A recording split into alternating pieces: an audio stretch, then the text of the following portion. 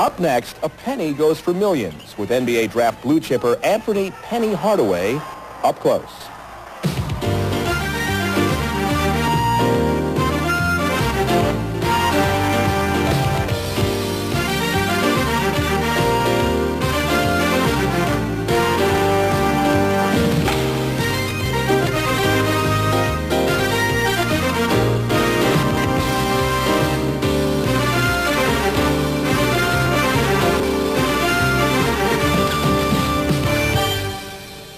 Anfernee Hardaway is one of 5 undergraduate athletes expected to go in the first 8 selections in tomorrow's NBA draft, a 6'7" shooting guard out of Memphis State, and he's unique, not just because of the spelling of his name, but because he's lived life the harder way. Not many Prop 48 athletes ever end up making the dean's list, but the young man nicknamed Penny did. Raised by 2 women, Hardaway grew up in Memphis, survived a 1991 robbery and a shooting. On the court, he convinced the skeptics who claimed that he was too light, at under 200 pounds, and lacked an outside shot. Today, the eye of the tiger, Memphis State's Anfernee Hardaway on the threshold of a dream. We'll talk to him today up close. He averaged something like 24 points a game, 9 rebounds a game, and averaged number 3 in his conference, the great Midwest Conference, in blocks per game, number 3 overall. He's an all-around player, and he is going to be a great one. His name is Anfernee Hardaway from Memphis State University. He joins us now up close. People want to know, the first question of the video is, Anfernee, it's got to be Anthony, right? Your whole life you've had to deal with. Where does Anfernee come from? Well, I asked my mom the same question everybody was asking me for the longest, and she told me that it was a guy that went to high school with her that had the name Anfernee, and I don't know where he got the name from. So no one misspelled it on your birth certificate or anything like that. It was deliberately Anfernee Hardaway. Yes, it was deliberately Anfernee because she said she loved the name. Okay. You're also known by most people, anyone who really knows you, as Penny. Everyone calls you Penny. And that's not a girl's name, Penny. That's pretty as a penny, right? Where'd that come from? Well, my grandmother started calling me that when I was real young, you know, when I moved with her. And my mom had moved out of town, so I had to start living with my grandmother. And I was real spoiled, and she just used to say, Penny, you know, pretty as a penny. And, and it just carried on up until now. Not having a father in the house and your mom going away, was it traumatic as a little kid? Do you remember it was painful when you were a little boy? Definitely. It was real painful because my grandmother couldn't get out and do the things that a mother or a father could do, or, you know, like take you to play basketball or take you to the movies or anything. So I was really, you know, lost. Were you a sad kid?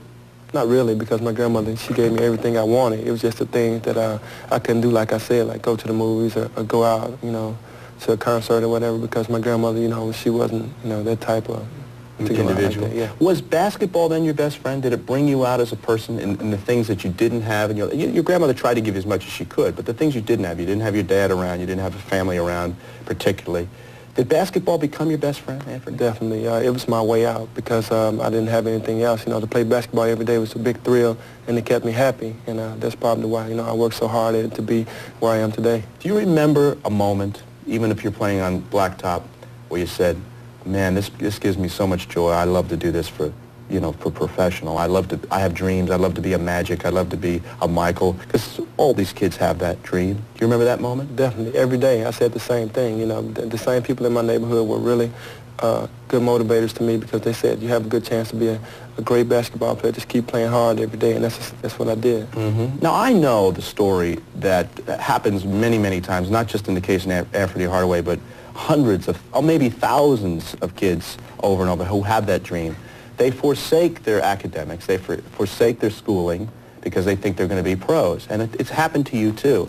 By the time you get to Memphis State, you were a Prop 42 kid, meaning that you didn't have the academic standards to play immediately, and they had to sit you down for a year. But you worked so hard once you got to school that you actually made the dean's list twice. Let's talk about dedicating yourself away from basketball briefly and getting into the academics and trying to really focus and concentrate and to succeed there.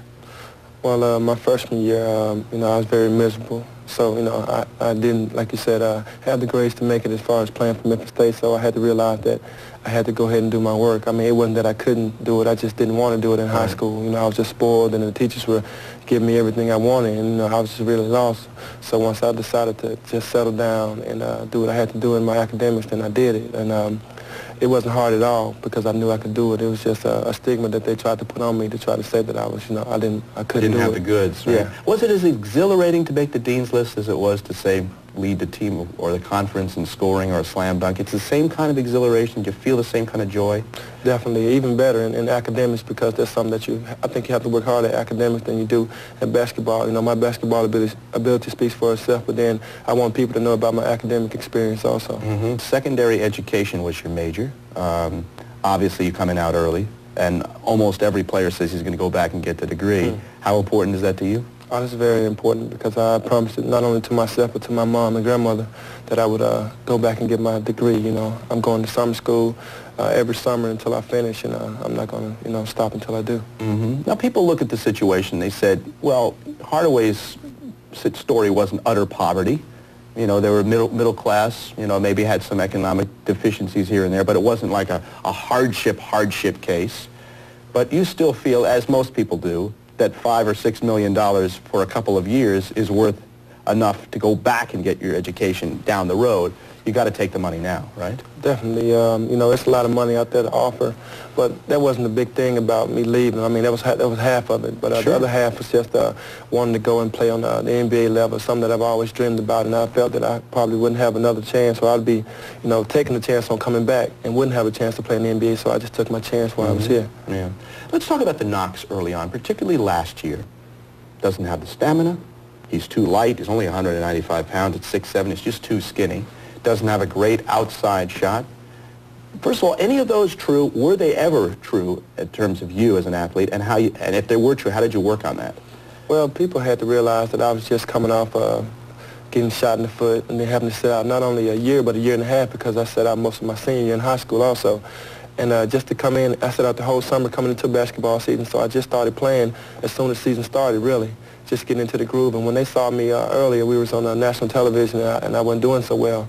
But in the middle of the year, you know, I started doing better because I started getting used to the system. Right. And then as far as the knocks, like the jump shot, you know, it was off because, you know, I hadn't been shooting it a lot because I couldn't jump because of my foot. Right. And as far as the weight problem, I don't feel that's a problem because I played with anybody last year at that weight, and then I made myself better this summer by getting on the weights and getting on the good weight program. You may have heard, of course, if you follow college basketball back in April of '91, the incident that he referred to, and that was he was, along with a very close friend of his, robbed at gunpoint in Memphis, and the people who tried to rob Anfernee and his friend also fired a shot, and the shot ricocheted and hit you in the foot.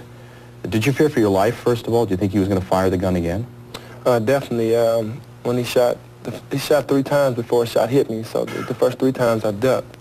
And the last time the bullet ricocheted, you know, and hit me in the foot, but you know, I was just scared. I didn't know what to think. But once I got hit in the foot, you know, I thought it was over for my career. You know, people ask this question. I don't mean to be disrespectful to your neighborhood and your environment, but they say, well, quote, it's a way of life in the inner city. How do you feel about that? Do you think that that kind of thing is a way of life, gunpoint, hold-ups, and shooting firearms, etc.? Was it something that you had seen before or had experienced before? Definitely seen before, because in my neighborhood, you know, people always want what other people have. You know, they don't want to go out and work themselves for something. You know, if they see somebody that has something that they value and that they want, then they're going to try to take it, and it doesn't matter how they take it. You had to take, in a certain sense, a kind of a witness situation. You had to pick out the guys who tried to shoot you, tried to kill you, correct? Yeah. And you helped convict them, did you not? Yeah, I had to go on the line and pick these guys out so they can make sure that I wasn't, you know, picking the wrong guys out, or they didn't have the wrong guys. And I went down there and I did. I picked the same guys out that had shot. Is it scary for them to know who you are?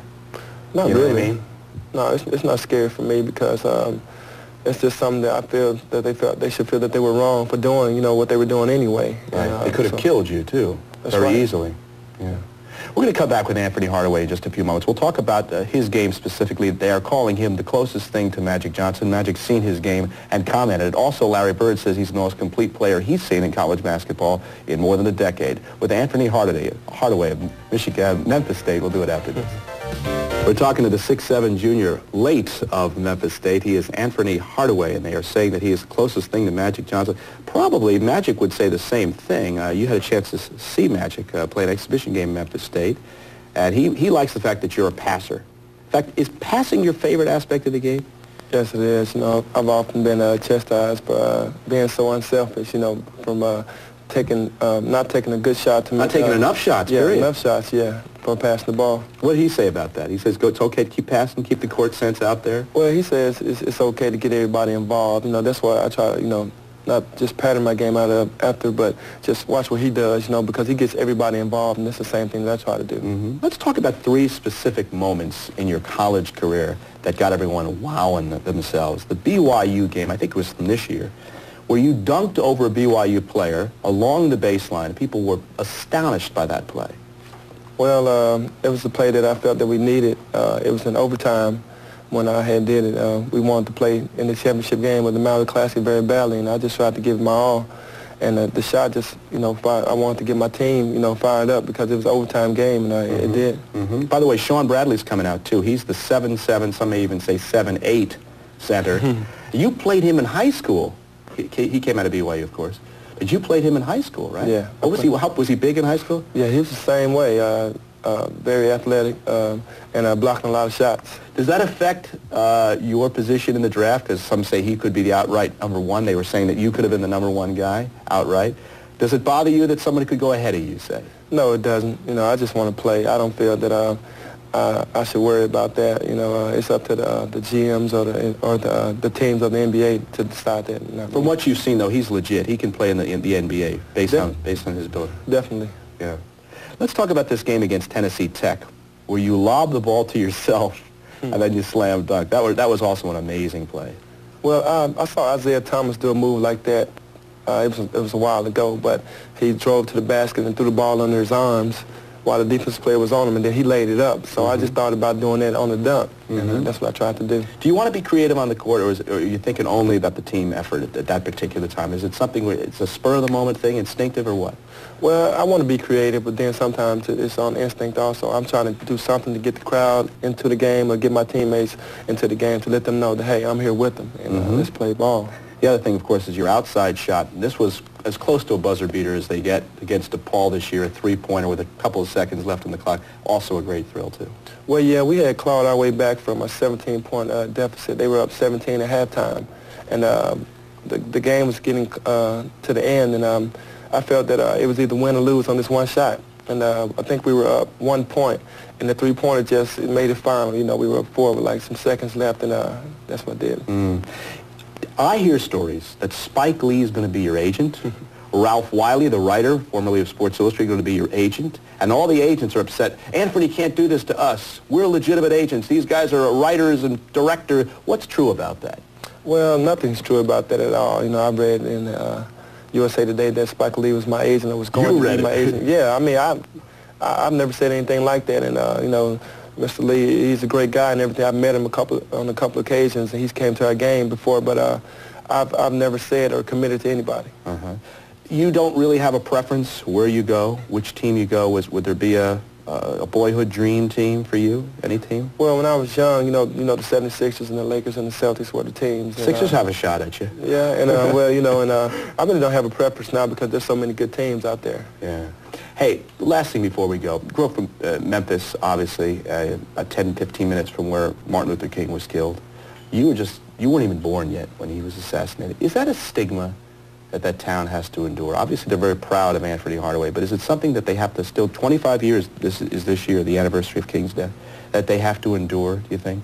I think so, because everybody loved Dr. King, and just to have him killed there in Memphis is always going to be in everybody's mind, no matter what. No matter how many good things Memphis does, from here on out, there's always going to be that stigma of Dr. King died there. Are race relations better 25 years later? Some people, they say that they're working harder in Memphis than most cities in the South. I think so. Everybody's getting along real well. You know, we just had a black mayor there, Dr. Harrington, and nobody just, you know, everybody thought it was going to be a big riot because there was a black mayor there, but nothing happening. He's getting support from all areas, you know, all races. Anfernee Hardaway is on his way to the NBA, and stardom sure to follow. We thank you for joining us, and best of luck with the NBA draft. Have a good time, too. Thanks a lot. Thanks for having me. We'll come back more up close right after this. DePaul and Memphis State met in the inaugural game of the Great Midwest Conference. New 20,000-seat Pyramid in Memphis, and Memphis native Sybil Shepherd throwing out the first ball. Top 48. Anfernee Hardaway has a word with Coach Larry Finch and says, yeah, I can do that. Coach finishes off the lay-in. Memphis State up by 4. Joey Myers Blue Demons up by 3, though. 8 seconds left in the game. Hardaway again. The 3, it's good. The shot ties the game at 77, goes into OT, but freshman Marcus Nolan, the chance to put the Tigers ahead, commits the offensive foul. Memphis State coach Larry Finch a little depressed, and why not? His team loses in overtime, 92-89. Junior from Threadwell High School in Memphis, number 25, Anfernee Hardaway. And a nice dish by Nolan to Penny, and there's his first 2 this year. Hey, let me tell you what impressed me about that play. Now, we talked at the open about Nolan having to make the... Daniel didn't play in the first game of this tournament because of the suspension, seeing a lot of action, and a careless play by Day turned the ball over. Here is Ernest Smith, and now the game is 23. Here comes Penny Hardaway on the break. Watch this. He regathers the ball. Now, here's the thing I was telling you about. See that look over there? Fake the defensive man out of his pants. Glad you 2-on-1 opportunity. Hardaway. Shot by Vaughn. It's still Shahan. Hardaway hits from the corner. 9. He's trying to keep pressure on the ball, make it difficult to throw in down low. Lead is 3. Kelvin Allen in the game is posting up inside. It's a 2-3 zone. And here is Hardaway. He hits the 3 to tie the game. Our first time. 11 and a half remaining in the second half. Hardaway tries a lob pass and it works. David Vaughn gets the basket and will go to the line. Vaughn, having a big game, has 14 points. Foul was on Hawkins and not. Memphis State met in the inaugural game of the Great Midwest Conference. New 20,000-seat pyramid in Memphis, and Memphis native Sybil Shepherd throwing out the first ball. Top 48. Anfernee Hardaway has a word with Coach Larry Finch and says, yeah, I can do that. Coach finishes off the lay-in. Memphis State up by 4. Joey Myers Blue Demons up by 3, though. 8 seconds left in the game. Hardaway again. The 3, it's good. The shot ties the game at 77, goes into OT, but freshman Marcus Nolan, the chance to put the Tigers ahead, commits the offensive foul. Memphis State coach Larry Finch a little depressed, and why not? His team loses in overtime, 92-89. Junior from Threadwell High School in Memphis, number 25, Anfernee Hardaway. And a nice dish by Nolan to Penny, and there's his first 2 this year. Hey, let me tell you what impressed me about that play. Now, we talked at the open about Nolan having to make the... Daniel didn't play in the first game of this tournament because of the suspension, seeing a lot of action, and a careless play by Day turned the ball over. Here is Ernest Smith, and now the game is 23. Here comes Penny Hardaway on the break. Watch this. He regathers the ball. Now, here's the thing I was telling you about. See that look over there? Fake the defensive man out of his pants. Glad you 2-on-1 opportunity. Hardaway. Shot by Vaughn. It's still Shahan. Hardaway hits from the corner. 9. He's trying to keep pressure on the ball, make it difficult to throw in down low. Lead is 3. Kelvin Allen in the game is posting up inside. It's a 2-3 zone. And here is Hardaway. He hits the 3 to tie the game. Our first time. 11 and a half remaining in the second half. Hardaway tries a lob pass and it works. David Vaughn gets the basket and will go to the line. Vaughn, having a big game, has 14 points. Foul was on Hawkins and not. He just carried them offensively here in the second half. Good overplay by Hardaway. 3-on-1. Oh, unbelievable. You're talking about recognizing the athleticism of your team. Was treading air on that play. Hardaway with 10 assists, and don't you dare go away. There's a 7-point lead. Alley-oop to the hoop. Back into a ball game is with your defense. You see Hardaway coming over, getting a hand in the passing lane. He's just going to take the ball down. And now, look at this. It's not a great pass, but he knows that he can just throw it up anywhere around the glass where Billy Smith can retrieve. Stop, please. Yeah, mini trap can do wonders for anybody. And here they come again on transition. Oh! Penny, throw it down. Hardaway with with an emphatic exclamation point. Really is at the best advantage for Arizona State as long as they're trading baskets. And Hardaway is looking to score. Make no mistake, he wants to pull his team back into it. The layup, can't get it to go. Up court to Penny. He throws the alley-oop. Oh! Billy Smith with a rude slam dunk. He has 25. Billy Smith and Anfernee Hardaway, a big two-headed monster for the Tigers right now. Well, that's a great outlet pass, first of all, by Douglas. Hardaway just fine. That's a line drive to Smith. Number 35, Billy Smith is the line. Down to 10 now. Douglas stranded out top. Hardaway with 5 on the clock. They swing it around. Hardaway for 3. Got it. It's a tie ball game. Mark, Forrest misses, and here comes Memphis State. Their roster virtually entirely made up of Memphis State residents, and Penny Hardaway hits a 3 to start it. Forrest. Best penetrating, has it rejected by David Vaughn, and here's a 2-on-1 break. Billy Smith. It's coming back, Billy. Don't even worry about it. When you give the ball to Hardaway, it's coming back. It's like giving the ball to Larry Bird or to Magic Johnson. Hands down here from behind. Vaughn goes up and catches it. No, Vaughn caught a piece of it. Now here's where the numbers are right, coming down. Given to one of the offensive weapons. Billy go right on Barry. That must be Ernest. Right. Here is Hardaway going strong to the basket and will go to the line to shoot a pair.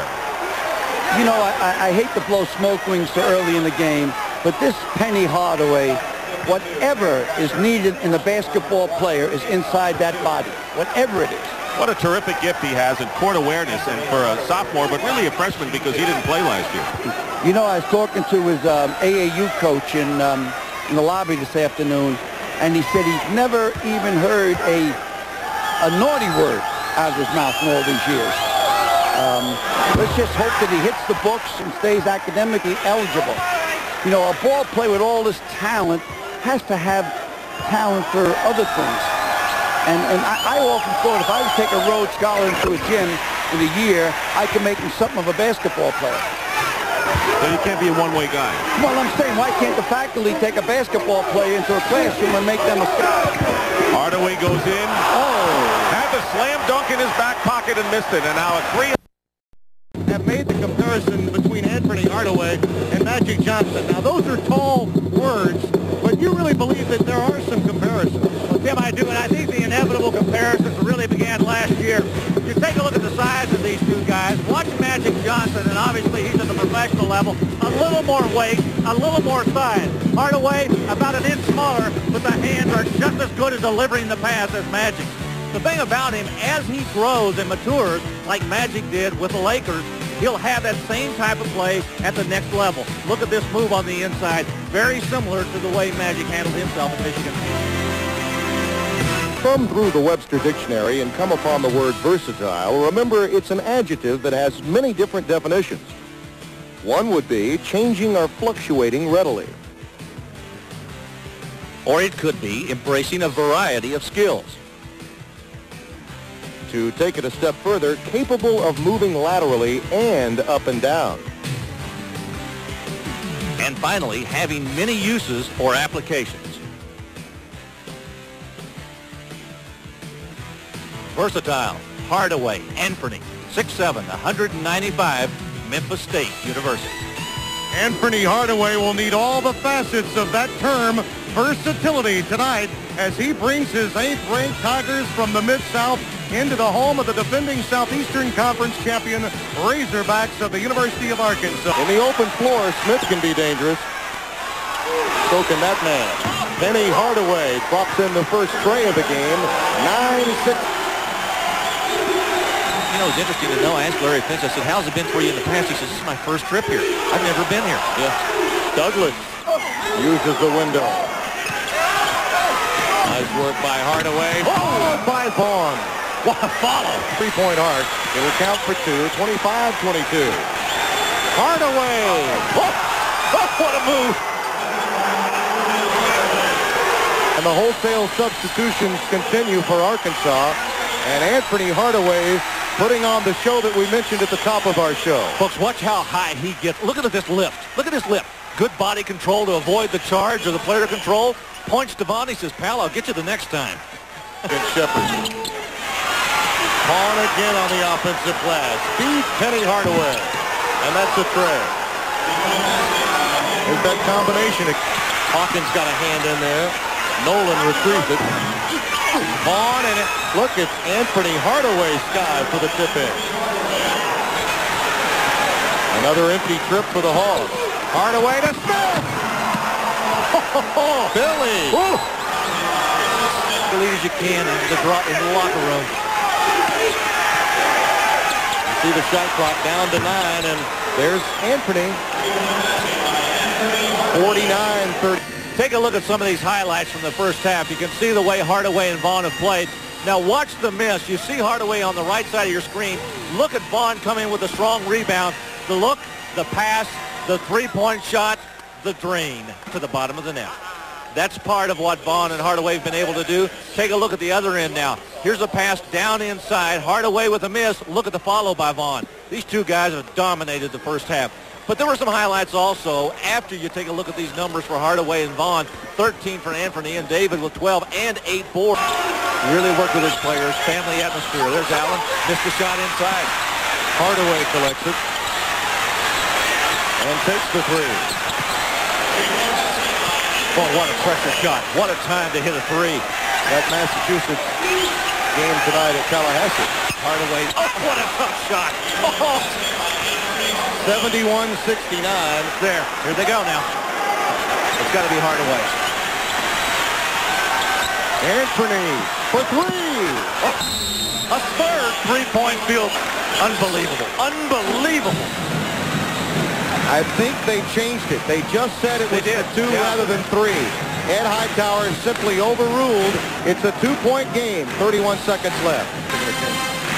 77-75. Apparently the score has been changed, and you see this is clearly a three-point shot for Hardaway. And now he makes that, and he got overruled. The official got overruled. It was 70. Great pass inside Newsome.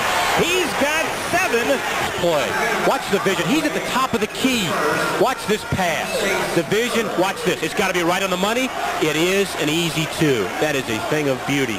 That is a very difficult play to finish off. 7.5 to go in the game. Hardaway on Houston. Look at the move. Oh, what a pass to Douglas. He got it to go. Well, to the last time these two teams played here. Possibly. Hardaway wants to run. He's got Houston following. Look at the pass to Hard, and he slams it home. For the game is Anfernee Hardaway. He's working on a triple-double. The kid will donate a $1,500 scholarship to the General Athletic Scholarship Fund at Memphis State in honor of Anfernee Hardaway. He does it all, scores and passes, and look at that thing. No, he, you know, not only is he quick, but he's fast, too. And there's your man? Yeah, there's Hardaway getting ready. And I tell you, you're talking about somebody who can do it all. Pass it, shoot it, rebound, that's him. But Hurley, you were mentioning the Tigers running. Hardaway. Oh, what a move. Yes! That's the highlight. That'll make ESPN. Nobody can find the ball. Finally, Hardaway does. Hardaway, one-on-one. He did it again! And the foul!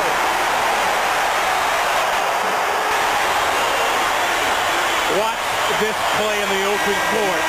Great sense by Hardaway to realize he has the opportunity. Little 360, spreads 2 defenders, picks up the foul, and the Tigers have a 3-point lead with a chance to extend it. That was the first time, John. Here's number 2. Watch him shred 2 defenders. Goes right by 2 defenders. The reach in on Hill. Beautiful play that time by Hardaway. And that was the 5th on Hill. The way big people off. That's the first hit for Memphis State. We don't get a chance to see him as often. Nice dish off to Hardaway. Hello. Unselfish of calls because he had the breakaway. More appropriate for Arrow Fort Lauderdale. Van Scoy couldn't get the pass. Hardaway, look at him give it up to Billy Smith. Those turnovers at the top of the key out for 3 from Dusseldorf. Another nice pass by Hardaway to Horn. emphatically. They're getting beaten down the floor, giving up easy. He can get a jump shot on Skoy. Little jump step to the hole and banks it home. Any obstacle. And Hardaway, the only play, you might walk if you don't do this. And he comes up with it. Quick thinking. Go to the goal. Give yourselves a chance for a follow. Hardaway says, I'll go for three, and buries it. How many guys can pump fake and have the strength to convert? Not too many on this level, giving them a 4-point lead after that 6-point run by Chaminade. At time of Game 1, Round 1 of the Maui Invitational. Well, academic problems in high school, academic problems in college, a broken foot, a bullet in the foot. Some of the problems for 6'7" junior forward guard for Memphis State, Anfernee Hardaway. Shelley Smith has more on the man for Memphis State. More than a year ago, I was, shot in the foot, and I was down in the dumps. I thought it was just going to be the end of my career, but, I kept fighting hard, and all my dreams came true. Memphis State's Anfernee Hardaway has fulfilled a lifetime of dreams in the past year. A year ago, he was a gunshot victim and an almost reclusive, untested player. This year, he's become a big-time video star and is everyone's preseason All-American.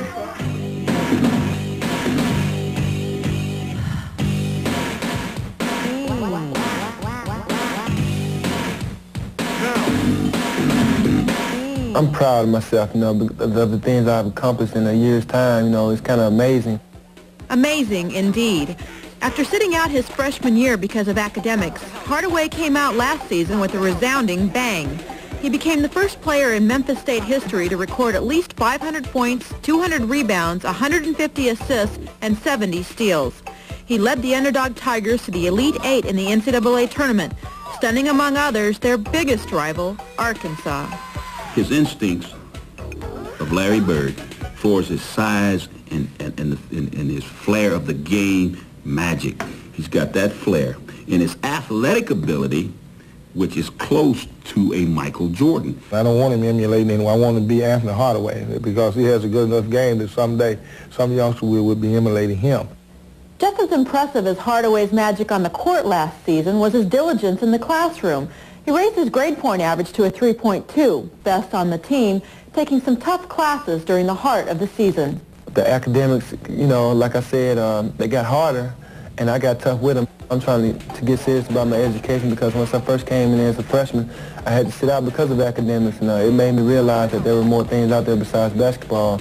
His grades in check, Hardaway could afford to pass on summer school to join the 8-man practice squad for America's Dream Team. It was amazing, man. I was like in practice like at awe every time, because they practiced before we did, and we watched them practice, then we'd go down and be their dummies, as you could say. They'd dunk on us and push us around, but it was a lot of fun, though. And you got steals off of?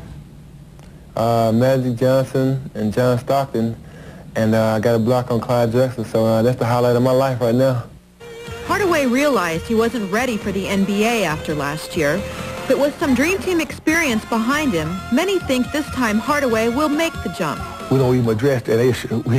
We continue to talk about collegiate basketball. You see the Mercedes-Benz, and you see your own house, and you're dreaming all this stuff. I got his two mamas that say that he will be here, and that's the most important thing. I believe what Mama say. When Mama say he's going to be there, he's going to be there. I've gotten all my individual awards that, that I'm proud of, but I want to get a team award, like a championship, and that's what I'm striving for this year. The good Lord takes care of that kid. You're talking about a big-time millionaire. We're underway. Memphis State with a 4-point lead. And from three, they're out of the gate. Beginning the second half the way they ended the first. Hardaway says no, McLemore. Oh, he should have dumped it down. Jericho misses. Not much question about what's happening there. You get a 3-on-1 break, and Hardaway's the one to fit back to 4. Hardaway again for 3. You think they know he can shoot? I don't think they do. I think they ought to dress him. Go again. Always looking up. Good. A little double Dutch. Pulls up, no one was open, hits his own shot, 22 for a three-point arc, finds Hardaway. Let's fly with a three and knocks it in. Got it tight. You wouldn't mind him catching it out there. Great look. Newsom gets two guys in the air, off the glass, and he'll go to the line. I don't know if they gave that to Bound, but the pass that led to the opportunity. He'll beat you with three, he'll beat you with the bounce. And he loves, after regaining composure, to find people. You're thinking three, everybody looks, but block out, and a little bit of a phantom. Three's strong off the glass. Got the three. Oh. Well, they recognize who their meal ticket is anyhow. Get it to him. We got a two-man battle going on right here. Oh, you can't leave him alone. Joachim was in Denmark defensively. And Anfernee Hardaway is putting a clinic on here. Memphis State lead the run, but Anfernee Hardaway, 31 points in the game. That ties a career high. And this, one of his 6 3-pointers in the game. When he talked about just tickling the twine, this thing is going in all the way. You see Jerry West on the end of the bench there, his mouth wide open as he watched that go in. And I said to Jerry, you were alongside me, Jerry, I don't think he likes gold, meaning in Laker uniforms. And what did he say to you? He said he's too skinny for a Laker uniform. Jericho leaned in, but Douglas made him go behind. Look at Hart. Oh, my goodness. Oh, you had to finish that. Oh, how exciting can you be? Not much more than this. Right away now, he had the vision on the crossover. Everybody said, oh, there's a turnover, but into the picture. Great sequence. Great players, and we got one right here alongside of us. And Ferdy didn't do a bad job for you. At the point or the shooting guard, where are you more comfortable? Well, it doesn't matter. Wherever coach needs me to play for us to win, I'll play there.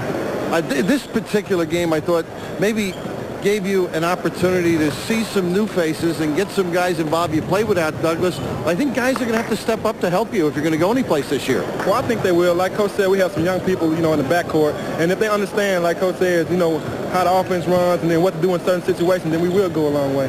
Your schedule, not easy. Will you do it again next year? Well, this was the backside of the schedule we had for the opening of our pyramid. Now, I know it's going to be tough, knew it when we scheduled it last year, but, we try to play competition. I think it only makes you better, and I thought it helped us last season to get into postseason play. Well, I'll tell you what, this guy made you a better coach, I know that. Thanks for dropping by. I'll take tons of those. Everybody with its coaching. Thank you very much, Freddie. Congratulations. Enjoy your stay here in Maui. Okay, Dan and Jimmy, eat your heart out. We're here in Maui. The State, they squeaked by Chaminade. Without Penny Hardaway, they aren't in this game. Well, Magic doesn't come out to just see any old player. This is a talented guy, whether it's the deep shot, the three, and we've noticed he's able to do it under duress. Whether he's looking to get other people involved, they just have to convert when he gets them the basketball. Well, what else but to send it in to finish the evening. Not a bad mailman himself. BYU will have to try and find a way to stop Anfernee Hardaway. When we come back, the action will be flying a little more than this. Trying to post up Sanderson. Hardaway moves out. 3-point. What are you going to do? And he's being harassed. It's not like it's an easy speed. Complemented by size. Hardaway, tough one. Oh! Well, you know how I love my kisses. And some nights when I get home, I don't get very many. But this one would delight me. High, soft, a pleasant memory by Hardaway. Now, you don't have this shot, John Saunders. No. You're more I don't have any of his shots. Jam bam type. But this is after a step through. Look at that. Caress. And threw it up.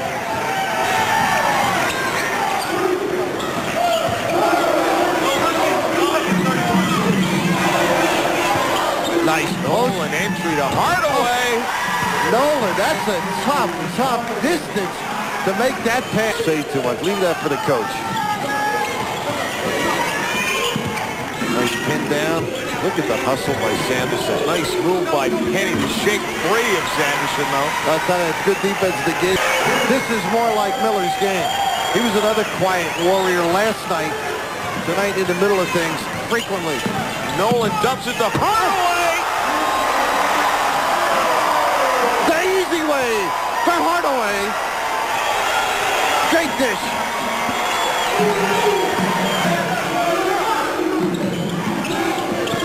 Great range. See people. Knight cuts off. Oh, what a pass. How about the ball fake that set it up, though? Throws everybody right. Bang. Ryan Duran. Heat. Anfernee's free to do a lot of things, but if you go up and tag him, others have to handle it, keep him out of the play. But look at this, John. The fake and then hitting. Now he's earning his money, huh? Just getting free. Sanderson had tagged him pretty well, but getting involved. Nice, good, strong baseline plant of the foot. And the rest is not magic. It's just talent. But it's all set up by an earnest effort to get free. And then they stayed with him on the same side to get him the basket. Hardaway for three. Got to get back on him, huh? Hardaway, that's a long three. Wow. How about Douglas? He knows who to get it to. Got a matchup.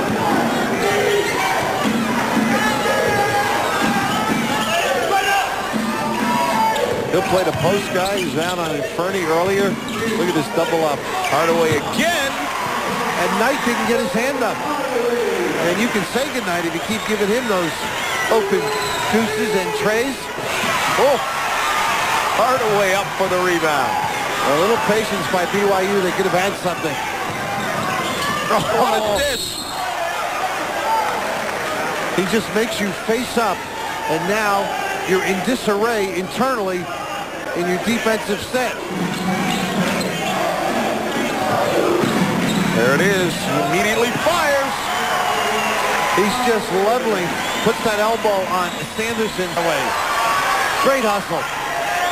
Hardaway hammers it home a three. Memphis State has the lead. Their first since opening three. So the shot clock is still winding down. It's under 10 now. Newsom. Can't roll. This kick, look at his lack of strength, unfortunately. And it cost him after a big-time rebound. The upper body, like Raftery, kills him. He's got to get stronger. This happened in the first half. Major League gather, and put it away. Value the ball. He'll learn. He'll get better and stronger. Larry Finch wanted to foul even on that one, but didn't get it. In the second half, Anfernee Hardaway just 4 points less than BYU's entire team. He had 8 in the first half, 34 overall. That a career high for the second day in a row. Memphis State controls. And quickly the lob to Hardaway.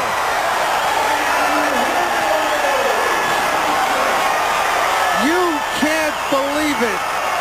He got the center jump and exploded. Wake up, John. It happened.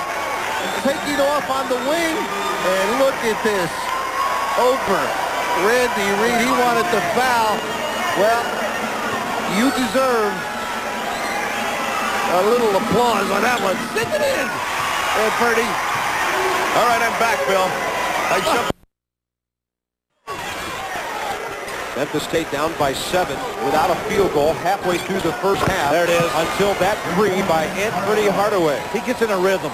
Kind of, and when he bounces a little bit, you know, up and down, then boom, he's gone and he's up with the Hardaway with a good steal. And he feeds Coles. Get it back. Alley-oop. Oh, what a play by Hardaway. Good athletic play. Larry, it looked like the pass was going to be too high for him. I thought he was going to hit the shot. I keep waiting for Billy Raftery to say you have to value the confetti. You know, he's always talking about valuing the basketball. Thanks, guys. Well, talk about hairspray. Billy looks good up there tonight, huh? Billy Rapp. There he is. He's back. Well, you cannot keep those shooters down. Technically, that is goaltending. Basket interference. Hardaway can't hit it. Allen gets it back to him. Look at this guy. He says, I missed one, so what? He floats. You know, you notice how he plays? He kind of floats. 15 of the shot clock. What's the double team coming from the left? Ross stand right with him. Hardaway hits over him, though. What a touch. 15 for Anfernee, but Lamont Frazier came back. Here's Booker. Oh, the block by Hardaway. That ball was below the iron. Hardaway trapped, calls a timeout. Is this smart? Watch the excellent defensive play by Anfernee Hardaway. Then the intelligence enough to realize he's in trouble, and he called the timeout. Look at the block. Look, he has nowhere to go. Nobody to throw to. He calls the timeout. Sidney Coles gets a start in the backcourt. Hardaway is 25, and they're joined by Kelvin Allen, 31 up front. There goes Hardaway in for the quick two. Well, that's one of the areas you get concerned about, and Marquette Tigers have had zero opportunities transition-wise. Gabe Smith down low, rebound to Hardaway. Hardaway just beating Gates down the floor. He'll pull up from 16 and train it. Hardaway with 4 points. 9-9 game. 12:50 to play first half from Milwaukee. Hardaway way outside, and he got it. What a play. Well, both those turnovers have come against the Memphis State press when they've been able to employ it. Hardaway had to alter his shot. Still got it to go. This is the way the game started for Memphis State. Well, we told you that Anfernee Hardaway was special. He gets his start off in a bang. Goes by his man and puts 2 via the dunk route. Hardaway, a big first half. He can not only do it inside, but beyond the 3 as well. Now that green line, that's the NBA three-point range. Hardaway goes just inside, adjusts in midair, and the result the same as the dunk. Defensive-minded. Well, he tried it. Hardaway up top for the rebound. Missed. He'll try it again. Draws the foul, and it'll go. Hardaway had 15 in the first half. He knocks down the 2 and try to convert the three-point play to open a second. The man. They've mixed it up throughout the game. Coles wide open. He's not made a basket today. Hardaway the rebound and got it to go over the 7-footer.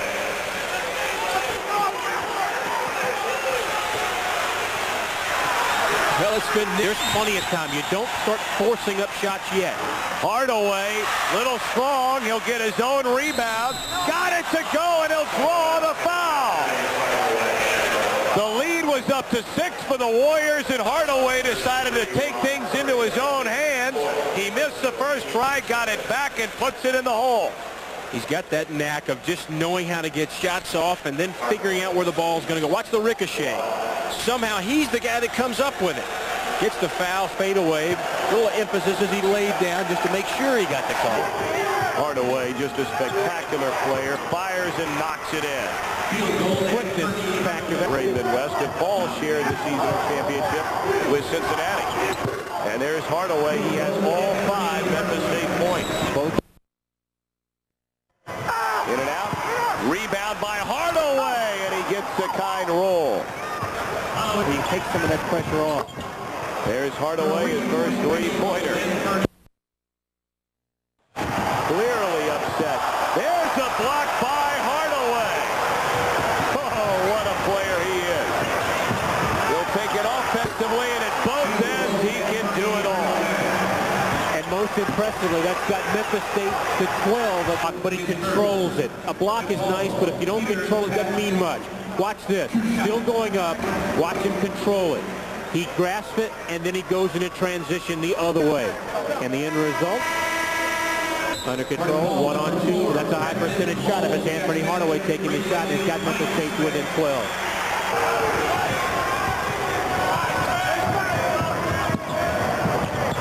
Hardaway knocked down, and the 3 still goes. His second bomb of the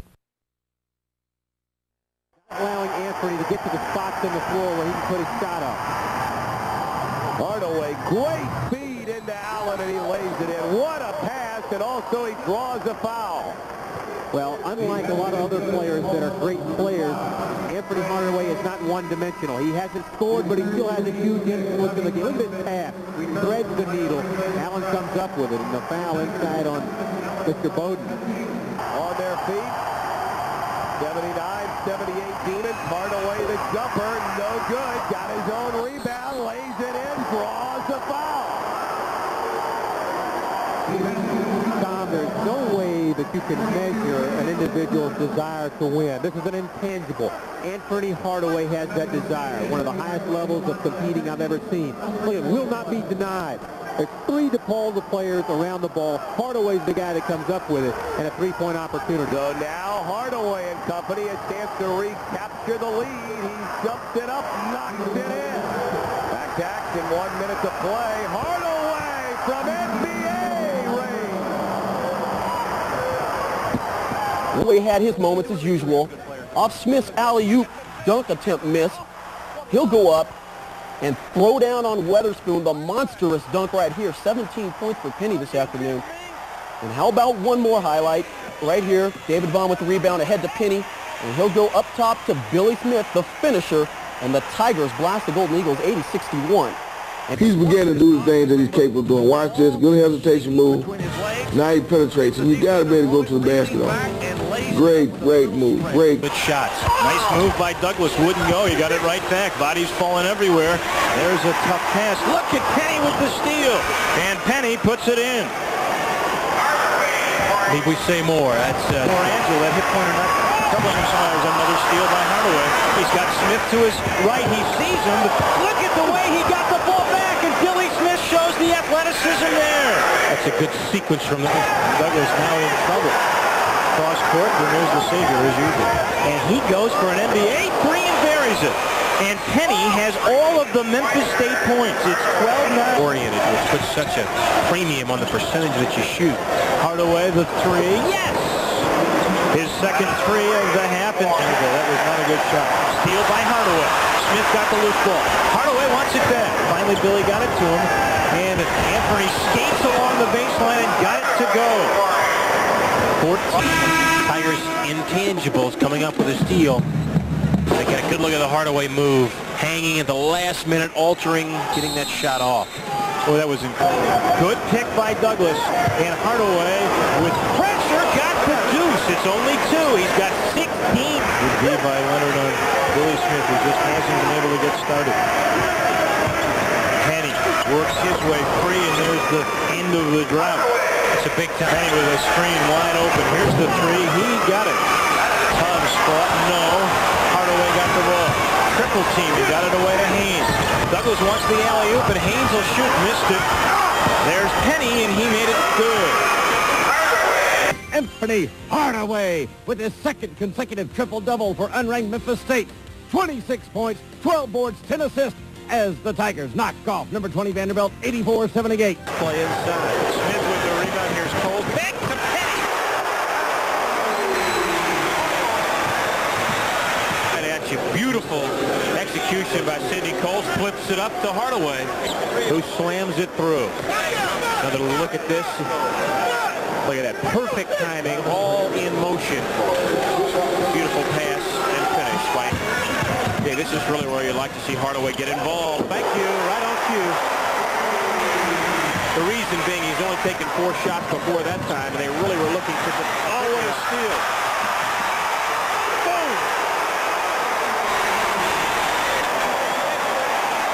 Well, Hardaway's got the double-double. Goff.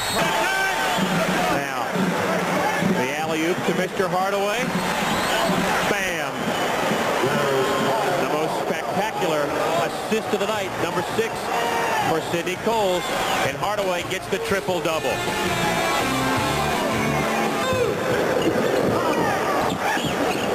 Douglas, Penny again. Now, he can hold on to the rim to avoid injury. That's why no technical was... Look at there, Hardaway doing it all tonight. It's amazing. Triple-double, first of his career, and he does it in grand fashion. Watch him go up. Control it. He's up there at about the chin height. Can hold on to the rim there now to avoid injury. Anthony Douglas all over Clarence Thrash. There's the steal. Call with quick hands. Hardaway. Showtime for the All-American. So we talked about turnovers and, more importantly for Memphis State, converting points off those turnovers. Hardaway does so with a high-profile. There he is with the pump fake. And Allen. Well, that's his Hardaway. Answer. March the 4th, 1992, Memphis State at Tulane in New Orleans. Late in the first half, it's close. Billy Smith with a slam hanging on the rim. At halftime, Tulane up by 2. Now the Tigers make their run. Penny with a dunk. Hardaway with a 3. Marcus Nolan and the 3. Penny from the French quarters for 3. 8 seconds left. Tigers behind. Who else but Hardaway? He does it again. Final score, Memphis State 68, Tulane 67. McColl's with the steal. Here's the long pass. Hardaway. Alley-oop. Put it away. In order for Memphis State to be competitive in this game. Nelson missed the layup, much like Calvin Allen has missed a couple. Look at the move by Penny. Skate in and got it to go. The NBA is waiting. And Penny Hardaway coming in your living room. He's going to do one of those NBA-type moves. Head fake left, coming back to the right. Is that nice or what? See how he kept his eyes the whole way. Memphis State needs to continue to attack. Don't go away from what got you there. Douglas. Got it. Slam. Cincinnati not getting back on defense. Penny Hardaway finishing the playoff. To the other end of the court, looking to get the ball to Penny Hardaway, who goes airborne for the finish. Just say that one again with a little more flourish. Great steal, but Hardaway got it back. Look at the pass to Smith. Goal. Billy Smith's having a career night. Yeah, but he's got the help of his friends. Penny Hardaway picks up the ball and knows what to do with it. Billy Smith can finish with the best of them. Smith with a huge game. Then the anticipation. Hardaway with the steal. Penny goes behind the back. A spectacular play that Leon Mitchell finishes off with the roll. Non-conference game for Memphis State. Horn with the move. And tipped in by Hardaway. That was a major league tip in by Hardaway. Myers, a 6'7" junior college transfer in for Southern Mississippi, wearing number 4, as Billy Smith lays it. Rebounds 9-8 in favor of Memphis State at the moment. Tigers shooting 8 of 16, 50%. Southern 5 of 18, 27.8%. Shooting has been their Achilles heel all season long. As there's the feed by Hardaway to Billy Smith. He lost the handle, picked up by Memphis State. Mitchell to Hardaway. Showtime, Hardaway. Leon Mitchell. No, that's the steal. That's the steal. Well, coming up the turnover really wasn't a steal. It was a turnover. Here's Hardaway's dunk. I don't know whether that was a trivia game or what it was. Hardaway, the three-pointer. That was a three-pointer. Williams has it knocked away by Horn from behind. Here's the lob, Hardaway, back to Billy Smith. It goes down.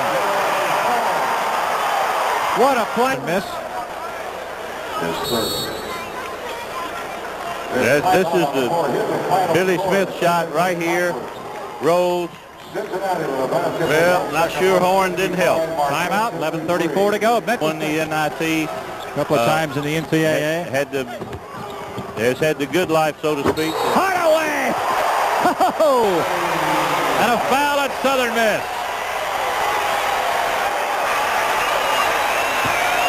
Foul is on Haslett. Anfernee Hardaway coming up with a dunk on a feed by Mitchell. Right here, here's the feed. Nope. Yeah. Mitchell got it to Allen, and Allen to Hardaway. Good ball movement. Leon set it up out, getting it to Allen in good position. 3 shots. There's a good steal by the Memphis defense, and Hardaway threads the needle, and now he's on the scoreboard. A very poor entry pass by Tony Miller. Penny Hardaway, runaway freight train in transition, goes up, gets whacked, hoop in the arm. Here's a steal for Hardaway, and this is money in the bank. Suddenly he's got Tigers on a 5-0 run. We mentioned that Penny Hardaway had been silent, David. Suddenly he's alive. He can do it all, both at the offensive and defensive end. Mentioned before, he's the college player of the year. This guy is the best going because he can do so many things. And the rebound finally to Penny. Knocked away by Miller. Saved by Hardaway. And Hardaway for three, and it's good. I don't know if it's fun or crazy for a coach. There's a downtown three for Penny. They start freshman and sophomore. And although McCauley will take some freshman mistakes this year as a sophomore, he'll be extremely experienced. Speaking of experience, Anfernee Hardaway, in terms of contributions on the offensive end, they've got to get it done basically with three players offensively. Highmark, Dobbs, and Claggett. Hardaway just posted McCauley down with authority. Hardaway the three, nothing but net. Wow, that was a rainbow. And now Newsom, who will shoot from way out at any given moment, gives it that great pass Hardaway to Allen. Attempted or put forth the correct effort. Again, Memphis State just shooting extremely well from the field. Hardaway's been hot. Why not? 20 points in the first half for the 4 minutes for St. Louis. And here's Hardaway to see if he can answer. Oh, what a move!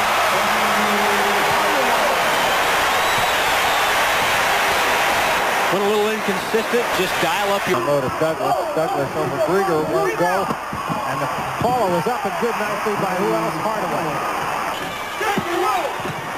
Now there's a 13-point Cincinnati lead. Smith misses short that time. Hardaway the reverse with the left hand. What a shot! I wonder how he came up with the rebound first of all the NBA action postponed due to snow. Well, we haven't had any in Memphis, one of the few areas that hadn't been hit. You told me it was going to be warm, though. You lied. It's intercepted. They got the numbers, 2-on-1. Hardaway to the basket. Forget it. Blunt's starting to make his presence felt. He's got 13, but he too has disappeared in the second half. Shot is up and good for two by Hardaway. Means beats the top seed Cincinnati tomorrow. It would not go to the NCAA tournament. Hardaway sticks it in. Memphis State playing at home. They've obviously got some talent advantages that they'd like to exploit. St. Louis did not allow them to do that. You see Hardaway's numbers on the year. He's well below that pace in the first half. And Hardaway's got to be a guy that really picks it up. Two-time player of the year in this conference. That was a three-pointer he put up. The officials, particularly the home court crowd. Hardaway really stepping up here in half number 2. It was going to be 70 degrees here, right? Yeah, my pal John Albright, who I'm working with tomorrow night, of course, tells me the last time I saw him, it's beautiful in Memphis. He didn't have to bring a sweater. It's in the 60s. So but one top sweater. He owes me big time. Long ball to Billy Smith.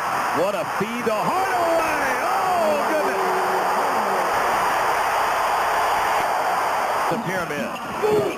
Hardaway, spin, left hand, backed it home. First foul on Hardaway. You referred to him as Penny a few times. Where does that nickname come from? Well, that comes from his grandmother, and as the story goes, Anfernee Penny Hardaway was given that nickname by his grandmother, who said he was pretty as a penny growing up, and he wears the name well. As you see, he ranks in the top 3 in 5 offensive categories in the Great Midwest Conference. Just a tremendously talented, unselfish first half. Memphis State needs to try to get the ball inside the free throw area. Hardaway. People marvel at the talents that Anfernee Penny Hardaway displays. This is one way that he can get his team back in the game by getting higher percentage shots, and taking it to the basket is just a small part of his arsenal. 1986 when they played at Madison Square Garden in the preseason NIT. Hardaway knocks in the to prevent Smith from joining him. Right. He had a chance to beat them. Memphis State this half, by the way, 1 for 11 from the field. They've only scored 2 points and now 4 as Hardaway powered his way to the mark. Hardaway trying to shed me. He did. There's evidence of the brilliance of Anfernee Hardaway. That's just a part of going in with the cradle and the layup over the defender, but he does it over the top. Anfernee Hardaway. Not only the best player in the conference, he's the best student on the team. He got that one to bounce in. Anfernee Hardaway over the last 2. Kentucky by 3, 6:10 remaining. Hardaway, great pass to Douglas. 19 and a half a game. This is the pace we expected to see, with Western Kentucky averaging 86 points a game. Another great pass by Hardaway, this time to Kelvin. Well, Magic Johnson says Anfernee Hardaway reminds him of Magic Johnson. That's the highest compliment. Do you see any room through there? Is there a seam? That's a very nice pass over the top by Hardaway, finding and around Willard. If looks could kill, Horn would be in big trouble. Hardaway scores. Great constant second turnover by Darren Horn in the last minute and a half. Hardaway foul, count it.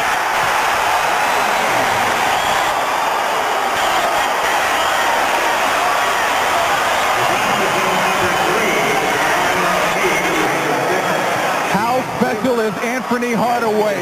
He gets fouled, switches it over to his left hand, being a right-handed player, absorbs the contact and still able to finish the play off. Memphis State needs a three-pointer to tie it with 13 and a half seconds remaining. The Tigers are 2 of 10 from three-point land tonight. Hardaway with the ball. He's 0 for 5 from beyond the three-point line this evening. 7 seconds left. Newsom for 3. No good. Me with it. And he is fouled in the corner with 1.5 seconds remaining. Are we seeing the last college game of Anfernee Hardaway? There is a chance. NBA scouts have been watching him for some time, but Darnell Mee has done an outstanding job defensively of putting the clamps on him and shutting him down. After careful deliberation, I have decided to forego my senior year in the 1993 NBA draft. The reasons for this decision are strictly related to my own personal situation and in no way reflect on Memphis State University. In fact, the great treatment I have received from the university, from basketball program and its fans in a few years, it made it even more difficult for me to leave. Hardaway has made all of the All-American teams announced this year, and he now stands to make millions of dollars in the night. I made the decision last night. I mean, it had been lingering in my head for ever since I told Coach Summertime, and I finally made the decision last night. It just hit me, you know. I had prayed about it for the longest. You know, my grandmother just told me to pray on it, and I had been praying on it for so long, and it just hit me like, I think I'm ready to go. You know, sure, I want to keep him here. I want him to stay here with me. That's not in a selfish way, but in a way that I think, you know, I want to keep him here to be sure that things are in place for him. But by the same token, this is what he wants to do. And like he told me, he said, Coach, this is embedded in my heart. I want to go. I want to participate. Now, Hardaway says he will finish this semester at Memphis State, and he plans to finish the work needed to get his degree. Hardaway is a year away from graduating with a degree in secondary education. Oh, definitely. I'm going to finish. I'm looking to finish my degree. For my degree, you know, I promised my mom and grandma that I'm going to get that, and that's something that I'm going to strive for to get. Now, Hardaway wouldn't speculate on how high he may go in the NBA draft, but he says he expects to play guard in the NBA. Hardaway says he hasn't picked an agent, but he has a list narrowed to 4 or 5. As for the decision to turn pro, Hardaway told me the pressure of making that decision did indeed affect his play late in the season and during the NCAA tournament. Well, I think it did, which was it kind of hurt me because I was often cornered and thinking about it for so long about what I want to do, and it kind of hurt me as far as losing sleep and not excelling in practice or on the basketball court. Now, Hardaway says he told his Memphis State teammates of his decision last night. The question for the Tigers now is, what do they do to recruit to fill that void left by a very big star, Anfernee Hardaway? One final thing, Jarvis, last Friday, as we've been talking about all day long, Anfernee Hardaway making the big jump, not unexpected, I don't think. Well, you know, if college is supposed to greet you for success, he's successful now, so quit school, pal. Take the money and run.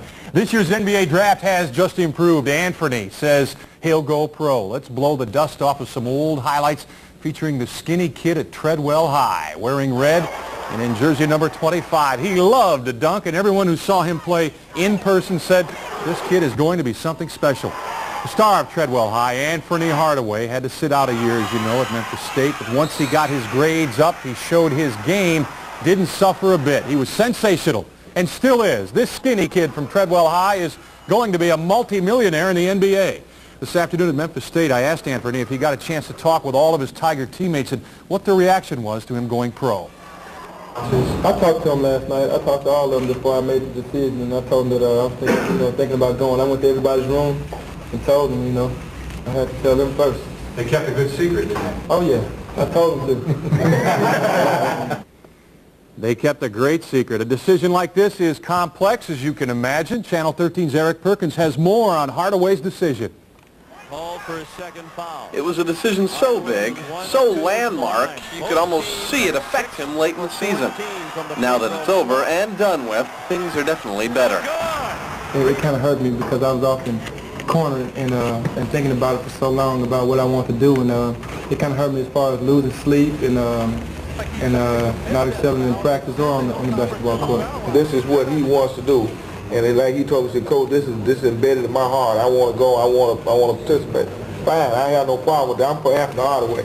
What's best for Anfernee Hardaway is that's my concern. The reason I'm here as head basketball coach, to be sure that things go in the right manner for these youngsters. Finch, along with Penny's mother and grandmother, were the biggest influences on his decision. Even though he's leaving early, he plans on fulfilling his promise to them that he'll eventually finish school. Oh, definitely. I'm going to finish. I'm looking to finish my degree. For my degree, I promised my mom and grandma that I'm going to get that, and that's something that I'm going to strive for to get. NBA scouts have been watching him for some time. Look for that scrutiny to intensify this weekend. Anfernee goes down to New Orleans for the Final Four. Should get a lot of tension down in Crescent City. Eric Perkins, 13 Eyewitness Sports. When he announced his decision to go pro, the 6'7" junior guard said trying to arrive at that decision affected his play during the last few weeks of the regular season. Hardaway, who will be a lottery pick, averaged 22 points, 8 boards, 6 assists. Hardaway says he plans on returning to school to get his degree. This is the Prudential Halftime Report, brought to you by the Prudential. Peace of mind. It comes with every piece of the rock. Now with our live coverage of the NBA Draft Lottery, here's Bob Costas. And we come to you at halftime of the Eastern Conference Finals, the Bulls leading the Knicks 48-44. And we're at the NBA Draft Lottery being held this year at the Sheraton New York Hotel and Towers. The NBA Draft itself will be held on June 30th at the Palace of Auburn Hills, the home of the Detroit Pistons. Today, the order of selection will be determined by the lottery. This is the 9th annual Draft Lottery. It was introduced in part to remove the possibility of teams with poor records losing intentionally in order to secure a high pick in the draft based solely on order of finish. So what's at stake today? Well, unlike last year when the prize for winning the lottery was pretty clearly Shaquille O'Neal going in, this year, while there are many fine players, it's not so clear-cut who's number one. Most NBA observers feel that the first pick will be one of two players.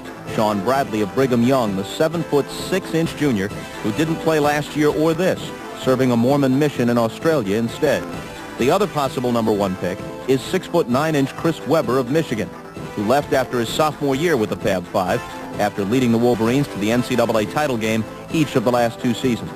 The rest of the top picks also figure to be underclassmen. Kentucky's Jamal Mashburn took his team to the Final Four this year before they lost to Michigan in the semis. And Anfernee Hardaway of Memphis State and Rodney Rogers of Wake Forest are projected to be among the top 5 selections. Okay, here's a review of the rules and an explanation of how the draft lottery works. Take a look. The 11 teams that didn't qualify for the playoffs all have a shot at the number one pick. That's Dallas, Minnesota, Washington, Sacramento, Philadelphia, Milwaukee, Golden State, Denver, Miami, Detroit, and Orlando. The Nuggets and Heat finished with identical records, and a special draw held at the conclusion of the regular season determined that Denver gets one more ball than Miami. If neither team winds up in the top 3, then the Nuggets will have the earlier selection. The NBA uses a weighted system which increases the chances of teams with the worst records getting the top picks. The Mavericks will have 11 chances out of 66 for the number one choice, each chance represented by a ball. Minnesota gets 10 chances, one more than Washington, and so on down to Orlando, which has 1 chance in 66. The balls are placed in a clear cylinder. They will be mixed and then drawn to the top. The first to emerge from the cylinder will represent the first pick in the draft. The second non-duplicate ball will get the second pick, and the third non-duplicate ball, the third pick. The order of selection for the remaining 8 teams will be determined by inverse order of their regular season records. This guarantees that the team with the worst record, Dallas, will get no lower Open the envelopes representing the selection order 11 through 1. Keep in mind that since slots 4 through 11 are determined by inverse order of regular season finish, and only the first 3 positions are determined by the lottery, if Orlando, for example, doesn't come up 11, or Detroit doesn't come up 10, and so on down the line, it means that that team has defied the odds and lucked into one of the top 3 selections. And now to announce the order of the first 11 picks of this year's NBA draft, here's the commissioner, David Stern. Good afternoon and welcome to the NBA Draft Lottery. Everyone has been briefed on the lottery procedures, so let's get started and see who picks where in the 1993 NBA Draft.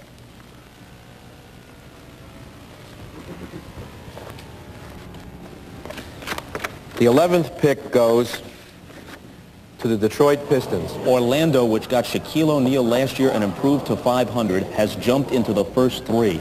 Pat Williams already celebrated. The 10th pick goes to the Miami Heat, who, as Bob has explained, have traded that pick to the Detroit Pistons. So the Pistons have the 10th and 11th choices. The 9th pick goes to the Denver Nuggets. The 8th pick goes to the Milwaukee Bucks. The 7th pick goes to the Sacramento Kings. Golden State has moved up.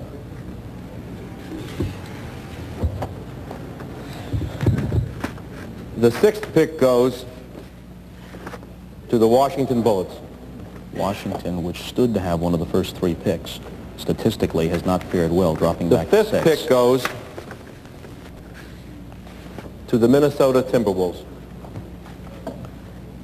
Minnesota also not faring that well. The 4th Figured pick to have goes the first couple of picks to the Dallas Mavericks. The Dallas Mavericks could not have done any worse than that. And now, the teams that have the first 3 picks in the 1993 NBA Draft, the teams that really are going to love this game.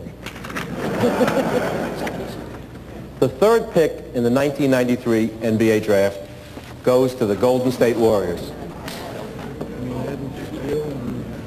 Philly or Orlando? Philly or Orlando? The 2nd pick in the 1993 NBA Draft goes to the Philadelphia 76ers. Unbelievable. And believe it or not, the first pick in the 1993 NBA Draft goes to the Orlando Magic. Come on up. This is in the category of go figure. The number 1 pick last year with Shaquille O'Neal almost made the playoffs. This year, 1 ball out of 66 in the hopper, and they get the number 1 pick. When we come back... With apologies to Letterman, here's the NBA's top 10 list for Wednesday night at the Palace. That is barring any last-minute shuffling. The Pistons holding a pair in their own backyard. Picks numbers 10 and 11. But we begin at the top, where the Magic may not be completely sold on taking Chris Webber. Anfernee Hardaway spent his Tuesday in Orlando, and he was not there to visit Disney World. You have to wonder about the timing of this. Well, word from Orlando is that Matt Guokas wants Jamal Mashburn, but GM Pat Williams wants Webber. Golden State is trying to work a trade with him. Dick Vitale assumes the top 2 picks will be Webber and Sean Bradley, regardless of who's selecting. Here's what he thinks after that. Well, you know, number 3 and number 5 become really picks that really can throw this draft off a little bit. Everybody's saying number 3, Anfernee Hardaway. The one guy I'd pay to see play. He's so exciting, and I don't like to give up cash. But let me say this. Mr. Mashburn, I really believe, when push comes to shove, I think Nelson, he takes the monster Mashburn, who I believe will be a star in the NBA. Number 4, Hardaway hooks up with Jackson. Great backcourt in Dallas. They finally got something to smile about. Number 5, everybody say James Harden. The first pick in the 1993 NBA Draft will be made by the Orlando Magic, who have 5 minutes to make their selection. Every draft, NBA teams search for that one impact player. In 1978, the Boston Celtics took a chance on the hick from French Lick. Larry Joe Bird would erase all doubts on his way to 3 NBA championships and a spot in the Hall of Fame. In 1979, Irvin Magic Johnson was selected #1, bringing Showtime to the league. The 6'9" point guard led the Lakers to 5 titles, and his smile left Hollywood starstruck. Michael Jordan entered the NBA in 1984, taking the league by storm. His game has elevated the Bulls to 3 straight NBA championships and earned him the title as the best ever. Last year, Shaquille O'Neal made an instant impact. Unstoppable at times, he was Rookie of the Year. This year's crop is rich in talent, the likes of Fab Five star Chris Webber and Sean Bradley, whose next mission will be the NBA. Jamal Mashburn is looking to wreak havoc on the league's defenses. Will Anfernee Hardaway shine on the court like he has on the big screen? And UNLV's J.R. Ryder, who could be the draft's most talented prospect? Which one of these players will be the NBA's next impact performer? First pick in the 1993 draft, here is NBA Commissioner David Stern. With the first pick in the 1993 NBA draft, the Orlando Magic select Chris Webber from the University of Michigan.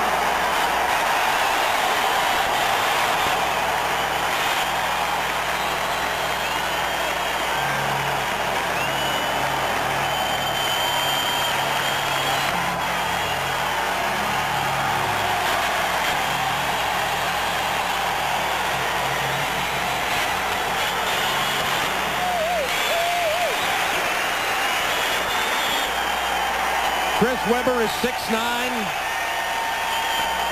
up to about 250 or 60 pounds now. 263 is weight when he was measured. In 2 years, you've gone from a Michigan State high school championship to the #1 pick in the draft. Those sights were amazing with you and your family and teammates. What are your thoughts now about going to Orlando, and what can the Magic expect? Well, you know, first I'm just happy to be the #1 pick. You know, there's no guarantee I'm going to get to go to Orlando. A lot of things could still happen. I'm just happy, you know. I just thank God for blessing me. God gave me the talent. He gave me the ability. And when people doubted me, God still was on my side. So I'm just happy everything worked out okay. If you stay with Orlando, playing with the Shaq, what are your thoughts about lining up against Shaquille O'Neal? I feel everything will work out good. You know, I'm just hopeful that we can click and work together. I'm sure we will if that's the situation. I love to play with him, and I know he wants to play with me. With the second pick in the 1993 NBA draft, the Philadelphia 76ers select Sean Bradley from Brigham Young University. They have perimeter players. The most important thing, Bob, is to be patient with this young guy. Golden State coming up next. Quickly, Doug Collins. You have something for fans to look for here. Yeah, if Anfernee Hardaway is a selection, there still could be something going on with Orlando. They might make a deal for Webber instead of Sean Bradley, but the pick has been Mashburn all along. If it's Hardaway, it might still be something going, so keep our eye on that. Okay, well, we're just about ready for the #3 pick in the 1993 NBA draft. The first two have been Chris Webber and Sean Bradley, and now here's David Stern. With the third pick in the 1993 NBA draft, the Golden State Warriors select Anfernee Hardaway from Memphis State University.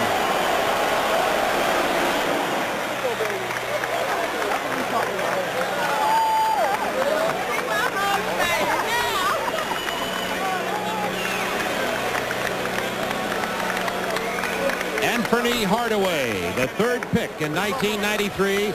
His grandmother, Louise Hardaway, in the green room with him, hugging him. You just saw a shot of her a moment ago. Faye Patterson, his mom, getting a hug. His coach is with him. A wonderful moment for Anfernee Hardaway, 6'7", right near 200 pounds, from Memphis State, the greatest player in the history of Memphis State, certainly while he's been in college. Some people say they remind him of a young Magic Johnson. He is a ball-handling point guard at 6'7". He can play 2 or 3 positions if he needs to, and now he dons the cap of the Golden State Warriors. And Hubie, the question might be, how long will he wear that Golden State Warriors cap as Anfernee Hardaway now enters the arena? Well, it's interesting because the scouts that you truly respect in this league feel that he is the best player in the draft. We're talking about a tremendously talented individual, 2-time player of the year in his conference. He makes everyone else better. He not only can score, penetrate, make the pass, but he's also a premier rebounder, averaging over 8 a game at the college level. Anfernee Hardaway, 6'6" to 6'7", 200 pounds. And Doug Collins, when we look at this video, you see a tremendous talent. I'll tell you something else to compliment you, too. He reminds me a little bit of a young Doug Collins. Well, the thing I love about him is he loves to play basketball. He can beat you off the dribble. He can pull up and shoot the shot. He's very, very unselfish. I'm in agreement with Hubie. I feel like he's the best player at this point in time in the draft. I just think he makes people better. You watch him run the fast break. He plays with a smile on his face with this infectious enthusiasm, and I think that just transcends down to the team. I just think he's a wonderful player, and you see his body right now, and he's going to get bigger and stronger as he continues to mature. Great all-around player, needs to have a little bit more weight. Any other comments about that, Hubie, about how we look at him as he moves into the pros? Yeah, but we've seen that with all of the great ones that come in with his type of a slender build. They develop, they get on the weight program, the power weightlifting, they bulk up in the upper part of the body without it disturbing their shot or their passing skills. Let's meet Anfernee Hardaway. He's with Craig Sigert. Well, Hubie and Doug both agree you're the best player in the draft. You go third, not first. Now there's talk that you won't stay with Golden State. You may get traded. How much anxiety is going through you right now? I don't know. I'm very happy. You know, I was kind of feeling sad when I came in, kind of nervous, but I'm pretty good right now. You've been spending a lot of time on a Hollywood set doing Blue Chips. Can you compare the stage there and the stage you just stood on now? Well, nothing compares to this. You know, you only get drafted once, and it's a feeling of a lifetime that I'll never forget. After the disappointments in high school, going through Proposition 48, then going to Memphis State, making the Dean's List, what was that process like? Well, it was a hard process, but I knew that I could do it. You know, in high school, I didn't want to do it. You know, I didn't prepare myself to get my homework and all that, but then, you know, once I got to college, I knew I had to. So that's when it all came into place. It wasn't that I couldn't, I just didn't want to. So I just made the change to college and started doing it. Great example of a kid's coachable, chances are he's also teachable. What about the comment about another Magic Johnson? That's not a fair assessment that it comes from Magic himself. Well, Magic is one of my best players, you know, that's in the NBA right now, and because of the height and the passing ability of Magic and myself, then they compare us. You know, it's a great comparison because I love Magic's game. Well, good luck. Congratulations with whatever team you go to. All right, thank you. Anfernee Hardaway is the third selection to Golden State. Anfernee Hardaway, by the way, was on the Dean's List. This is a smart young man, and he had to overcome some very tough times in high school. He was shot in the foot. Many people thought it could end his athletic career. But Anfernee Hardaway, by the way, I want to mention one other thing about the movie that Craig mentioned, Blue Chip, starring Nick Nolte. That's being filmed out in Hollywood, and Anfernee is playing a role in that movie. That was the reference made. And I'd like to report a trade.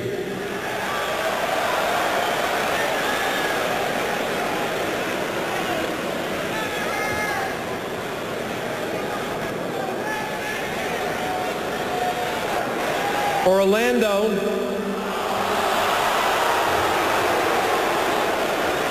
has traded the draft rights to Chris Webber to Golden State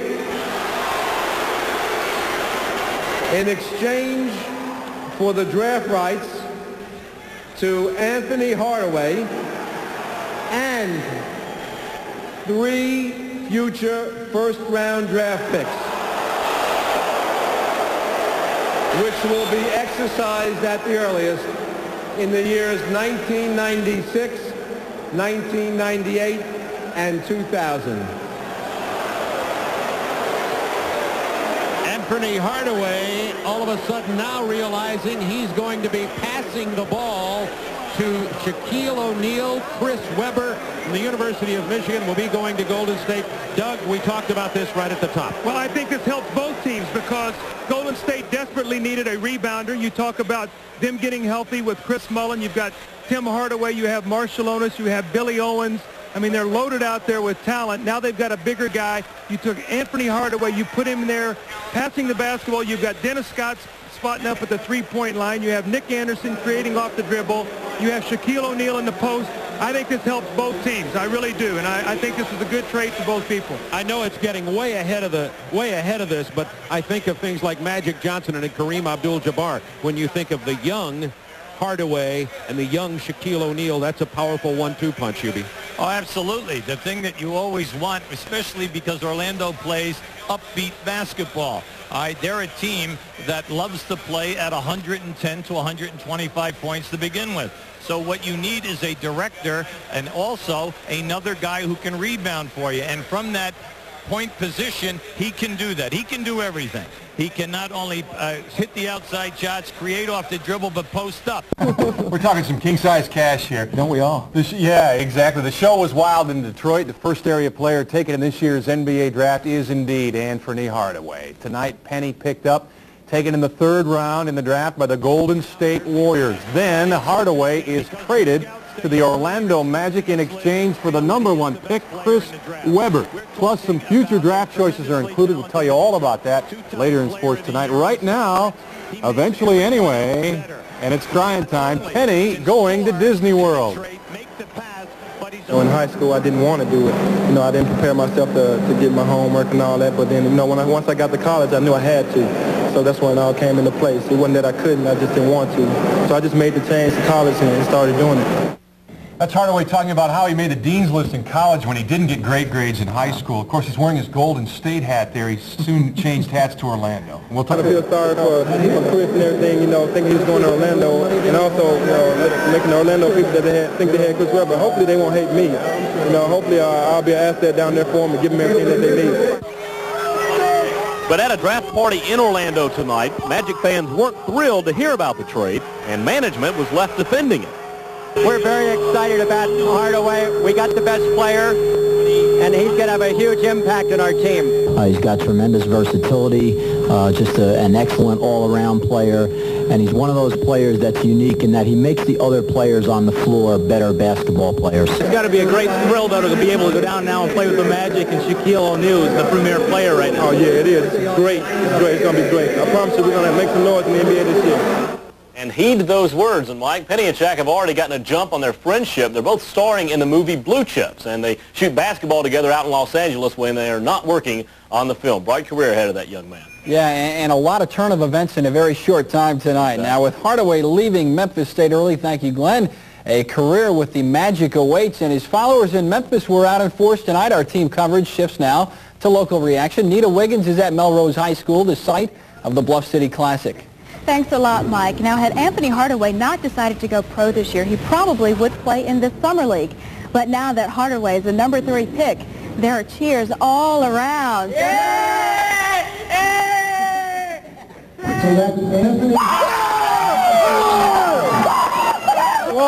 These old friends of Tiger basketball say Penny is a priceless addition to the Orlando Magic. To see his kind of passing ability with Shaquille O'Neal, that would be tremendous, and we think he'd do terrific. So we're real excited about it. I've been following Hardaway for his career and watched him play in high school, and I just think he'll do a great job at that level. I think this is his dream. A former coach says as far back as 9th grade, Hardaway was headed for the glamour of the NBA. Coach Garmer Curry says Orlando's the right place for Penny to shine. I really didn't want to see him get buried in Dallas, even though it would have been a great backcourt, but I think the fans in Memphis really wanted him to see him on television. So you see, we're not losing a Memphis State Tiger, we're gaining a whole team. And when you consider that Shaquille O'Neal is a part of that team, it's enough to make any basketball fan hoot and holler. Right, guys? Yeah! Back to you, Mike. Nita, thank you very much. Take care now. Anfernee Hardaway, not the only superstar in Orlando, but you didn't need me to tell you that. Memphis State superstar Anfernee Hardaway is headed to Disney World in Orlando, the Magic Kingdom. Hardaway is picked up by the Orlando Magic, but it took a while. It was a long, winding road. Here comes Anfernee, given the Golden State Warriors cap first, selected first round, 3rd player chosen in the draft. Then a little later, the big deal. Hardaway traded by Golden State to Orlando in exchange for Chris Webber, who was chosen #1. Webber traded to Golden State. Orlando will get 3 first-round picks in 96, 98, and the year 2000. We hear from Hardaway after the trade sent him to Orlando. I think going down there playing with Shaquille will make me a lot better and make not only Shaq but the whole team a lot better, because I feel that I can do a lot of things down there for them with the players that they have, and hopefully we'll have a successful season. Also tonight, you see Shawn Bradley in the second, going second there to Philadelphia, Anfernee to Orlando, Jamal Mashburn to Dallas. Minnesota takes J.R. Ryder. The Bullets, Calbert Cheney. Sacramento Kings getting Bobby Hurley. We've also got Bobby Hurley to Sacramento, Vin Baker to Milwaukee, and Rodney Rogers out of Wake Forest goes to Denver. Some of the local talent, Tennessee's Allen Houston, a first-rounder to Detroit. Also Cincinnati's Curry Blunt to the Bulls, Jackson State's Lindsey Hunter to Detroit, and Chattanooga native Malcolm Mackey to the Phoenix Suns. A big night for Anfernee Hardaway, of course, and Channel 13's Eric Perkins gets this reaction tonight from the Bluff City basketball games, players who know and have played with Anfernee Hardaway. He had told me yesterday he was going to work out with Orlando for a final shot, if they'll pick him or not. So I was hoping they'd pick him. You know, he really wanted to pick him. He wanted to play with Shaq. I think he's probably the most versatile player that was selected. So I think he could have fit in with anybody. It didn't matter what team he went to. I think he's going to fit in any role they want him to play. We were thinking, you know, maybe we'd go first pick, surprise a lot of people, but, you know, the NBA has a lot of politics, and, you know, they found a way of getting around, you know, to an extent, a few dollars, you know, and Hardaway going at third and then making a trade for him. You know, it's not as many dollars as paying a first-round pick, the very first. Along with Keith Overman, I'm Dan Patrick. Coming up at the top of the hour, baseball tonight. It happened to Brad Daugherty. It happened to James Worthy. It happened to Magic Johnson. The question tonight, would it happen to Chris Webber? Would he, like the others, be drafted #1 with a pick that had been traded, or even drafted #1 and then traded? The intrigue, the drama. The answer? In 1986, Pat Williams was the general manager of the 76ers. That year, Philadelphia traded the #1 pick in the draft to Cleveland for Roy Henson. That pick turned out to be Brad Daugherty. Williams, who is now the GM of the Magic, was holding that #1 pick once again. Would he hold it? Would he trade it? He actually did a little bit of both. He took Chris Webber as expected. Sean Bradley went to the 76ers as expected. Anfernee Hardaway went to Golden State as expected. Now the unexpected. Webber's Orlando career lasted less than 30 minutes because after the 76ers went to the head of the class to select the 7-6 Bradley, the Warriors grabbed Hardaway and then packaged his rights along with 3 future #1 picks to Orlando for the rights to Webber. For the first time since I've been in professional basketball, I feel that we have a dominant inside player who's going to be playing in the Golden State area and playing for the Warriors for many, many years to come. We couldn't get it all done. We have our floor general. We have our quarterback for into the next century. We'd love to have come away with the dominant power forward. We couldn't get both of them done. We'd be in the playoffs instantly with Webber. Now, it's going to take us a couple of years. We need a power forward. He could be a good player, but we need someone to work with Shaquille O'Neal. If we can have Shaquille and Webber down low, we would be rooting. Never lose. This man is not to be trusted. Don Nelson said he wanted Bradley. Then he said he was in love with Hardaway. So he ends up with Webber, the player he wanted all along in the first place. This is the Warriors' need of size up front. As for Orlando, with the addition of Hardaway, the Magic figured to subtract fellow point guard Scott Skiles, perhaps for a power forward. Difficult part wasn't deciding on who you wanted, but who was available. The Magic had the pick of the litter, but that first pick won't leave a lasting impression. Or will it? Mark Schwartz and Bob Ryan join us from the Palace to look at tonight's winners and losers. Guys? Dan, it's a crazy, crazy thing, the Orlando Golden State trade. We're still scratching our heads, Bob Ryan and I. First of all, Bob, why did the Orlando Magic not pick Sean Bradley for Don Nelson? Why did they pick Chris Webber? A great mystery that has confounded many of the experts here tonight. There's a lot of weird stuff that happened here tonight. Number one, why were the Bradley family told by somebody in the know, supposedly, they believed it, that Sean was going to wind up in Golden State regardless, and it didn't happen. So what is going on? Don Nelson, did he or did he not want, was that the greatest subterfuge and smokescreen of his career that lead everyone for months into thinking that he liked Sean Bradley, and for what purpose? He winds up with Chris Webber, who he'll love. I mean, he's this kind of flexible player, but right, why Bradley doesn't wind up in Golden State's a mystery we're trying to solve. And why does Orlando like Anfernee Hardaway more than they like Chris Webber? Well, that one I think I have a handle on. They, after looking at going power with Webber, after looking at going freak show with big man, they went for a thing that might be the Magic and Kareem of the 90s and into the 21st century, with a great flexible player and the power guy that already, by the way, have learned how to play a little bit with each other. They're out there on that set of the movie Blue Chips, and they're playing pickup basketball a lot. They've already obtained a rapport. The 3 draft wasn't a question of who, but where the top 3 picks would end up. At the head of the class, 3 underclassmen. The raw but talented Chris Webber, the 7'6" question mark Sean Bradley, and the super smooth Anfernee Hardaway. What made it an interesting day was 3 general managers that blew more smoke screens than Houdini. I've said this, I mean it. I don't think you could reconstruct what happened. That's how, involved it got as the day wore on. Of course I want to say that I'm the #1, but this is a draft where you can't go wrong. I'm quite sure Orlando is ready to take him. Orlando could trade a pick. I know I wouldn't win the lottery. Why would you win $50 million and give it back to the state? We had no real communication with Philadelphia. See, I have to assume they don't want Bradley. So I began talking to Don Nelson. It really wasn't serious until the last few days, within the last week. As it stands right now, you have the #3 pick. Can you tell us, is it going to be Hardaway or Mashburn? Well, if I tell you that, I'd have to kill you, Mark. I wouldn't want that. I guess the real key to us was getting comfortable and excited that Anfernee Hardaway was our player. And we had such an incredible experience watching him that it was at that point all of us said, that kid is special. And Shaquille called them and said, this is my guy. So that was why the Weber trade happened. And I know that Hardaway playing with him in practices on this movie is why Orlando traded for him.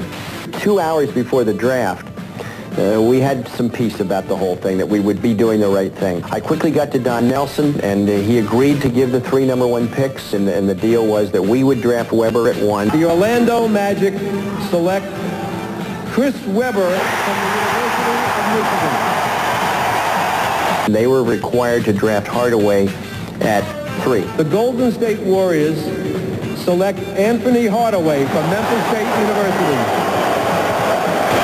Then the deal was completed. Ladies and gentlemen, I'd like to report a trade.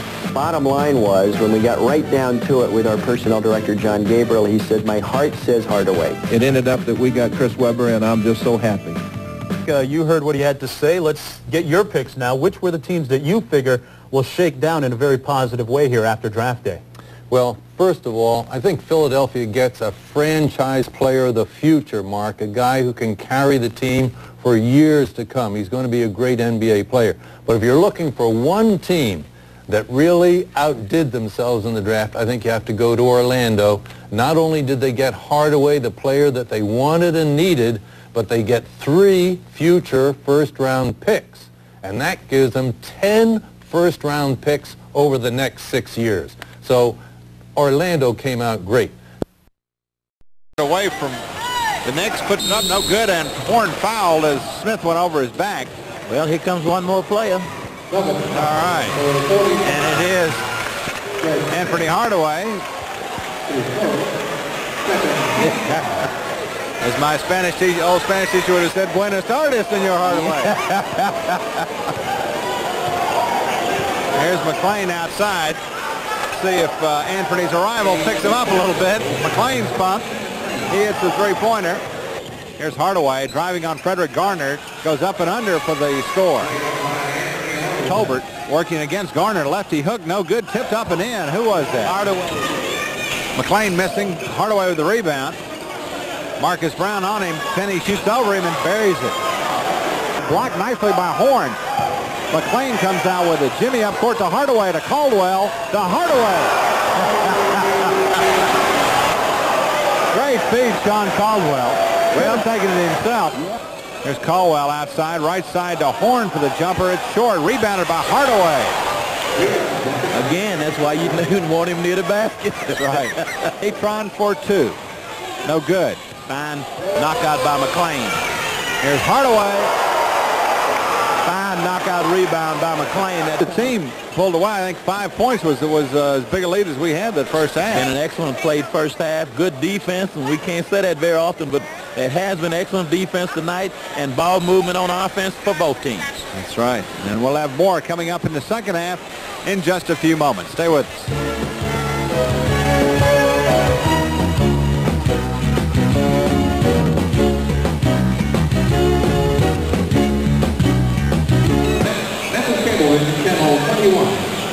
So the next to the ball, Hardaway left side will put up a 3. And, oh, drained it.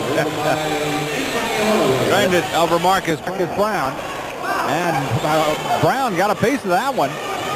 Here come the Nuggets, and now another steal by Caldwell as he picked Robertson's pocket from behind. Sean up court to Hardaway. Oh, I thought he'd thrown that one too high. I know. Makes you wonder if he can throw it too high. Fred Smith has it stolen by McLean to Hardaway. 80-69. The crowd appreciated it, but oh wow, the crowd defended just enough to get his shot off. 82-77. Hardaway. What a good move. Not a whole lot you can do about that one. For sure. And there's Marcus Brown converting for the Nuggets. Now Hardaway gets it back. He'll put up a three. He faked the pass. Here's Jackson to Hardaway. Penny splits the oh, wow. I mean, no contest. Jimmy McLean back to Hardaway. To the hoop. Hardaway bound. Clears to McLean. Up court to Tolbert. Lob for Hardaway. Tolbert normally on the receiving basketball team. There's the lob to Anfernee. From Anfernee. Well, double teamed in the left corner. Now gets... Well...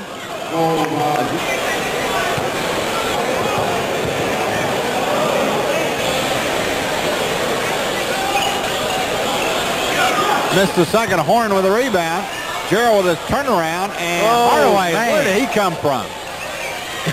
Look at that. And got it back. Oh, good grief. That's tremendous. I haven't seen many guys do that. I saw Julius Erving do it once. Humphrey tried to reach in. McLean to Caldwell. Sean went up too soon, but he got it back to Hardaway. Got fouled, too. Hey, in the closing minutes. And coach, it just matter too much firepower for the Knicks down there toward the end. Nuggets played well. They did. Moved the basketball. They did what they had to do.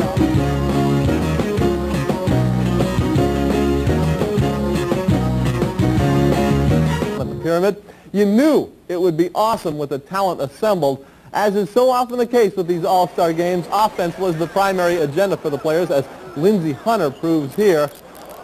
Magic Johnson's All-Stars, a collection of former pros, end up 2 points better than Anfernee Hardaway's bunch of top-notch college grads, 160 to 158. The crowd was near capacity and obviously responded favorably to this sort of thing. The event, being a success, prompted the game's host to call on another All-Star game down the road. I want to hold more than this a year, for the city of Memphis, because people don't get a chance to see the Magic Johnsons and or the Larry Johnson or the Michael Jordans, and I'll try to get those guys to come in every year just for Memphis, period, to try to have fun with it. Sounds good. After the game, showtime, a dunk contest. Lindsey Hunter here with the throwdown.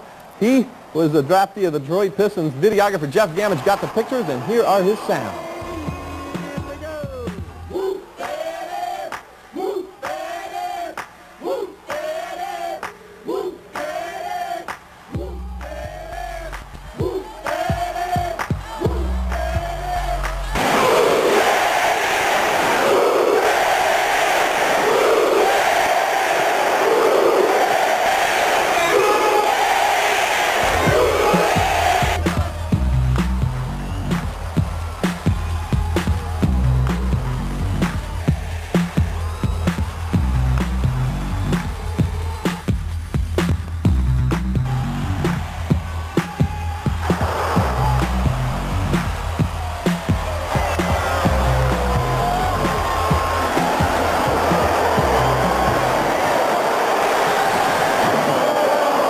Yeah.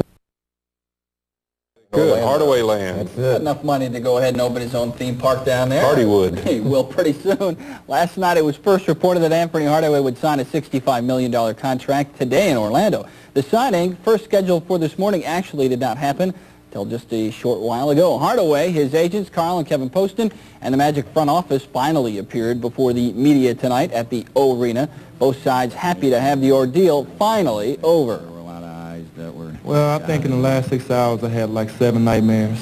I thought, I thought the phone call was going to come back, hey, you can't do this, you can't do that. I was just thinking of all negative things. It's been a very difficult negotiation, obviously, as all of you are aware, but it has ended this evening. In fact, ended 5 minutes ago with Anfernee signing this contract. Hardaway, who came out of Memphis State a year early, is now in select company. The only team sport contract believed to be richer than Penny's is the one signed by Charlotte's Larry Johnson just a couple of days ago. For Hardaway's friends and his former mates, This is also an exciting time. He's worked, you know. I'm just proud of him, and I'm glad, you know, everything's final for him. And I'm just glad everything worked out for him. That's a lot of money, but down the stretch, he's worked. He's very much, yeah. But tomorrow it's going to be an even greater feeling, you know, knowing that I'm here and that I'm going to be here for a long time. And to get to know the guys and just start playing. I wonder if he'll buy more. Buy you love, but it might be able to buy you an NBA title. The trend in the NBA right now, long green, long term. Larry Johnson and Anfernee Hardaway hit the jackpot, a combined $149 million, which is enough to buy a new NBA team. Meanwhile, Karl Malone is left eyeing his wallet. One proven star, one rising star, one future star. All three worth millions, two of the three getting millions, and then some. Anfernee Hardaway signing a 13-year deal worth over $45 million. The contract also includes a $20 million line of credit and an option for Penny to become a restricted free agent at any time based on certain performances. Well, I think in the last 6 hours I had like 7 nightmares. I thought, you know, hey, I thought the phone call was going to come back, hey, you can't do this, you can't do that. I was just thinking of all negative things because I was thinking the worst because it was a dream come true just to be here today trying to get this thing done. First for Hardaway, who just last week agreed to that big contract worth over $60 million tonight.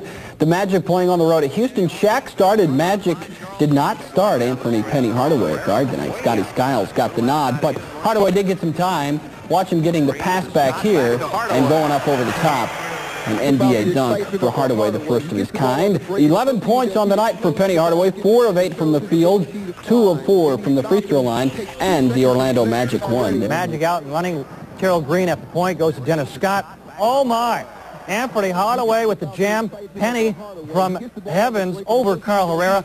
Penny had 11 points, the rookie. The Rockets come back. Robert Owen. Penny Hardaway. Got to change that nickname. Dollar Hardaway. Second game, Shaq watches, and he sees Scott Skiles find Anfernee Hardaway, a chance for the rookie to shine, going over Akeem there. And then look at Hardaway hustle back on defense, tipping the ball away and getting it back to the Magic. How about that for both of them? But Anfernee Hardaway stole the ball and the show. Nice effort. He can't finish, but Nick Anderson can. The Magic ties.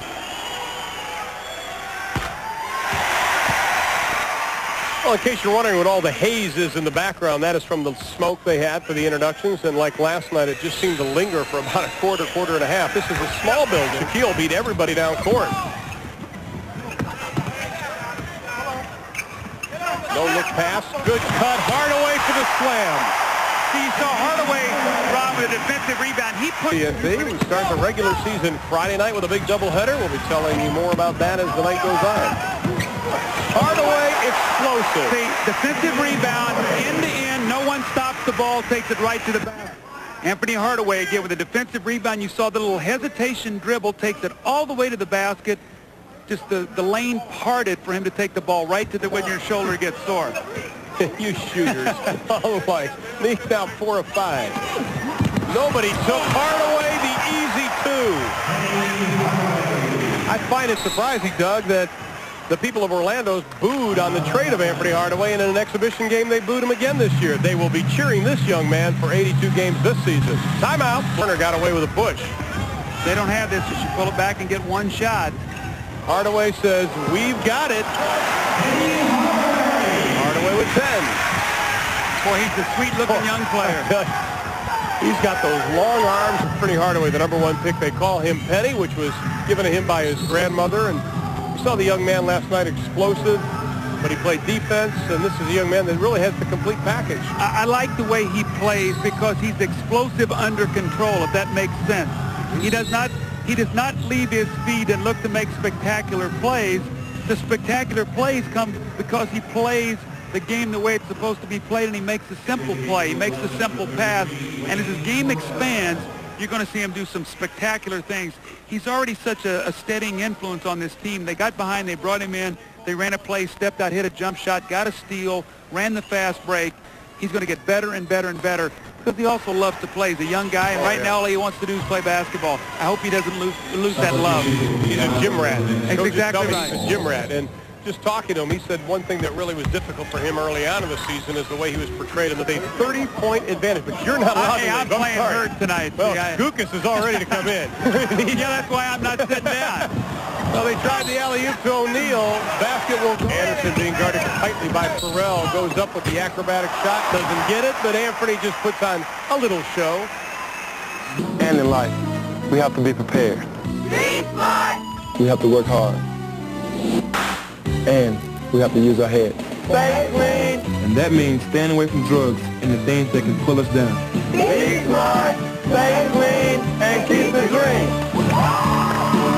Be smart, stay clean, and keep the dream. I gotta make that shot. Ending injury to the patellar tendon, where they could not afford to lose him. Hardaway active underneath. Just to add to that. That was snowing in Atlanta a couple of hours ago. So look forward to going back to that. Anfernee Hardaway using the bank. 4 points in the quarter for Hardaway, 16 for the ball game. He's Anderson. Shaq has everybody beaten down court. Here comes Anfernee Hardaway. Oh, my goodness! Holy cow! That could be one of the all-time spectacular play. Look at this. You posted me up after he did that. Here it is again. Listen.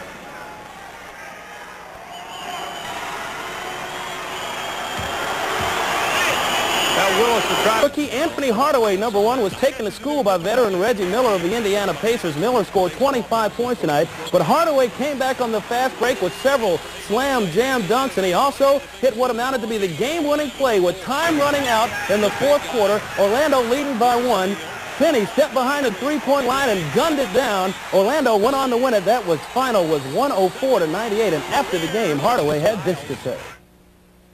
Being a rookie, I've drawn the assignments of playing Joe Dumars, Reggie Miller, Dominique Wilkins, and Harold Mine, and all those guys. And that's a big adjustment from college, because in college we had a defensive specialist, so to say, on our team that would play those guys, and I wouldn't have to do that. But every night I'm playing a tougher guy every night, you know.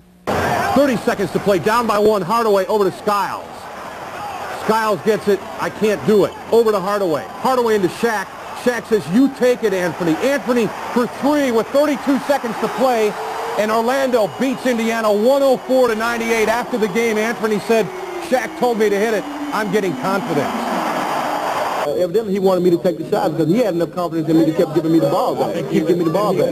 Yeah, he was like throwing the ball back like with a little more emphasis. Like the first time he threw it back, I gave it to him, he was like, shoot, that type of pass, man. Shot the ball, so. And then after I shot and hit it, he ran straight to me and gave me high five because I guess he had enough confidence in me. I told him, you're the best. You're the best. This is in the NBA draft. Many consider Penny Hardaway to be the best basketball talent ever to come out of Memphis. Whether that's true or not, it will take time to answer. But tonight, in the second part of our look at Penny and the NBA, you can see life as Penny knows it has changed.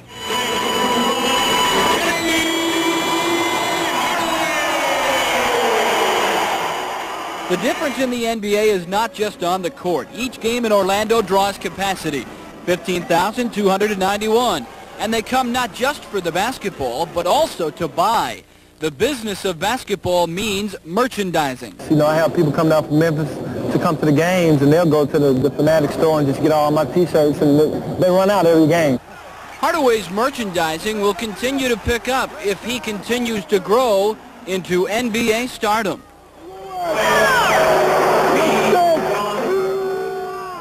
But remember back to draft night when all was not so happy. The same Orlando Magic fans that booed the Hardaway swap on draft night are now turning into fans of one of the NBA's fastest rising stars. It's changed for me. I'm happy with it. I like Hardaway. I thought Penny Hardaway was a real good player, and that he would do a lot for this team. My son's only 5, and he's already a Penny fan. Hardaway is gaining ground with the fans, but he understands and wants others to realize he is just a rookie. And all rookies are going to make mistakes. Well, everybody's going to make mistakes, and mainly rookies because we don't know as much. But the fans have been treating me well, you know, so far. He's starting as a rookie, and we have a very exciting, fun team right now, and he's a part of that. And the Magic want to be more than just exciting. The fifth-year franchise is gaining ground on the league and looking for their first-ever playoff spot. In order to get there, Hardaway needs to play a big role. and he will get help from Shaquille O'Neal. People expect him to come in, shoot threes and do this and do that, and sometimes he might can't do it every game. He just needs to realize that it's going to be a long season. You're playing basketball, that's what you're getting paid to do, so just, rely on that to be your bread and butter for the rest of, for the years that you're supposed to be here, and I think that'll help you out. The 124th consecutive time. The Magic, back from a 3-game road trip, play host to the Golden State Warriors, who tonight begin a 4-game, 7-day road trip. Hi, everybody. I'm Gary Bender. Tonight's game features a matchup of 2 rookies who are considered to be the best college basketball players in the country a year ago. Chris Webber of Michigan and Anfernee Hardaway of Memphis State. But on draft day, the 2 guys switched teams. As the Orlando Magic had the #1 pick, Anfernee Hardaway was the #3 pick for Golden State. They switched teams, and now the 2 squaring off against, averaging 17.4 turnovers, game of 3 by Scott Skiles. Rebound is cleared by Anfernee Hardaway, and Penny able to put it back up in there. Free throw, the next one he makes, he moves into 4th on the all-time list of free throw shooters, because then he'll have enough attempts. He moves ahead of Larry Bird, is who he'll move ahead of. Nice move by Hardaway. You just see flashes of brilliance from this guy. Well, good job, the up and under fake, and then he steps through nicely, gets a nice pivot foot, kisses the shot high off the glass. We know he can shoot the ball. We know he can pass it, so it's just a matter of time now of getting the Golden State. They've led by as many as 16. Hardaway on a nice pass from Shaquille. The body control of Penny Hardaway, something to see. Draft picks, and we'll pick up Webber. Drops the ball into the post. He didn't stand. He cut to the basket, the double. With 12, 14 for Sprewell. Anderson backing in. Now he's trying to take over the offense with Shaquille out of there. Beautiful pass to Hardaway. See, the double team creates opportunities. Skiles with 13 seconds on the shot clock. Tipped up by Hardaway. Skiles really struggling with his shooting, and now Anfernee Hardaway's getting loose on it. Giddings missing a 3. No look pass on Hardaway, and all of a sudden a little spurt. And Donnell, he is #20. Golden State now had only 1 turnover in the first half. They've had 9 since. And Hardaway from outside. See those layups? He was 3 for 9. This is a confident shot. He goes right up in rhythm, no hesitation. Beautiful three-point shot. He shot that very easily, so you can see that he has NBA three-point range. Come up with it. Webber trying to do the backdoor alley-oop to Hardaway, saves it to Royal. Boy, that's pretty. That is pretty. What a play by Penny Hardaway to save it. Are you seeing Hardaway and his confidence grow as this game is going on? In the first half, he put a lot of pressure on himself. He heard all the boos here during draft day that they made the trade.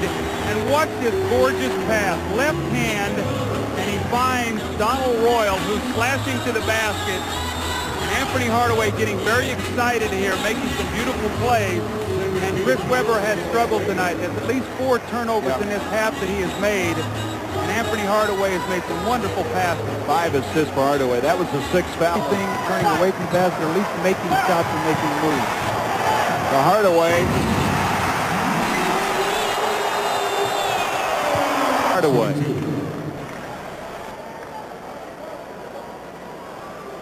Now with 21 points for the night.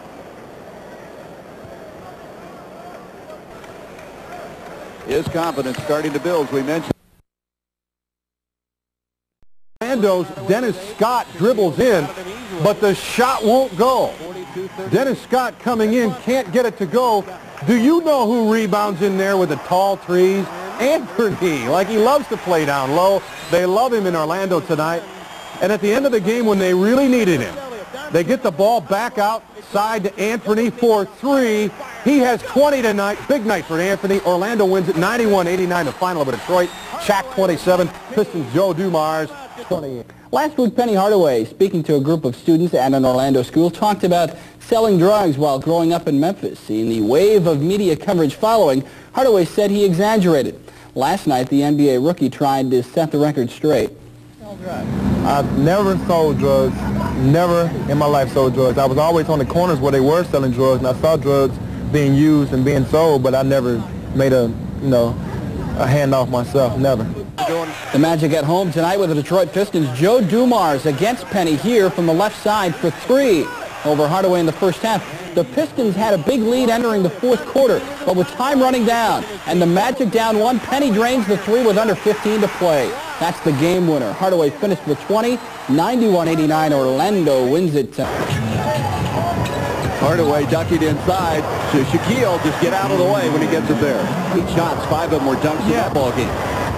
Here comes Hardaway as the Suns have turned it over. Hardaway to the hole. That shows his ability in the open floor. I really like him. I think he's going to be a sensational young player. Everybody's talking about, yeah, but they needed Weber's 2 seconds, and Hardaway, that's the second uncontested basket. Earlier it was Skiles, and it's a 25-22 lead. 5 for 5 on dunks, 1 of 10 otherwise. Joe Klein, interestingly enough, starts the second half, but he has 9 points this quarter. Phoenix by 2, they double on Hardaway. Look at the recognition of all of that, and the pass inside to the steal, throws it away. Skiles with the steal. Out it comes.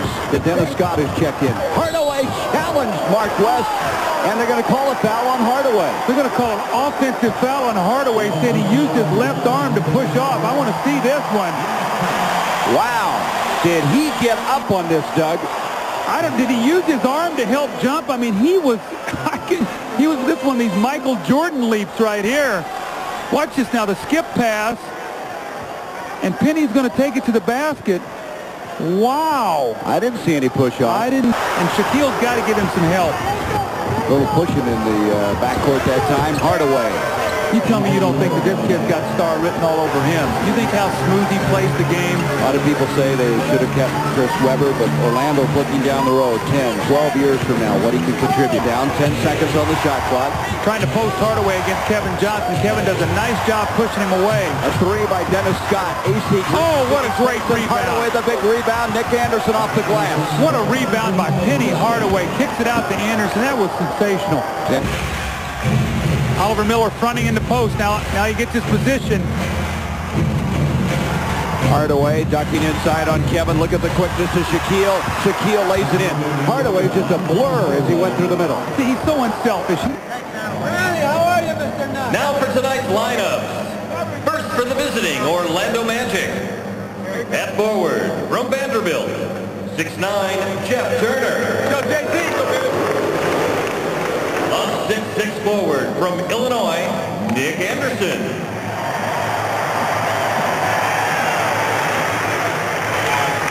At center, 7'1" from Louisiana State, Shaquille O'Neal. At one guard from Memphis State. And the other guard, 6'1" from Michigan State, Scott Skiles. The Orlando Magic are coached by Brian Hill, assisted by... For its last 3.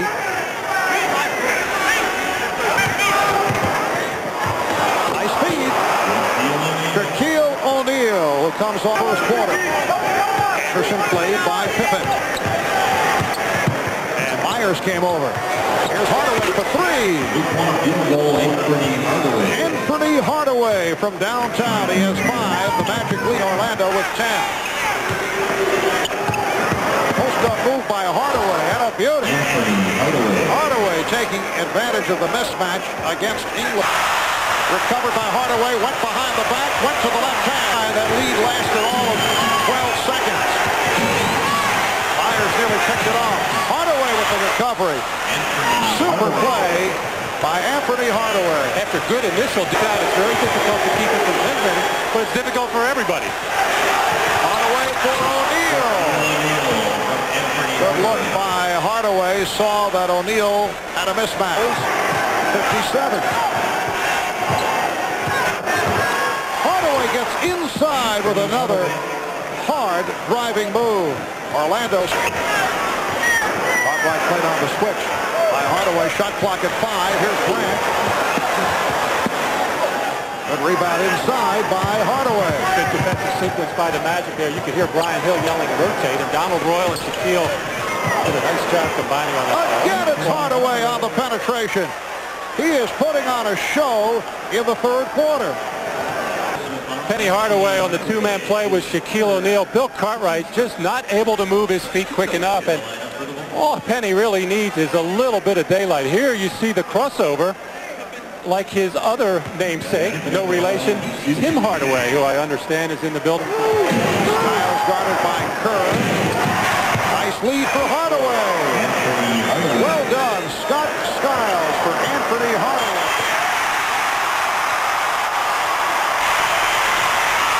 Hardaway with the steal. A brilliant play by Anfernee Hardaway. Hardaway through the foul. So he does it at both ends.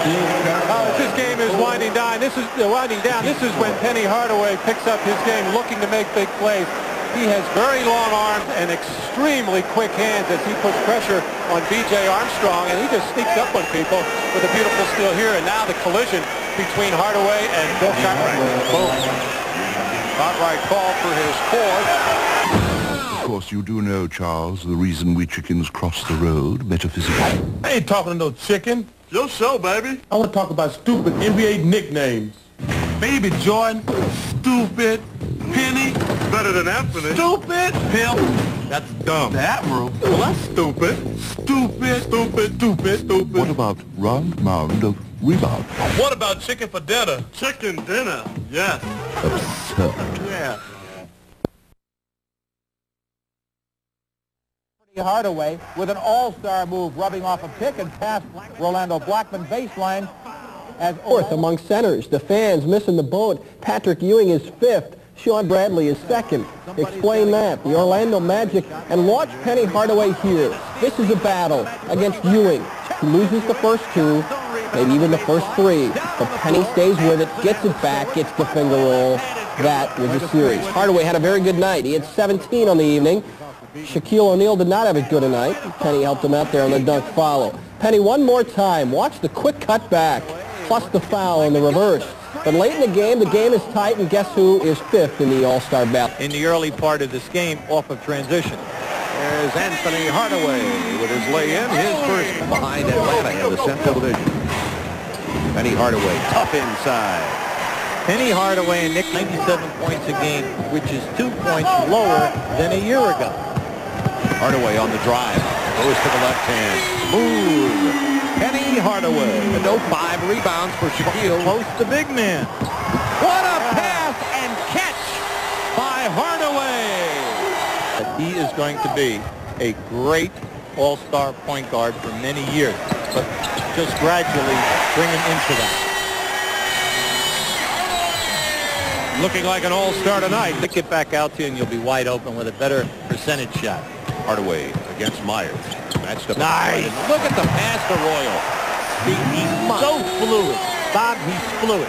Very few guys come into this league, can stay fluid in traffic, and then deliver the perfect pass. Both team went to the benches, got some really outstanding offensive contributions from the Orlando bench. But even when you talk about Orlando in the first half, it's the #1 draft choice in the NBA last year from Memphis State, Anfernee Penny Hardaway. I had just a terrific half, and would like to show you some replays to bring it out. How outstanding. Now keep an eye on this pass.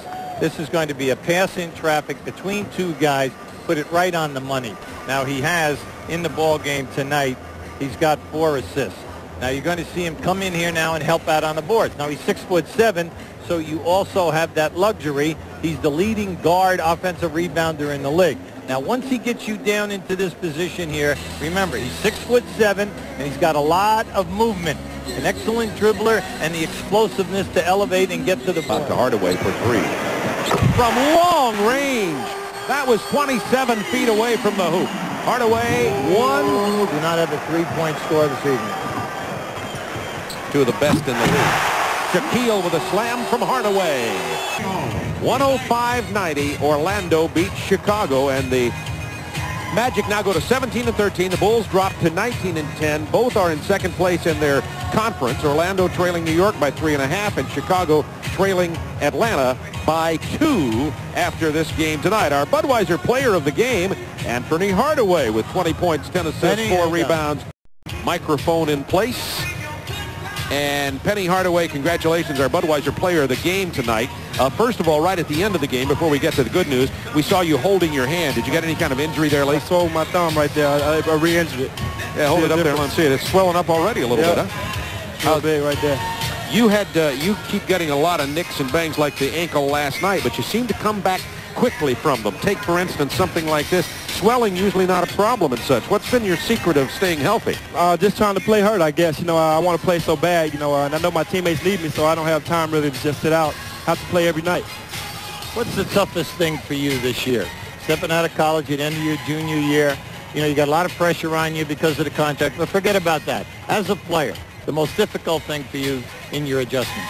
Probably playing the different guys like the Scottie Pippens, the Joe Dumars, and the great two guards around the league. I know I'm not leaving anybody out because everybody knows who the men are on each team, but playing those guys every night, I'm not used to this role because in college I played the role of just scoring, and I didn't have to just guard the tough guy from each team. But now I had to change roles, and I'm doing that now. Everybody's talking about this. The talk about trades this time of year is always big, and they're talking about Scott Skiles, and let's not say whether or not that's going to happen. But one of the questions is Penny Hardaway ready to become the point guard on this team? Let's go to the source. Are you ready for that in case such an eventuality would happen?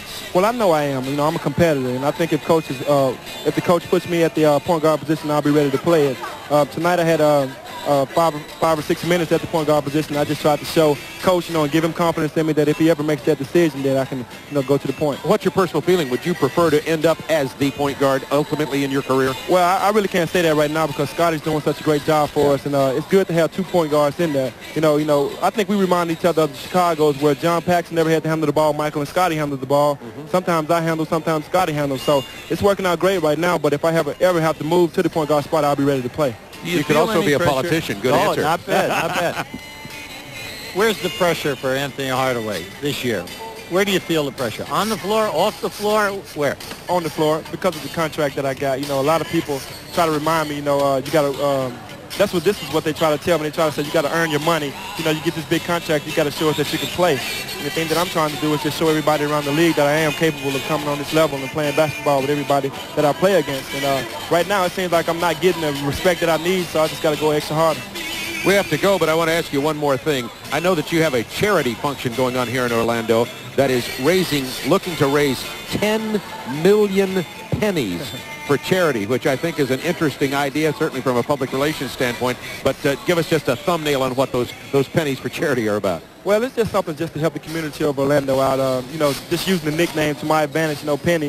I think everybody can come and throw a penny or something in the fountain that I'm going to start. And along with that, I'll, add more money onto it and just try to help the city of Orlando out. I'm just trying to give back, give something back. Well, you're giving something back to the league already. Exciting franchise here. Big future, I know, for you, Shaquille O'Neal and the Magic. Congratulations, our player of the game tonight. Congratulations. Anfernee Penny Hardaway, who was our player of the game. Clock at 4. Inside, Royal. Get inside. Hardaway, nice look from Royal. The inbounds pass, Rollins works it around. Hardaway over Brooks. The bank is open.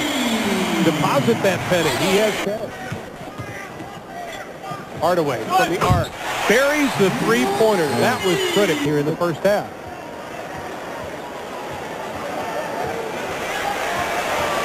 Six seconds. Hardaway just uses his quickness to go right around Mario Elie. Oh, that's nice. That was going to the locker room up 59-54.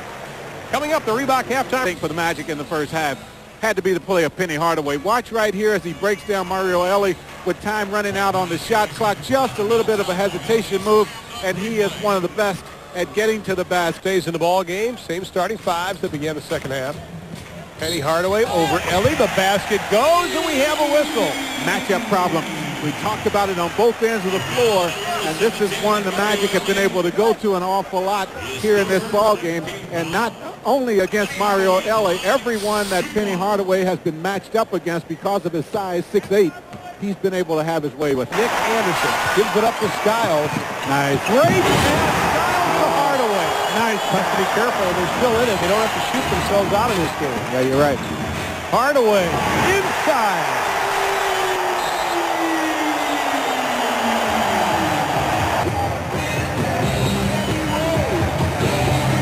Red jersey comes to get him. Hardaway, just everybody's slapping at the ball, but the bank is open. Deposit another penny. Well, that good at that time. Didn't get the basket either. Here comes Hardaway. Shaq beat everyone down court. What a play for the ball game. And our Budweiser player of the game tonight, is the rookie out of Memphis State. First-round pick overall by Golden State, traded to Orlando. Anfernee Hardaway, 28 points, 6 assists, 4 steals. What a night from the floor. 11 of 20. Anfernee Hardaway, our Bud Light player of the game. The Houston Rockets end up a loser tonight, 115-100. And Anfernee Hardaway is our guest. Shaquille O'Neal has a little throat problem, but Anfernee, you are our Bud Light player of the game. This is a big game for you because I think it really showed that this team has a lot of poise. It was 86-82. You came out confident in the fourth quarter and you won. Well, it was something that we want to prove to the teams that are above us. You know, we feel that we don't have the respect that we need around the league, and we have to get respect from teams first, you know, and then the spectators and everybody else second. So we try to get the respect from the teams and just play everybody hard. Penny, I thought one of the real keys in this ball game for the Magic coming into this game was how well you matched the Rocket enthusiasm. Houston, one of the better defensive teams in the league. I know a lot of emphasis was placed on matching that enthusiasm, and this game, boy, you got every loose ball, you forced turnovers, did everything right. Definitely. We just tried to, like you say, match the intensity because we knew without Vernon Maxwell that Mario Elliott was going to come out and play extra harder, and the Houston Rockets were going to play extra harder. So whenever they made a run on us, we just tried to get the ball into Shaquille and let him score because we think that's a sure thing for us, and just try to settle their run down, and it happened every time for us. Penny had a pretty good move earlier, late in the second half against Mario Elliott. It was a little one-on-one. You took it to the hole, and one of the times you were successful. We've got a chance to take a look at it right now. Here it is right now. Well, it was just a move that Coach told me to make sure I get to the basket, and it was right before the halftime, and I just made it to the basket. I thought Akeem or Otis was going to jump, but glad they didn't. You know, go ahead, for a guy like yourself, since we just saw you take the ball to the hole a couple times in this ball game, I thought maybe you could have taken more, but I know you're so unselfish. You love to pass the basketball. But you are finishing up on plays a whole lot better than you did early in the season. Definitely. I think one of my biggest mistakes is overpassing the ball. Yeah. Like tonight, I know I had a lot of turnovers, but that's just the unselfishness in me. You know, I might have average 3 or 4 turnovers a game because I'm trying to make something happen. Exactly. And I'm trying to, like you say, finish on everything that I'm doing right now because earlier in the season, I was, you know, trying to draw the foul and the refs weren't calling it, so I just go to make the bucket now. Well, Penny, I think the Orlando Magic really showed the national audience tonight that this team is definitely for real. Definitely. We're trying to earn the respect, and if we have to keep beating teams above us to do it, and we're going to keep doing that. All right. Penny Hardaway, our Bud Light player of the game, and also leading the Orlando Magic tonight with 28 points along with Shaquille. Some double duty. Hot Rod Williams with a miss for Cleveland. Orlando the other way, and Penny Hardaway with the 90s over Jeff Turner. Good sign by Bob Weiss out of the CBA. Anfernee Hardaway behind my world to Nick Anderson, who scored 20. What about Shaq T-Sack? 18 offensive rebounds for the team in the first half. That's a team record. Fourth quarter, Anfernee, blind pass to Avent, lays it in. 11 points, 11 boards for Avent. Hardaway on Blackman. Nice move. Inside, got it to go. Beautiful jump, continue their run. It's up to 9-0. They triple team. Hardaway, nice move. And they're at 50% now. O'Neal to Hardaway. Oakley lets them have it. Well, they're definitely Penny Hardaway at 6'7" on a point guard. Now just watch his long arm. He's fourth in the league in steals. Now he forces the behind the dribble, and there it is. Knocks it out loose, and now he is on the run. He's fourth in the league in steals at 2.5. Now when he plays another point guard, he has such a height advantage. You can see where he ranks with rookies. The points are solid, the assists are solid, the steals. But remember what I told you earlier. The offensive side as we have our 7th tie of the ball game. 5 on the offensive side. Nick Anderson has got to get into his chest. Well, John, and they were in that first half. Hardaway for 3. He's got it. Inside of 5. Well, he knows he can shoot over him. Hardaway, the easy shot as the buzzer. Scored 30 or better as he's reached the 30 mark again. Nice look. Hardaway! Shaquille! Anderson pulls the trigger for a 3. Avent had a shot at it, and he made the save. Oh, great pass! Hardaway! Oh, baby! Oh, my! That's what he does so well. He has great eyes, great court vision, and then the hands to deliver the pass. This is a spectacular pass. Great hustle by Avent, like we said. Now watch this pass. Boom! Get it off, big fella. Looked like a little bit like Bill Mazeroski turning a double play for Pittsburgh, and he to take body contact. Now watch this pass. Boom! Quick recognition. Send it home, big fella. What a move, Shaq. Can't get it to go. Loose ball. Hardaway. Nice. What a pass again, but he draws the foul. Oh, big fella's upset, and he should be, because Penny Hardaway just made a spectacular pass. Because as he gets down in here, just watch the hustle here. We're going to show it to you. Hardaway's going to come in. Now there's the shot, the initial miss. Now once this ball comes out, Hardaway, now watch the pass. Oh, absolutely beautiful. Took Ewing right to him. And then just 2 seasons for the Tigers, but during his 2-year span, he led the team to 2 appearances in the NC2A basketball tournament, including an Elite 8 finish in 1992. Joining Anfernee at midcourt this evening are his grandmother, Mrs. Louise Hardaway. His mother will hang along with 6 other retired jerseys here in the pyramid. At this time, Penny, if you'll turn your attention to the east end zone, we'll raise your jersey to its place of distinction.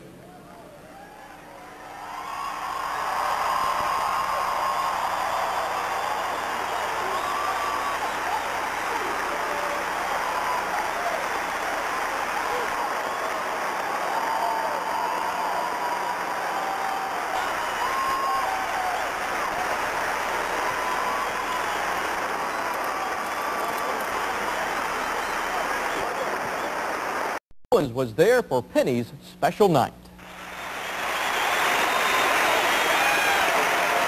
The emotions started flowing as soon as Penny stepped into the pyramid. Well, it kind of made me want to be back here, playing this nice game, because I was supposed to be one of the Tigers this season, being suited up, but it gave me that feeling to say, hey, home is always going to be home, and I'll never forget it. Penny only played for Memphis State 2 seasons, but boy, did he sure make an impression. He rewrote the Memphis State record book and led the Tigers to the NCAA tournament both years.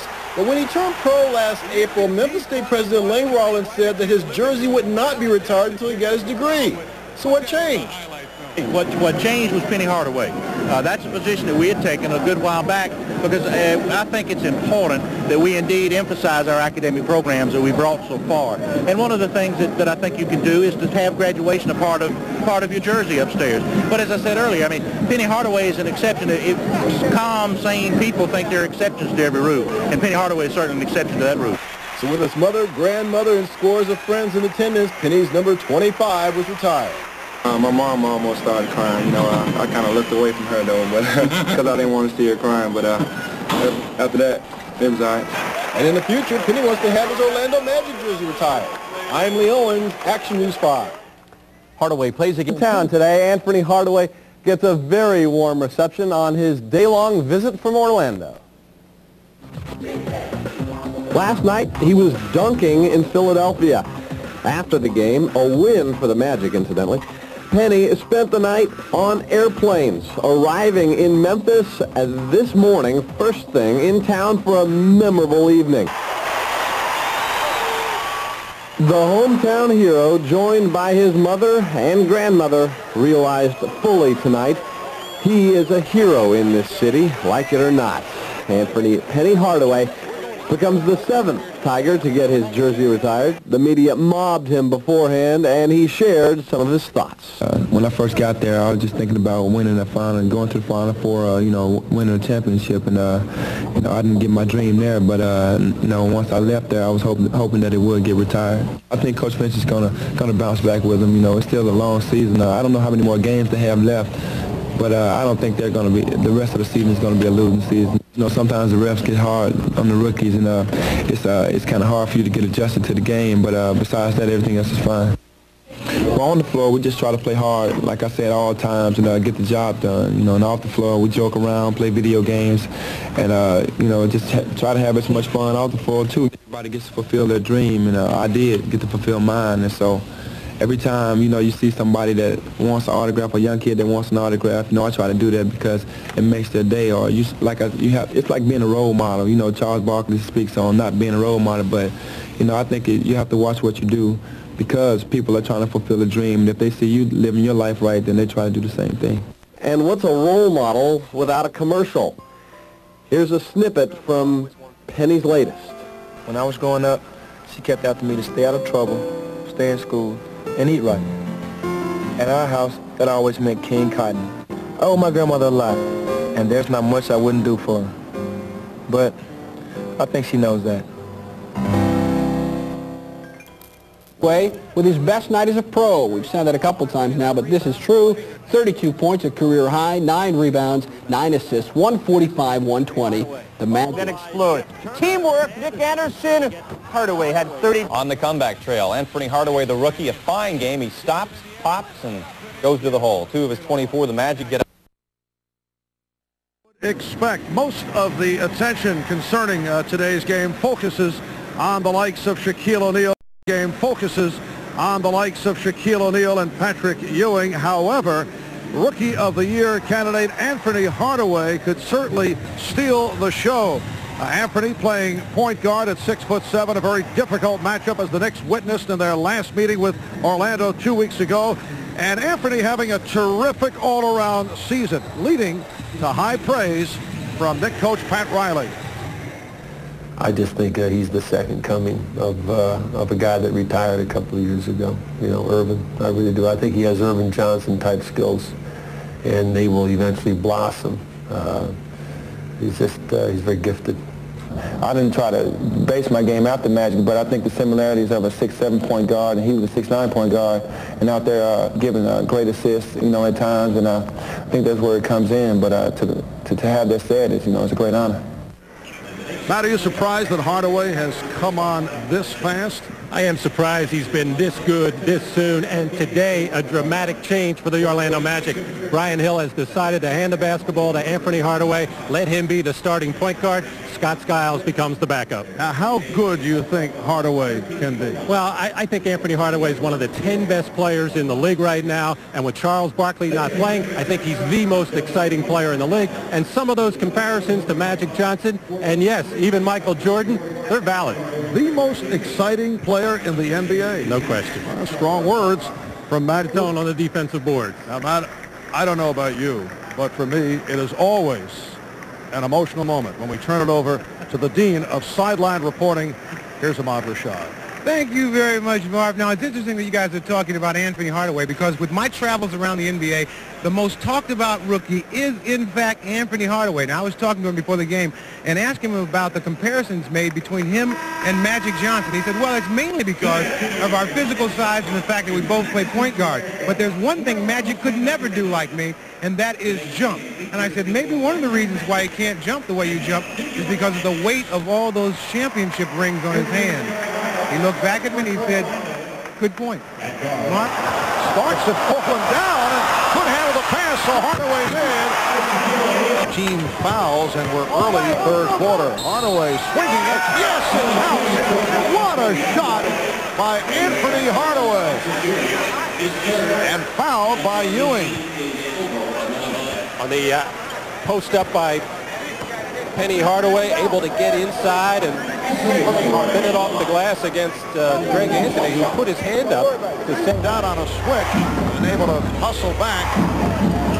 Hardaway. Oh! Even. Well, the Anfernee Penny Hardaway show has begun. A little bit late. Orlando's missed its last 6 shots. Hardaway on a steal. Shovels it. Ball serving one up by Anfernee Hardaway. Riley telling us that Anfernee Hardaway is the closest he has seen to Irvin Magic Johnson. Well, a couple of gorgeous plays by Hardaway in the third quarter. And you talk about an exciting player and a guy who just has that gift, and that's why those comparisons are real. Serving one up to Shaquille O'Neal. She made sure I had 3 meals a day. You know, she'd give me breakfast, then she'd say eat lunch at school, and then you come home and get dinner. And when I was young, that's what I really grew up on, was King Cotton. I used to love bacon, ham, sausage, the hot dogs, everything. I had to have it. How do you help a little boy grow up to be a great basketball player? King Cotton. It's my #1 pick. I think my grandmother is one of the best cooks in the world.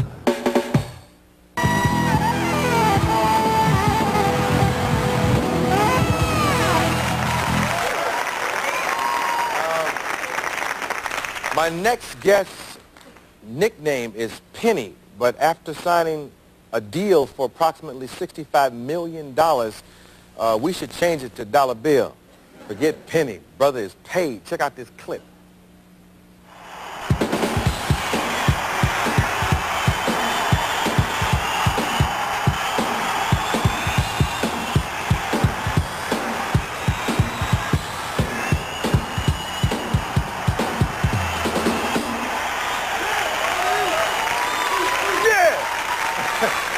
Anfernee Hardaway.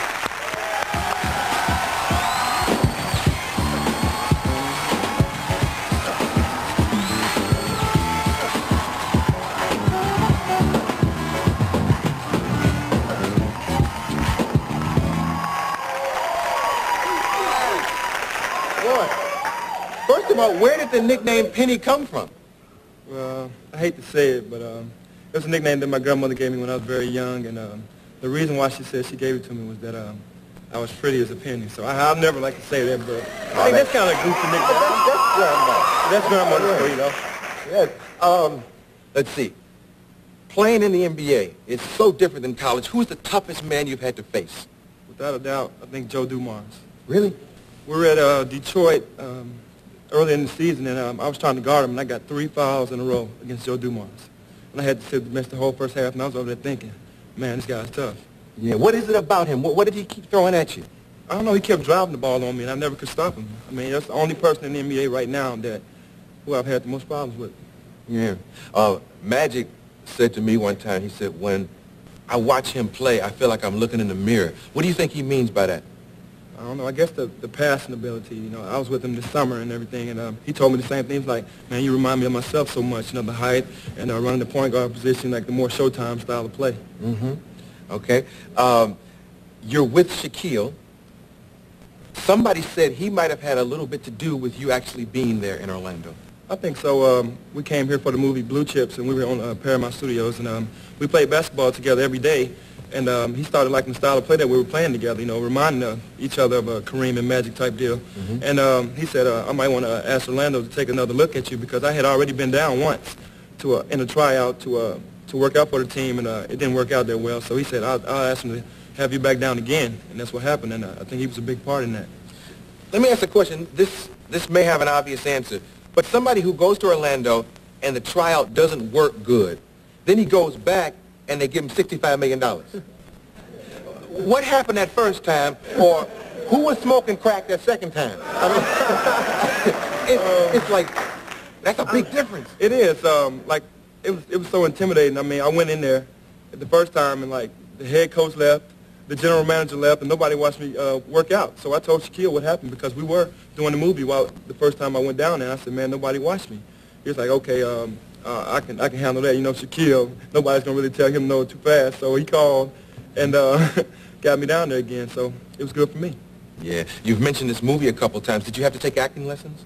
No, I didn't. I think the thing that happened was Kevin Benton, who was in the movie also, when I first came down, he picked me up from the airport, and he said, I have somebody who wants to work with you with your script. It was Larry B., the guy that played, LeVar? Yeah, in Revenge of the Nerds. Yeah. He helped me out that night, and we stayed on the script for about 2 hours, just going back and forth. And he played the Pete Bell, who was Nick Nolte, and I played Bush McCray, my own character, and it worked out. Yeah. Hey, Marlon, we got another segment? Let's take a commercial, and then give me a clip from Blue Chips. I'll be back with Anfernee Hardaway. Penny.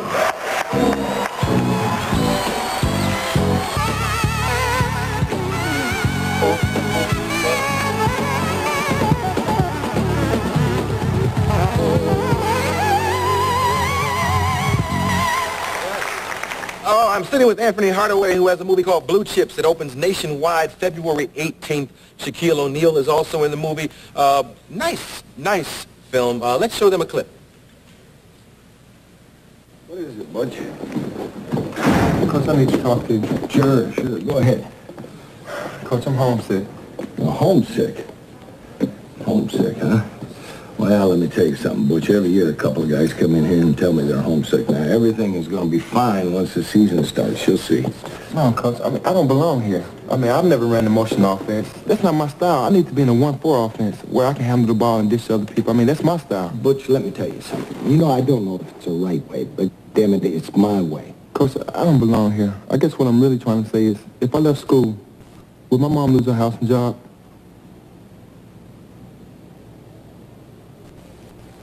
Butch, you know, I don't know anything about that. Nick is good. Yeah, great. Do people like that, when you have a veteran around you, does he help a lot? Definitely. I think the first time I was with him, he made me feel comfortable than anybody on the set. He told me to just relax and be myself. Mm-hmm. Let's talk about bribes. In basketball, whether it's college or high school, do you get people stepping to you with cars for your mother? And, I mean, does that stuff still happen? I think it happens. You know, it didn't happen to me. I mean, I was heavily recruited. Don't get me wrong. College coaches would come out of the woodworks to my high school games and everything to try to talk to me. But you get players who are from a poor background, usually say, if you give me some money, then I'll come to your school. Or you get coaches to say, hey, I want to buy your son or your daughter, whoever it is, and say, I'll give you this amount of money if he or she comes to my school. So it happens. Yeah. You know, one thing I like about you, when I look back into your background, there was a point where you were having some grade problems, and you got busy. It was real important to you, and you brought your average up and everything. I think the thing that happened to me in high school is I was very spoiled. You know, I was the high school star. I didn't have to do anything. I mean, my teachers, you know, they let me get away with murder. So I think it caught up with me, you know, going to college because I didn't pass the ACT. And then once I got into college, you know, it wasn't the fact that I could never do the work. I just didn't want to do it.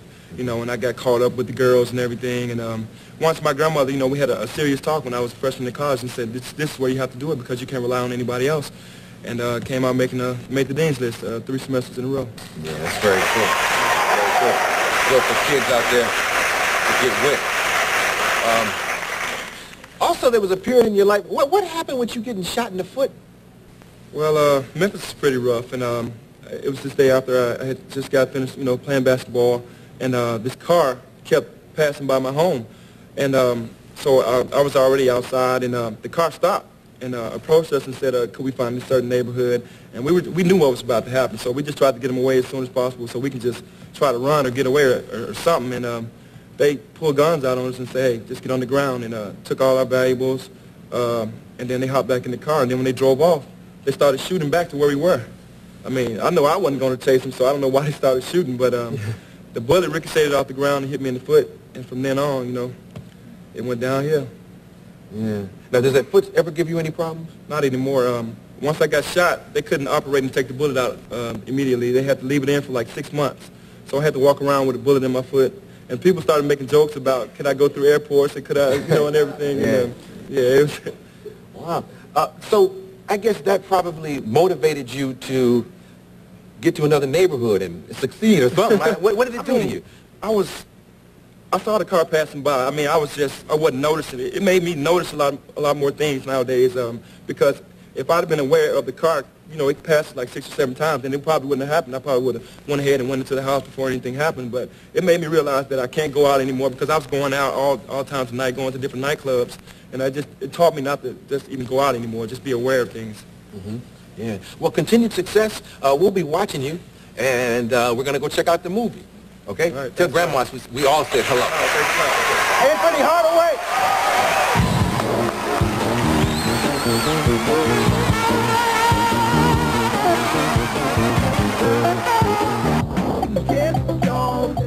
Well, the theory that's put upon the rookies is that after a certain amount of days or a certain amount of games, like really after the college season over, so I said like 35 games into the season, you hit a wall to whereas you can't play up to your capabilities or things started going wrong. I hope that's just a saying.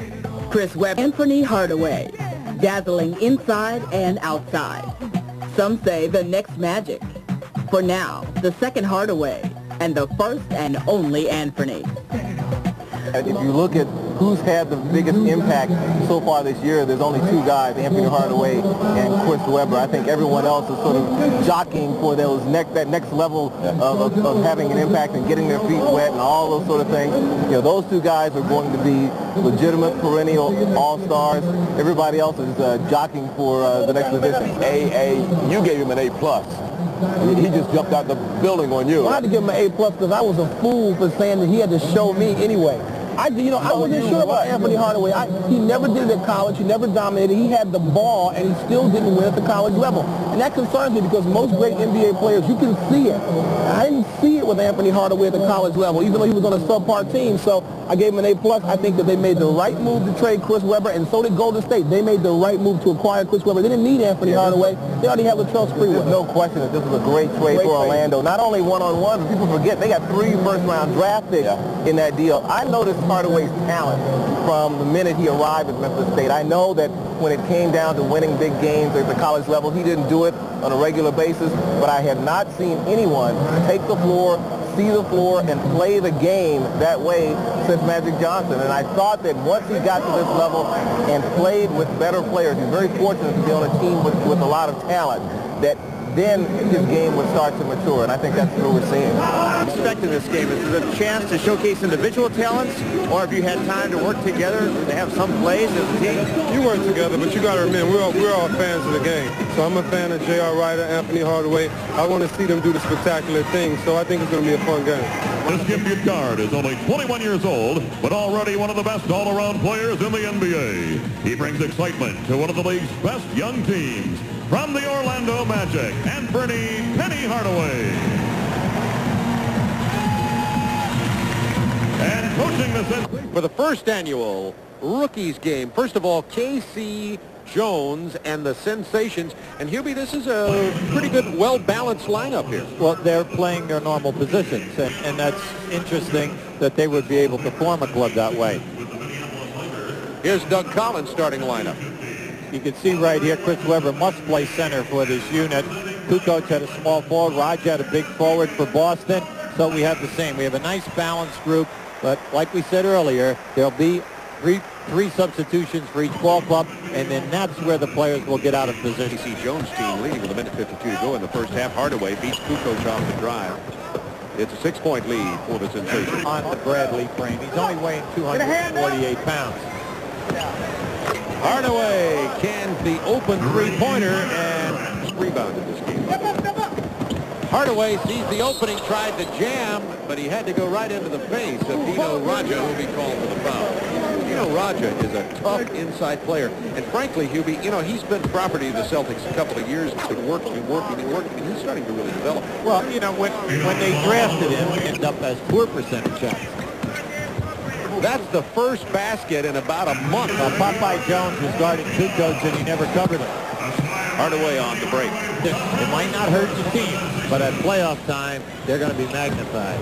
Steal by Mashburn, back to Hardaway with the reverse, and a little bit of a turnaround in the score here. It's now a 9-point Phenoms lead. Notice he's on the floor, but he gave up the ball. Hardaway for three. Penny Hardaway, what a star he is going to be. He has it all. He has it all. He can give you the three-point game. He can take the ball to the basket. He's a good foul shooter.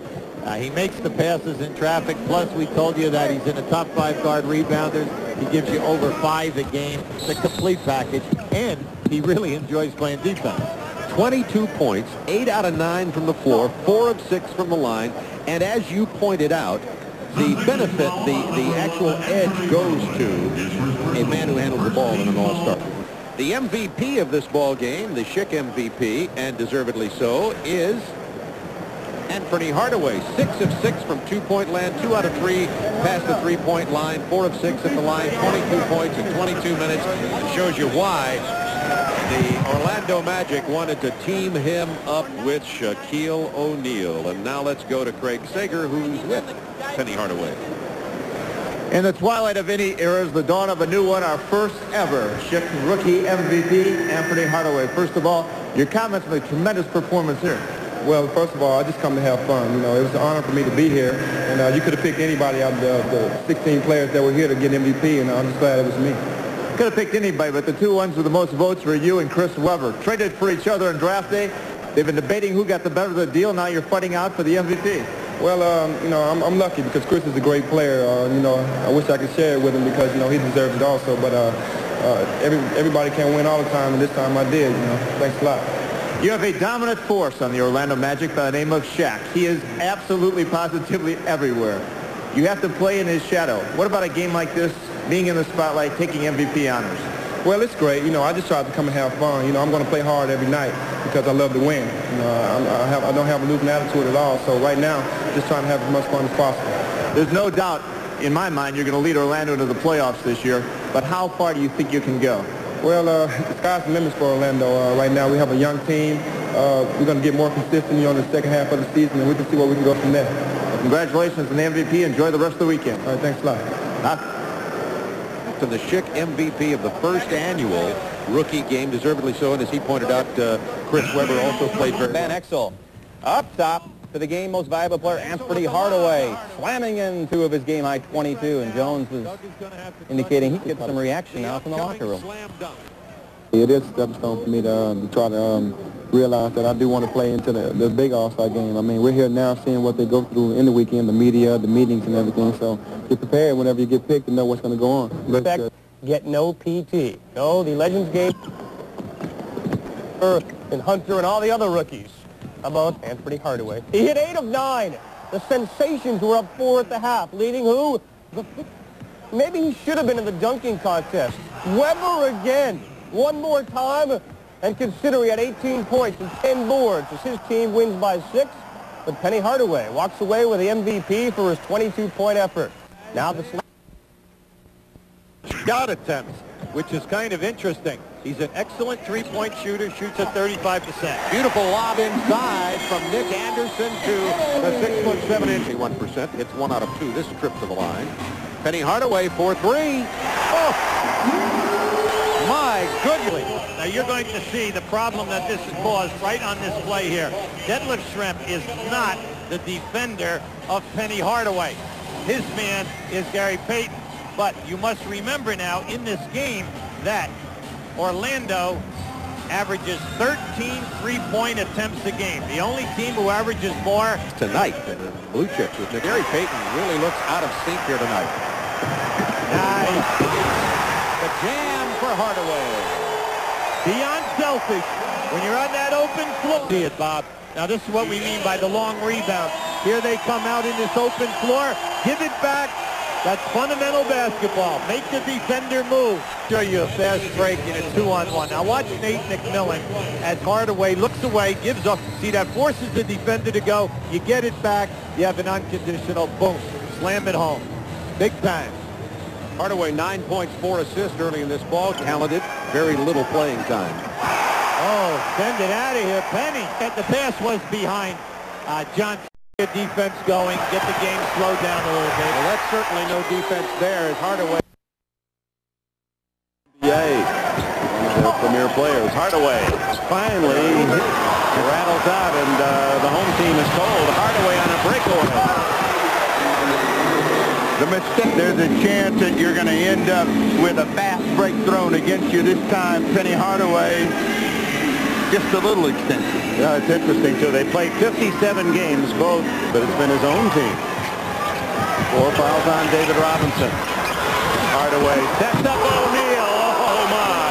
And then you see on the other end, there is too much room and daylight and Shaquille. And in this situation, you shouldn't back up and give ground and let the offensive player come to you. And Penny, plenty of time for the Magic to get a shot. Great pass to Krystkowiak. There's the Magic. The Magic Johnson look of the go off the commercial with an appreciative look again at Penny Hardaway's pass.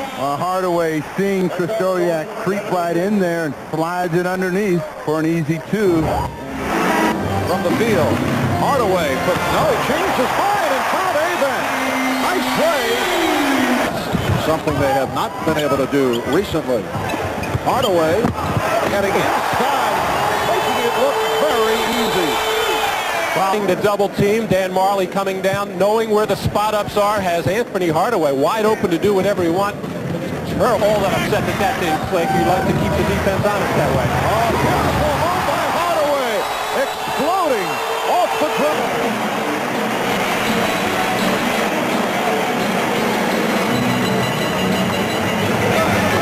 6-0 run by the Magic. The crossover move by Hardaway, whipping around Sabato. Does such a quick first step on the crossover move. A lot of guys can only do that from the standstill. Penny Hardaway just has that knack. Well, there are many, including Magic Johnson, who have compared Penny Hardaway to Urban Magic Johnson. Pretty good comparison when you look back to the rookie seasons of both players. Magic saying on a number of occasions, it's like looking in the mirror watching Hardaway play. Well, he got a chance to see him quite a bit playing in pickup basketball games out at UCLA this summer when Penny Hardaway and Shaquille O'Neal were out there doing their movie. And he impressed a lot of people, and of course Magic Johnson has, I guess, been trying to find somebody that plays like him for a lot of years, and of course Penny can do it. Well, Matt, as you are well aware, when the deal was made sending Chris Webber to Golden State in exchange for Penny Hardaway after Orlando drafted Webber, there were many fans in this area who were not pleased about that deal, and Penny had a difficult time here at the Orlando Arena in the early going, but it seems that he has turned things around. We've talked about that with Anfernee Hardaway. I mean, you can't forget about it. The fans are going to remind me of it anyway. You know, they're going to come up to me and say something like, well, you know, I'm glad we didn't get Chris Webber. You know, I'm glad we got you. Or, you know, the fans that booed you, you know, that was bad that they did that. Everybody's apologizing for that now, so, you know, everything's great. Well, there are still some people headed for shot. Of the week, Magic guard Anfernee Hardaway has this tip on passing.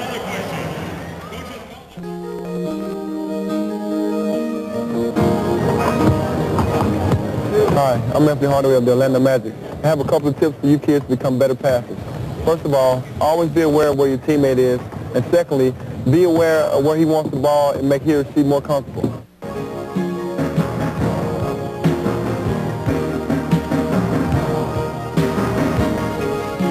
And third of all, know how to catch a pass. Hey, I wasn't ready. Yeah, I caught it. And I have a tip for Ahmad Rashad. Stay away. Pippen shooting over Shaquille, but misses that one badly. Rebound, Anfernee Hardaway out to Shaquille. And Anfernee Hardaway. That was the fourth Orlando turnover. 5:24. Been able to run, they've been able to score. Hardaway from the baseline over Pete Myers. Tough shot by Hardaway for three. Oh, he needed that one. Welcome back to MTV Jams. Me and my boy Anfernee Hardaway, we're in the house. Man, I want to play ball with you, man. I'm coming down to Atlanta. I don't care, man. I'm trying to hold him back, man. I'm trying to hold him back. You know what I'm saying? Yo, Larry, what's up? Get Larry, too, because, you know, Larry want to play with us. You know your cuz, Larry. Yeah, Larry. Larry think he got some game. What's up, Larry? Yeah, he got a little game. He got a little. He got hot, though. He does. He does. How many people, let's talk about guys who could jump in the league. Isaiah Ryder. Oh, yeah, definitely. Oh, my God. He got hop. Oh, my God. Major hop. Who get up? Sean Kemp. Oh, definitely. Sean Kemp. Scotty got a little hop. Scotty. Who that? Scotty? He got a little hops. Come on. He got a little bit. We gonna give him something. We got like 34 verticals. Yeah. Harold Miner. Oh. Harold Miner. Bill Bellamy too. Bill Bellamy vertical. You know. Oh man, Bill Bellamy got like a 26-inch vertical. It's nasty. It's quick. You ever seen it? No. 26. I get up, boy, and I ain't say ha I get up. It's So listen, y'all stay tuned, right? We're going to kick you some more videos. We're just hanging out here in Minneapolis, just chilling, y'all. So come on back and hang out with me and my man. For being in college, man, it was crazy. It was, man. $30 a month for 4 years in a row. $30 a month. $30 a month. Yeah, $30 a month, man, to wash the clothes. $7 a week. $7.25. Damn. It's crazy. And then you think back, right? But you could buy yourself a sandwich, right? And what else could you do? You got $1.50 left. If you had a girl in college, you like get her a cookie. Yeah, you could. But for real though, doesn't it make you appreciate the things that are happening now? Yeah, man, all the time, because in college you couldn't work. Right. So now, you know, $68 million, I can laugh at all the college players and say, what's up? How much is that a week? Whoa! No. Yo, check it out, man. I'm really happy for you. You know, for the real, from my heart, I'm very proud of you. And I just like to know, for the people out there, I mean, how do you feel about your first year in the league? You know what I mean? How you feel about it? It's hard, but I think I'm going to succeed. I'm going to play hard every night and try to give it all I can and try to get Orlando in the playoffs for the first year. Oh, yes. Matter of fact, I love this brother right here. He's real, y'all. He's a nice guy. Matter of fact, you're going to hear a lot of stuff about this man in the future. Magic, I'm glad you handed it over to him. We're about to get up out of here. Enjoy the video. I'm Bill Bellamy, Anfernee Hardaway, Orlando Magic. Peace. That's it. 75 all, then tied at 96. And Anfernee Hardaway goes all the way down and jams. The shake and bake move on Johnny Newman lost him. His supporter was laying on the court. And Hardaway. Penny Hardaway, Johnny Newman. No. Hardaway goes in. Johnny Newman left everything on that particular move. 98 to 90. Bounce pass here, it's the layup. And to Anderson, back to Hardaway, and Hardaway finishes very well. Hardaway has already set a steals record this year for the rangy, quick, excellent defender, the nice hands right there, and then he's out and running on the fast break. His game is getting better and better. I would like to have seen a bounce pass there. Nick Anderson makes a great catch and gives it back to Anfernee. An offensive rebound. Inside 7 minutes left now in this first half. 6 seconds on the shot clock. Blackman playing the defense on Hardaway. Glides to the pole. Oh, was that pretty? Yes, it was. Shot by Hardaway. He sees Ewing coming and just flips it right over him. What a gorgeous shot. That's beautiful. Well, 10 seconds on the shot clock. Hardaway will put it up from outside, and the three is there. You tell me this kid's not the complete package. I from outside. Look at the rebound by Hardaway. He's done some things tonight that's hard to believe. He has 5 rebounds. I need to get Anfernee Hardaway fan come on. And almost a second-hand shot. He's 7 of 9. Here's Hardaway the 3 at the other end. My goodness. They're really extending the defense now. Out to Hardaway. They don't get out on him in time, and he makes them pay for it. The way he's shooting the ball like he used to shoot for the Dallas Mavericks. If the Knicks are going to win this game, they're going to win it on defense. And there is Penny Hardaway with Blackman in his face. 4 rebounds and 5 assists. Hardaway with the ball fake. Oh, what a move by Anfernee Hardaway. Break and let the other players get out and fill the lane. Hardaway again getting inside. This time B.J. Armstrong had picked up Hardaway as again a little left-to-right move for Penny Hardaway, and actually it was Scottie Pippen who Wellington had a lot of good moments against Shaq, stepping away from the basket with that 15 to 17 foot jumper. It counts, and the foul. Hardaway with the reverse and was pushed from behind. Foul committed by Wellington. Well, Pete Myers has checked into the game to give Scottie Pippen a little bit of a breather, and right away he tries to force Penny down to the baseline where he thought he'd get some help. Just said exactly that. He's got a thigh contusion, a thigh bruise on that left thigh. They iced it down, but he's going to play through it. Back to you. That's a big factor why Orlando is in this game. Pressure by the Bulls. Hardaway with no problem at all. Penny Hardaway not even thinking left, going right as Horace Grant. All he could do was wave at Hardaway right down the heart of the... From half court. Oh, mercy! Anfernee Hardaway.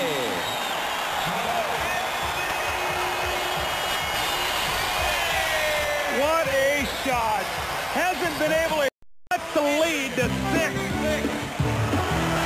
Points on the night, but he was matched by Penny Hardaway from the Orlando Magic, who had 25 points and matched Isaiah in round for round. Now, how did it end? Penny Hardaway, as I mentioned, had 24 points, and Orlando won it, but Detroit's Isaiah Thomas left the game. Off doubleheader. Utah earlier knocked off San Antonio 96 to 84. Pretty move by Hardaway. They've done a good job of getting those baskets on the fast break.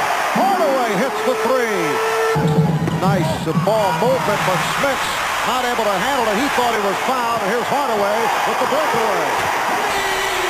Early, he played extremely well on Thursday night. He is an NBA rookie out of Texas, El Paso, as Hardaway is able to drive the length of the floor. Hardaway for 3. Anfernee Hardaway had lots of time in the second quarter. Orlando having difficulty locating shots. 3 on the 24. Hardaway with a beautiful spin. 16, Rick Smith not able to hit. Donald Royal on the rebound.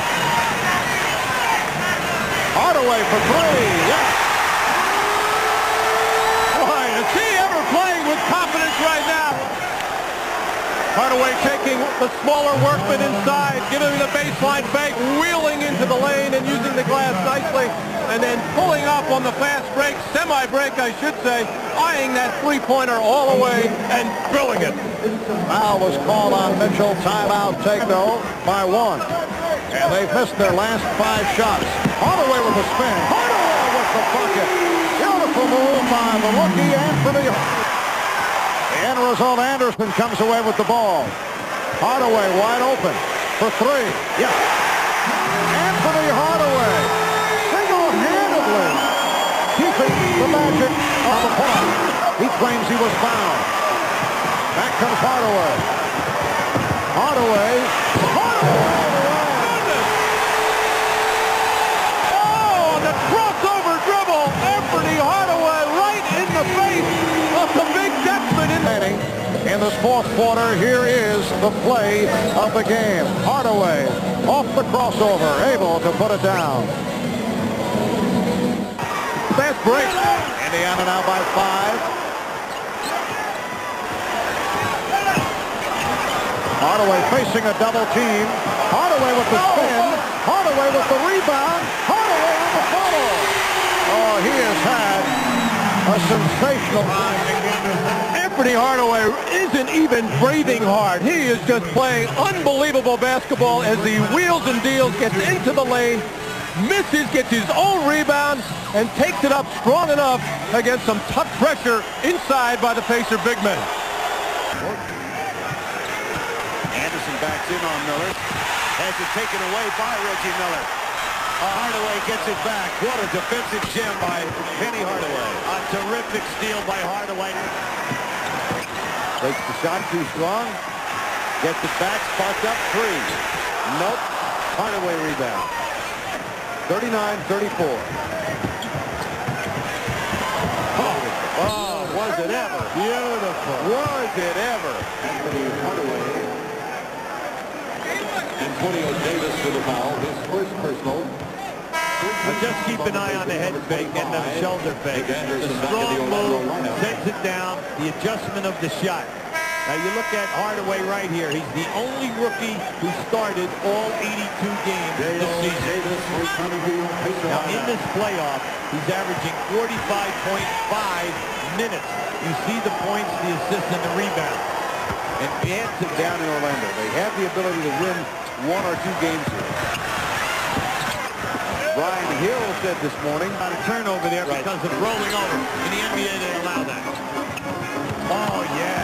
Was that any good? Penny Hardaway posted. Last tie in the game was at 46 all. There's another. Oh, yes. What a prayer shot. Just watch as he comes underhanded with this one now. You're going to see the move. Here comes the double team. Now, step through and under. Just beautiful. Penny Hardaway, high school player in passing angle. Now you're going away from the basket. Fortunately, he saves this entire play with a miraculous shot. Yes, he did. 64-60. Donald Royal being guarded by Sprewell. Lobs it into Hardaway. Nice ball fake. Cycling went for it. Oh, wait a second. Come on. You passed that off like that. 4-point advantage for Golden State. Hardaway makes it 2. He's really frustrated right now. Hardaway. Stutter dribble. Oh, yes. How about that? Not only a clear out, he clears out. They cut him off. 3 guys have him. He runs a stutter dribble, a hesitation, and then the explosion. Just watch this. Look at it. Now just watch how he just gives you the head fake, step through, up and in. The lead is 1. 1:05 left to play. Hardaway, the reverse. Oh, my goodness. How about the extent pass off? That was his 21st assist. Now keep an eye on this one. Now that is a great extension, and the turn, he was... You have plenty of time here. Shaw for 3, well off the mark. Hardaway, what a play! Goes up again and he gets it. Now that's the problem. In ourselves, when we go up there and can't make free throws. I just want to change That he thought this type of game is a coach's nightmare because you're coming into a team that's down. Are you glad to get this one out of the way as you head to Seattle tomorrow night? Definitely glad to get the first one on the West Coast swing, because that's very important. You know, if you lose tonight, then you go in tomorrow saying we're in a must-win situation, and you don't want to go 0 for 4, you know, on the West Coast. So you try to get the first one and then try to cruise from there. Tell you, an excellent game again tonight, Anfernee. Thanks a lot. Good job. Anfernee Hardaway of the Orlando Magic. Ewing's return pass is knocked away. Donald Royal, nice pass to Hardaway. And once you get that Los Angeles 2 nights ago in that Knicks win here. Here's Hardaway. Hardaway on that post-up. He's, you know, as a I don't think you can't win without a great point guard in this league, and Orlando has one. Anfernee Hardaway, who came up, makes Penny such a money player. His passes draw oohs and ahs. Hardaway beats O'Neal. Good play. Glimpses of greatness can be seen with his defense. Steals it away. Anfernee Hardaway drives, lays it in, and he's fouled on the play. His acrobatic moves dazzle and delight. Penny Hardaway with a good move. Slams it with 1.6 seconds remaining. But the cheers he heard at the end of his rookie season turned into jeers over the summer. Penny Hardaway says he never asked for the outrageous money the media reported, and the reaction was unwarranted. You said you faced a lot of criticism, even from your peers during that time. Definitely, because guys were like, I can't believe Anfernee was asking for $134 million. I mean, you know, I'm not a bad guy. I've never did anything to anybody, but they're just boring me just on the fact that of my contract. You know, I think that's very wrong because they're not putting themselves in my position. But with a 9-year, $70 million deal in his pocket, this Penny is back and rolling in the fast lane, full speed ahead.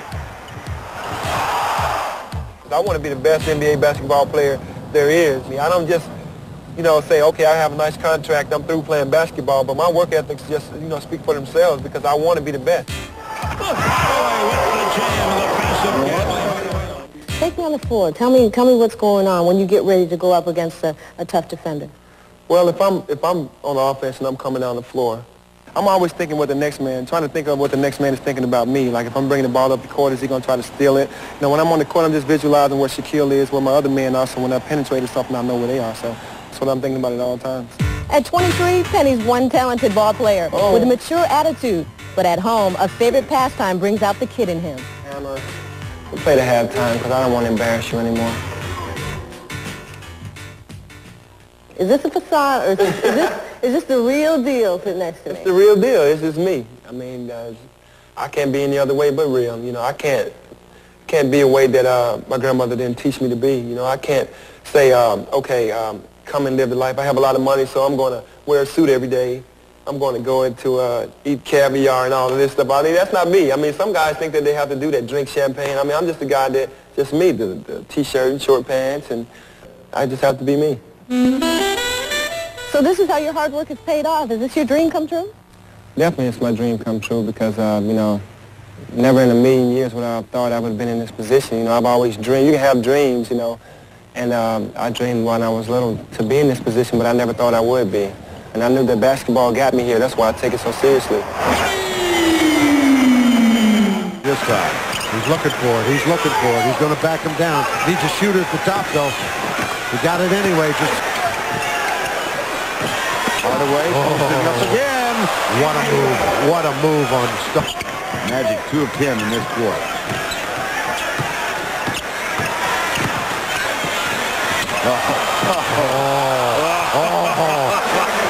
Forget anybody else. Post them up every time. Watch the end of this play. In, spin back now. Watch the shot. Changes the direction back up and under from in front of the rim.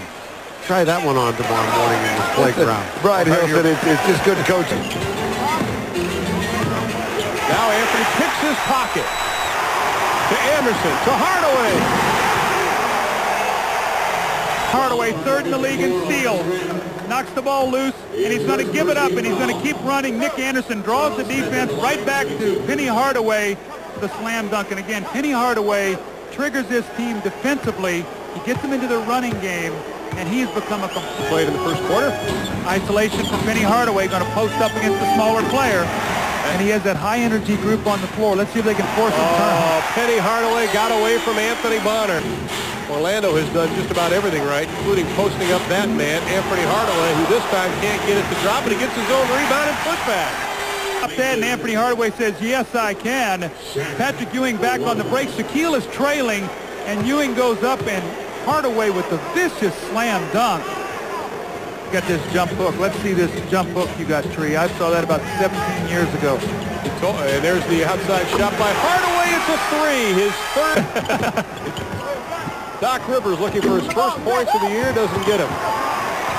Look at that. Are you serious? Goodness gracious. Unbelievable. Unbelievable. That was a Magic Johnson play there. I mean, are you kidding me? Penny, I've seen it all. This young man. What a play, Ron. That was sensational. That is incredible. Oh, man. And I got a feeling we're going to replay this thing. I got a feeling we're going to replay this. Watch this again, folks. I wish you could see me because I'm bowing on this play. Look at this play. Throws it ahead to Anthony Bowie. The ball's going out of bounds, and he saves it point blank right on the numbers. What a great play. And I just looked at Brian Hill. He looked at Anfernee Hardaway, and he said, that was just like magic. Is that what he said? According to these calculations. 33 big ones for Anfernee Hardaway as the Magic extend their win streak to 9, 125-100 our final. Anfernee Hardaway joins us. First of all, Anfernee, back on November 10th when you played the Knicks, you lost that ball game, but Brian Hill really feels that was a turning point in your career in this second season, that you started to play defense and you started to play an overall game. Do you agree with that? Oh, definitely. You know, when Ewing got that shot down on the baseline, you know, that just killed us right there. I mean, we had a last-second shot that we missed, but, you know, if we would have played defense for the entire 12 minutes of the fourth quarter instead of giving a defensive letdown, then we would have won the game. So we just, you know, we took that and then just used it to our advantage. Ron, I have to disagree with that. I think it was the defense we slapped on him in that rookie all-star game last year that sent him to work on his game this summer. Anfernee, tremendous play tonight, and just marvel at what an all-round player you've become. I mean, shooting, passing, and maybe you can talk about this dunk here over Patrick Ewing. Well, I didn't think Patrick was going to jump. I thought that he was going to try to get the ball from Shaquille, and then I just jumped, and he jumped and posted. Can you talk about how much fun you have playing this game? You know, the one thing that I look at your Orlando team is you have guys who love to play basketball. Is that fair to say? Definitely. I think with the addition of Horace and Brian, they brought this attitude to us that you know, winning is everything. I mean, we can't go out there and be lackadaisical against anybody. And we not only play the Knicks and the Rockets hard, we play the Sacramento Kings, you know, and all those guys hard. Unlike last year, we played the Knicks very hard, and then we go in the game and be very lackadaisical against a team that we didn't think that was over 500. So, you know, this year we're having a lot of fun. We're playing defense, and that's what's starting it off. Penny, is it too much to expect that you guys could possibly win a championship this year? Is that too much to ask of you guys? I don't think it's too much to ask, but we still have a lot of work to do. You know, we're playing great right now. You know, it's still early, and you know, we know tonight, you know, we beat a great team in the Knicks. You know, that's one of the teams that you have to go through to get to that championship. And you know, we know they're going to be there at the end. You know, we still haven't played Cleveland, we haven't played Indiana, Chicago. We play Atlanta tomorrow, so we really can't, you know, get as happy as we want to get until the end of the season is here. Talk about this pass, exactly what you were thinking when the ball was going out of bounds. Did you see Anthony Bowie ahead? Yeah, I saw him the first time. I thought Shaquille was going to hit him, so as soon as I got my hand on it, I just tried to throw it to him. All right, Anfernee Hardaway, a tremendous game tonight, and you gave everybody across America a real sense of what this Orlando Magic team is about and what you're about. This is a great one. Then Penny puts it away. On the run, does he dish? No! In the face of Ewing, Magic by 25. And then in the fourth, watch this pass from Penny. Oh, balance, and he gets it to Anthony Bowie. Penny had 33 points and 8 assists, and the Magic win it big time. How good were the dynamic duo of Shaq and Penny? At one point during the third quarter, they had combined for 64. Shaq sitting this one out. Harold Miner can pass. Kevin Gamble, who had 10 points, he'd up 4. Late in the first half, is he the next Magic Johnson? Good vision. Anthony Avon, that's Anfernee Hardaway with the dish. He had 7 assists, 22 points. Same sequence. Penny, the bounce to Anthony Bowie. Don't call me Bowie. Magic by 1.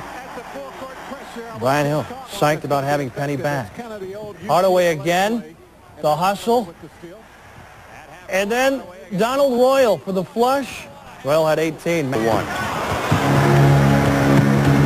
Hardaway. Oh, what a move. Look, does he tee it up? 25-15. At the other end, Hardaway. It's 2 minutes remaining in the quarter. Hardaway. No show defensively.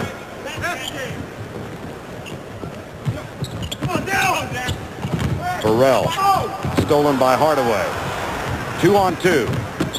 Oh, my goodness. Oh, a thing of beauty from Hardaway. Watch carefully here. Hardaway strips him from behind. Takes the ball, pushes it hard. Gets a running mate. Got the 2-on-1. Takes it into the lane. Bounces it behind his back to Grant down the lane. Scores, and another rebound for the Magic, and another 2 points as Hardaway. Anfernee Hardaway has hit his last 6. So athletic, easy, gets in the lane, just dishes on. Like Anfernee, game pretty much enjoyed by all because he can do this and he can do that. You know, everybody in the league can't do that. He even got a little sugar over here. See these black-eyed peas and how well they are. Anfernee, young fella. Penny Hardaway is going to be a future all-star. Well, man, Iceman, you can cook it. Here's Curry to Johnson. The pass intercepted by Hardaway. Right side, Bowie. Back to Hardaway. Oh, man. 3 points. It hurts you so many ways. Anderson gives it back. Hardaway. Nice shovel pass for Grant. And a good run here by the Magic to cut it to a 6-point lead and a timeout taken by Phoenix.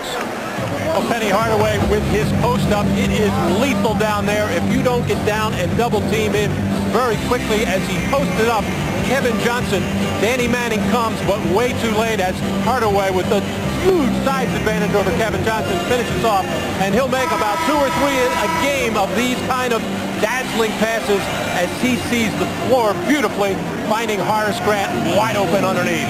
Terrific shovel pass. Anfernee Guard appearing in his first All-Star game, the MVP of the 1994 Ship Rookie Game.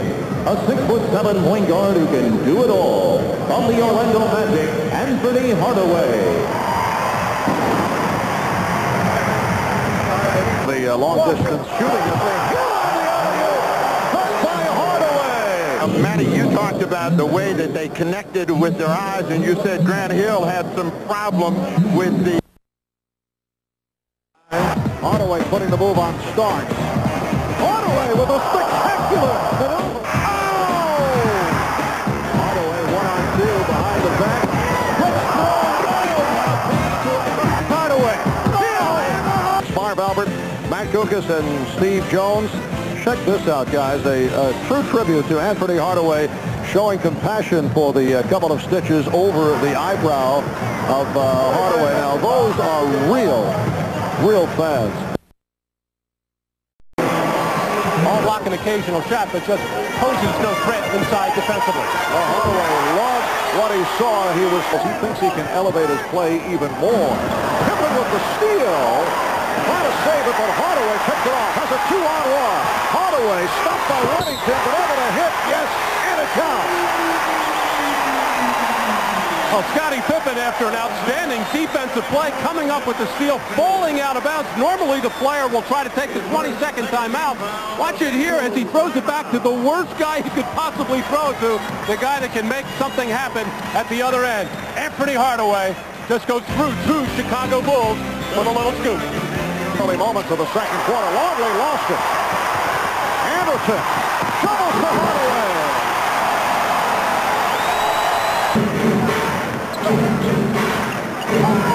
Hardaway played by Kukoc, checking the shot clock. Hardaway, yes. It has been a spectacular first half for Penny Hardaway. 9 of 12 from the field, 21 points. Off the steal, Hardaway. The Magic leading 41-35.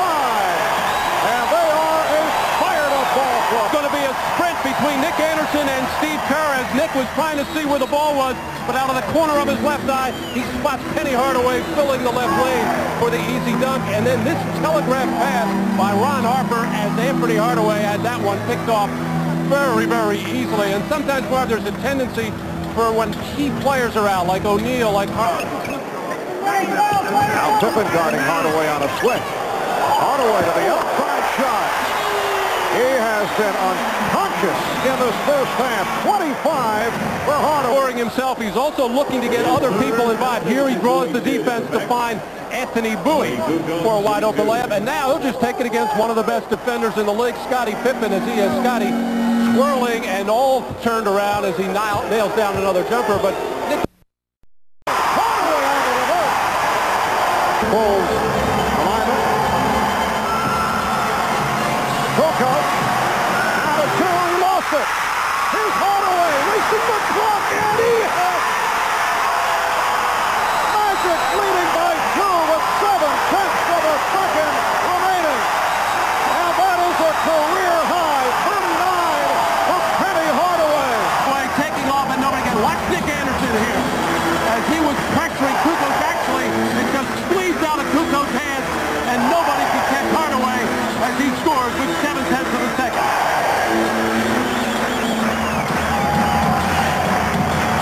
But Kukoc again trying to spin. That's a lost possession, and everybody filtering to the basket, and that left the clear path for Hardaway to go in all alone.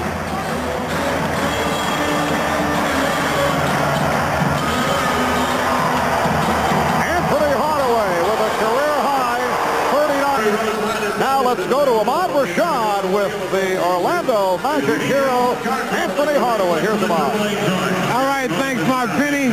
A day that you didn't have Shaq, you didn't have Horace, you just had the feeling when I saw you coming in this morning that you were going to have to pick it up a couple of notches. You picked it up more than a couple. Well, definitely. I knew that my team needed my scoring tonight with Shaquille out. I just tried to step up as a leader and just tried to show by example today. What does this do for your team to be able to come away with an emotional win like this without those two guys playing? Well, it does a lot because once we get Brian Shaw back healthy, Horace back, and Shaquille back, and it gives us the extra boost when the guys come off the bench for us to just go in there and do the job. All right, congratulations on a great game, and we'll see you down the line. All right, thanks a lot. All right, thanks, Penny. Back to you, Marv. And they have the slam by Penny Hardaway. They're going to call a technical on Penny for hanging on to the rim. They've got a tough ball game here on TBS Thursday night against Charlotte. In Chicago Friday, you see Anfernee Hardaway with a spectacular dunk. He hung him with 8 is Hakeem Olajuwon now from the field in this opening quarter. Magic up by 1. Penny Hardaway makes it 3. For Magic, Penny Hardaway. Hakeem Olajuwon will check in next dead ball. Hardaway along the baseline. Boy, he almost got trapped. Hardaway down low. He got himself completely free of Vernon Maxwell. I see him on this play. He's 6'8", the tallest guard on the floor for the Rockets. Vernon Maxwell 6'3", so that's not a matchup Houston would like. One try right there by Mario. He couldn't get that one to fall. O'Neal the rebound. Houston just 3 of 10 now from three-point land, and Penny Hardaway. This ball game, you can talk about the matchup in the middle, you can talk about the stars, but the team that wins the rebound total will win this ball game. 28. That's the mismatch. That's the mismatch the Magic were taking advantage of in the first quarter. They got Kenny Smith 17 points. It's 69-67 Rockets. Ball away, Jay, by Hardaway goes. In this one, no Bill Walton tonight. Anfernee Hardaway, no problem. Great crossover dribble in reverse.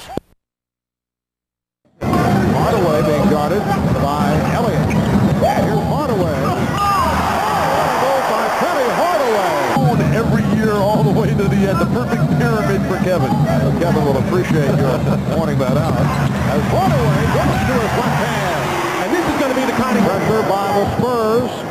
Final seconds of the third. Hardaway for three.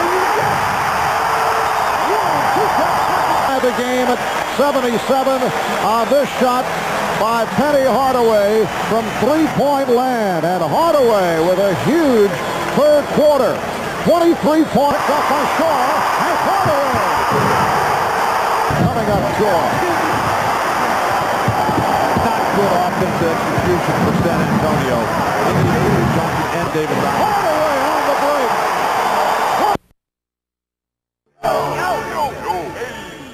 You're here with Bobito the Barber, Dreamhampton, and Penny Hardaway. Hey. Is that Anfernee for real? Oh, yeah. I know right now you're the best player in the NBA, and you got to admit it. Admit it. Go ahead, admit it. No, I can't admit that. I mean, how do you handle that? It makes you feel like you're well respected, and everybody just respects your game, and that's something where I want to be. Good luck to you, because, you know, mark, and you're going to need it. Would you ever win a couple championships and retire early on it? Yeah, I'm going to do that, and I'm going into hockey. Time remaining in the half at the lower right of your screen. Orlando up by 1 and played very well among all those football. Here's United Center. Hardaway, magical move down the middle. Got wings in his... Donald Royal, Horace Grant. Extra pass, 5 to shoot. Hardaway. Look at this. Look at this. Oh, my goodness. Anfernee Hardaway, show us your entire repertoire. Here's the magic of Hardaway. No pun intended. Oh, yeah, actually, Laura. Look at the crossover dribble a la Penny Hardaway. And look at the big finish at the basket. And you know what? He's doing this against the premier defensive forward in basketball, Scottie Pippen. Timeout, Chicago. 3 steals for Jordan in the game. Bulls by 3. Hardaway ties it. In Phoenix. Hardaway getting inside. Sprewell inside, and I think Hardaway wants to get back at him because Sprewell has been taking the ball to him. Sprewell is 3 for 3 at the offensive end. Penny Hardaway in that post-up position is just playing it a little bit gingerly with that sore left hand, not affecting his offense. 31 points, gets his first 2 this evening. Well, this is going to be the game to send the dribbler.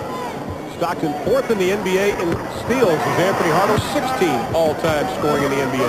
See, Stockton continues to try to front Hardaway, but he's very active. Great pass. Beautiful pass to Donald Royal, who slipped behind the defense. As soon as then, and he's getting you 26 points. Now watch this pass right there. How's that for no look behind the back? Now he plays small forward, so he has a height advantage on his matchup. Anfernee Hardaway rolls one around. That should have been fined for that because he didn't even attempt to block that shot. He was right there. Hardaway returns the favor across. Just this is a nice crossover move by Hardaway. 6'7", takes you to the hole and even brings it back. And Shaquille gives it up to Hardaway inside of a minute. He pulls the trigger quickly and buries the 3. Holy mackerel. His second of the ball game. No, here comes the magic. He's 0 for 3 on that move. Now he's getting in there, but it's missing. Hardaway. Donaldson on his shoulder. Remember, 7-2, 303. Here's a nice steal by Hardaway. Hardaway. Nice. Anderson. Back to Hardaway to the hole. Count the basket. We have a foul. And Malone just kicks the basketball into the stands. And Tommy Nunez, is he going to call a technical? No, it'll be a delay of game call, I believe, on Karl Malone.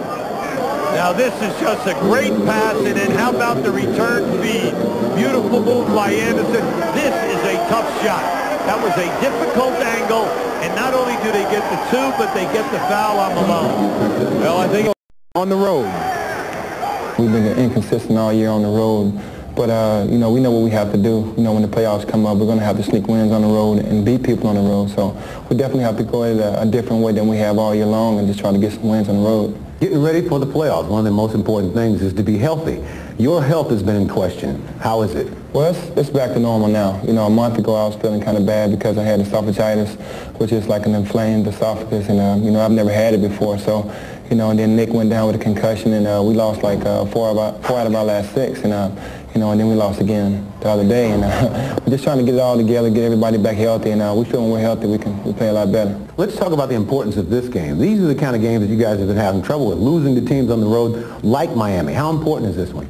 It's very important, and you're right. Usually we would get up for the teams like New York, Phoenix, San Antonio, and those teams, and then we wouldn't get up for Miami, Detroit, and all those games. The teams under 500, and we usually lose those games. And today is one of those days where we have to go out and win because we can't put ourselves in this situation anymore. Do you feel the pressure changing as the season goes along? Definitely. We knew that the Knicks and the Pacers were going to be there at the end of the season and be waiting on us, and it's getting closer and closer. You know, with big wins that they're winning every game, it's putting a lot of pressure on us to go ahead and win.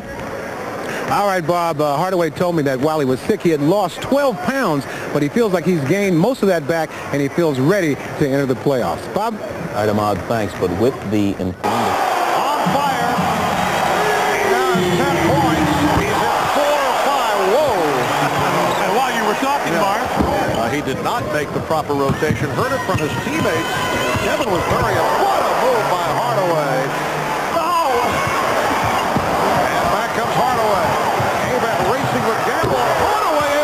it off. Assist in Orlando's last game. Nicely done. Beautiful. Let's keep an eye on Shaquille O'Neal as the double team coming down from the top by Eskins, but Kevin Willis puts his left hand up ever so softly and way too late, and that enabled Shaq to hook this pass in to Anfernee Hardaway, slashing in from the right baseline.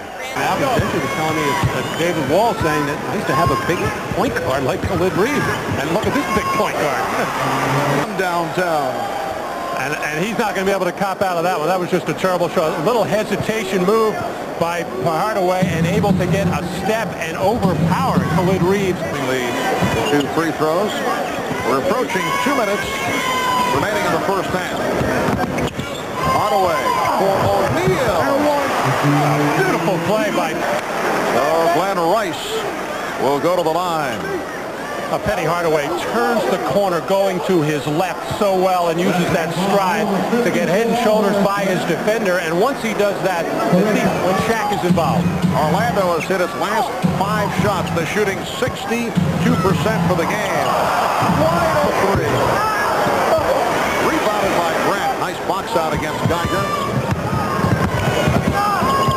Hardaway with the spin. Hardaway beating Reeves off the dribble. Move by Penny Hardaway. And the foul is called on Miami. Hardaway in the open floor will dazzle you a little bit between the legs and then the spin, and likes to always either cross over or spin back to his left hand in the open floor. Khalid Reeves, only in his first year, really not that familiar with it. Penny Hardaway, 18 assists coming off the 19 assists the other night. 38 points for Shaquille Hardaway. And the heat is up at the line. Well, Khalid Reeves has double team help coming, but nothing he can do with a quick spin by Hardaway, who spun out of that double team opportunity. Hardaway penetrates and scores. Celtics wanted to call, but Penny Hardaway to the hoop. Raja forced to play defense by himself because Montross smartly stays with Shaq. And he's posting up, Douglas. Expect to see that all day. Hardaway. The player's Horace Grant, who has come to play today. He was very animated to start the game. Oh, somehow Penny got it down.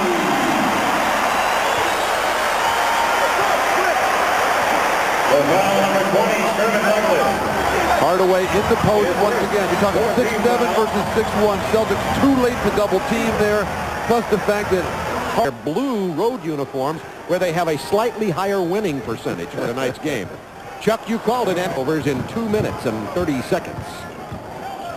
Hardaway kisses off the glass and the handoff inside to Montrose. The strip from Penny Hardaway, who knocks down Sherman Douglas on the way to the hoop. The basket and the foul. Orlando runs. Hardaway is going to take it inside. Questionable, we understand, for the rest of the game. Orlando running. This is what they've done so well all game. And Hardaway doing what you said. Double team. Where to go? Everybody trapped. Sherman Douglas with the loose ball. Wilkins.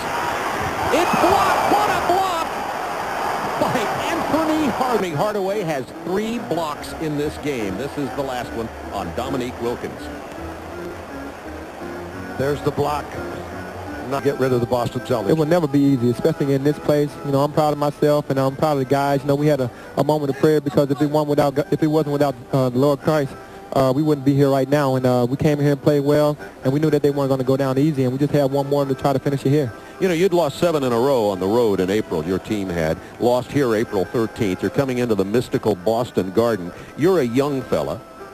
Did the mystique maybe be diminished for you because you're a young guy and you don't remember maybe Havlicek? I think so. You know, I've kidded with a couple of media people when they say, you look at all the banners, what do you think of? I say, I'm just glad that team that had the banners isn't here playing against us. Then it'll be a little scarier. But the Celtic team that we played tonight is still good. And we know we still have our hands full. We just have to try to finish it here. If not, then go back home and try to finish it. All right, on Friday night, once again, Boston and Orlando. But no, if Shaquille gets it, they're going to foul him. Into Hardaway for the jam. Foul to give. They got to foul him immediately. They allow him out of the double team. And again, Dino Raja doesn't step up to get the cutter. And Hardaway with the ball in my cradle.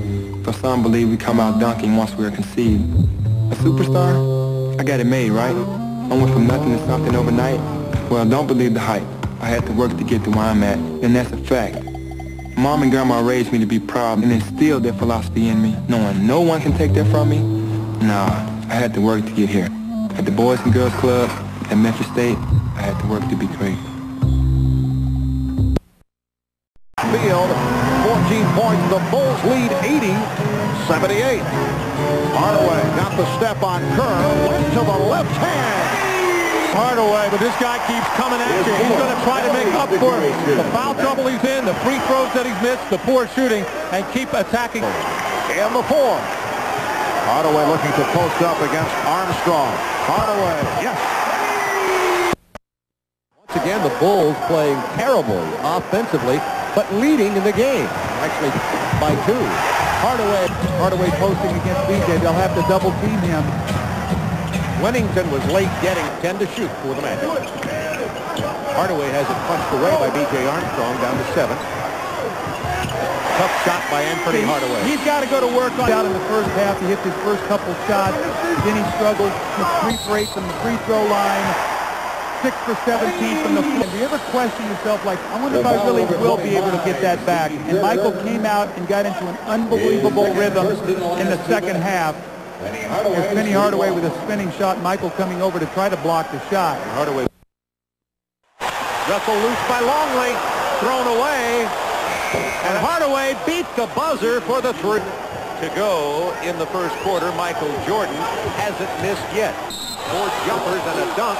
That foul, and Hardaway followed. Chicago's off to a great start, as we know, because of 9 fast break points for their turnovers. And Anfernee Hardaway, it's what you got to do. You got to attack Scottie Pippen, showing surprising strength for a. Hardaway backing in. B.J. Armstrong in trouble at the top. Nice pass to Horton. Congratulated. Nick, you think? He's got that Simeon high attitude. Probably not. West Sider. Might not. Hardaway on the drive. Purdue made him change his shot. Hardaway follows. I like it that Anfernee For Horace Grant. Hardaway with that incredible quickness flew right by Bill. Early entrance. He'll come on for B.J. Armstrong. Hardaway on a nice pass from O'Neal. The announcement that he has made first-team NBA, and this only his second season in his second year at Memphis State. He feels he has come a long way since that first-round series against the Boston Celtics. We talked about that with Penny. Well, I think I've gotten better since the Boston series, in the playoffs, but I can definitely get a lot better. Right now, I'm satisfied with my defensive game. I probably can pick it up in a couple more areas. But as far as helping out on Michael, but as far as defensively, I'm satisfied. But offensively, I have to continue to get more aggressive, every game and try to put pressure on them. Did not use the pick and then fires the 3. Anfernee Hardaway. That looked a little like the old Michael there with that little quick shake and hit thing to get loose for the open jumper. Oh, Shaquille O'Neal. Fake, able to shake loose from Brian Shaw as Shaquille O'Neal behind Bill. Mom and Grandma, I know I can't be with you today, but I'll be there in spirit. Just wanted to say Happy Mother's Day, and I love you. Home record at 40-1. A minute 20 to go. In the 4th, Hardaway backing Armstrong. Beautiful move by Anfernee Hardaway. At the clock, and he says, no, I got time. I'm going to go to the foul line, get up over BJ, use my size, get the good high percentage. Anfernee Hardaway using the jet in the 4th. They've got to come in like we've got to play well. Hardaway shoots it over every team. 8 to shoot. Down to Shaquille. There's the quick double team. Open man heading to the rim. Anfernee Hardaway from O'Neal. 95-85 with 2:59 to go. Bob, here's what's the adjustment. B.J. Armstrong covering this. They're staying at home here. In Game 4, both of these guys stood, and Scottie could play them both. Tonight, this guy's cutting, and it's put them in all kinds of problems. Orlando doing a good job out of the double teams tonight. Way off with that jump. Again, Anfernee Hardaway is the key to this team offensively.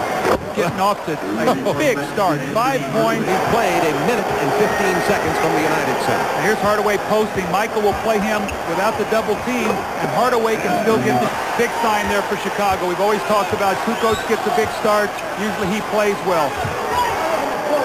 Pick and roll, Hardaway and Shaquille O'Neal over Michael. My goodness. That's another three for Anfernee. 6 to go, first half. 10 seconds on the shot clock. Hardaway trying to drive on Jordan. He could pull up and shoot the jump shot in the lane. He's big enough to do it. And he did, and draws the foul. See, you know what I like? I like that Anfernee Hardaway is making Michael Jordan this year play him. 2 years ago, I don't think he would have challenged Michael like this. Michael's still one of the better defensive players, but Hardaway has the ability to get in the lane and at 6'7", elevate over Michael Jordan. He's outscored. Third foul. Stepping out now and isolating. The side, Horace Grant runs down the loose ball. He'll try it again. Boy, Hardaway's having a big finger roll. You got to push it and go strong. Hardaway to Shaquille O'Neal. Back to Hardaway. He'll take the three. Boy, Hardaway makes the three, and Anfernee Hardaway has hit 4 and has 19 points. Team heading into the locker room, and we've got Penny Hardaway with us on the bench. And Penny, your team was down 102-94 and scored 14 straight points. You and Horace Grant at the beginning of that were even on the bench. Give us a feeling of what went on to get that comeback going. Well, I think I wasn't feeling it there in the third and fourth quarter, really the entire second half, and he made a good coaching decision to bring Brian in, and Horace dislocated his middle finger again, and he had to sit out, so the team that was out there on the floor knew what they had to do, and they did it. You know, Penny, it's amazing. When you look at your team, this young team, everybody talked about no poise, but all 4 games that were close, you guys won. 2 of them on the road. And now, if I'm not mistaken, this is 4 out of 5 road wins for you guys. A team that could not win it all on the road. What's the difference? It's kind of funny. I think it's do or die time for us right now. And we know if we lose, we're going home. And I think we're much hungrier right now. I think in the last month of the season, we were overlooking the season on the road, I guess, waiting to get to the playoffs. And now we're showing everybody that we can play on the road. It looked like you guys were going to come unglued there. You guys started turning the ball over. And I've said all series long you guys have gotten shaken, but you've never lost your poise. I mean, to win this game, 102-94 didn't look like it was going to happen at all. Well, you're right. It was all, part of just getting together and guys coming to me because I was the big part of turning the ball over there in the third and fourth quarter. And, the guys just told me to hang in there. We're going to get this one, and they did it for me. Penny Hardaway, you've won 4 big games on the road in Boston in that first series, and now here in Chicago. You get a chance to rest a little bit, depending on what happens in the New York-Indiana series. We're not going to give you more than about it's been about a minute and a half here to enjoy this win, and we've got to look ahead already to New York and Indiana. Your feeling about moving with your team, you're 0-3 in the playoffs last year, moving into the conference finals. Well, it was scary last night. We thought the Pacers were going to hit and win that game because, Patrick came up with a big shot for them, and tonight we knew that we had to go ahead and take care of business if we wanted to get some rest, and hopefully that series goes 7 games. Bob, this right here, this is a great player and a great kid. Penny Hardaway, our Budweiser player of the game. More than a bad memory.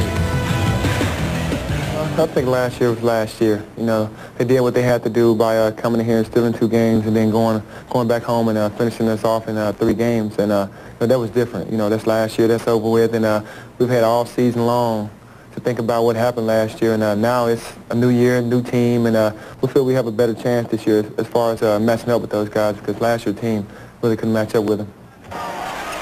Outside, Hardaway wide open. Look at the 3. Well, they're wide open. You see what's happening here right now. This is I brought this at the top. This is a major change. Magic playing now without a true center. Hardaway pulls it up and starts to bring him back. Shaq playing with 2 personal fouls. He moves to Hardaway. Have mercy. Yeah. So now he has a chance at a 3-point play. To this team this week. Oh, Dennis Scott picks the pocket of McKee. Dishes it off to Hardaway. Otherwise, there'll be no switching. There'll be no trapping. Hardaway lets it go for 3. Penny Hardaway with his. It was okay when he was at the other end of the floor. He guarded. There was no limping involved. Another steal by Hardaway. Too bad. Anderson. We head to the final 12 minutes to play. The Magic lead it by 9. Just time off the clock, but right there, splitting it is not taking time off the clock. Anfernee Hardaway all the way with long. And tonight, Indiana too deep. The balls are going right over their head. Head to shoot, they give Penny the open jumper, and he buries his second three in the ball. As long as the ball leaves his hand, you can pick up your pivot play. Antonio Davis right in the hands of Penny Hardaway. Reggie on his backside. What a move, Hardaway!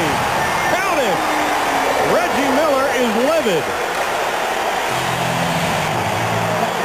What a spectacular move by Anfernee Hardaway. Anytime, now watch this pass, there's no one there. Anytime a defender cuts you off, crossover or reverse dribble, because that will take him 180 degrees. And then now you step right time. Mark Jackson gets on Grant, they go right into him. Hardaway from the arc, carries it, his third three. One dribble, lost it. Another turnover. Here comes Hardaway to the hole. Grant right in his face. Now you can see there's Hardaway from the top, knocking it off Rick Smith. An easy move at the other end. Penny just having a great night once again. Not only with the points, but he came into this half with 9 assists. That is pure effort. One of the premier offensive rebounds. He has 9 rebounds tonight. Penny steps up with a left hand, and it goes. Hardaway with the spin, using the pick from Shaquille. It's a 3 for Anfernee Hardaway. Out and contest the jump shot. Well, even when Shaq does come out, that 7'4" height advantage, as Penny Hardaway makes a nice move off the floor. Advantage of that, while Shaq sits on the bench. Hardaway posting up Miller. Penny Hardaway with 8 points, 67. 6.5 remaining. And the third. Hardaway for 3. Yes. That's his percent. Hey, guys, we have to do something. They have become much more physical defensively, but a beautiful move inside by Penny. Leg cut to get down in the post, and caught Hayward Workman fronting him on the previous play, anticipated that he would do it again, just rode him up the lane. The excellent defensive play continues, and Hardaway was able to spring free. Playoffs.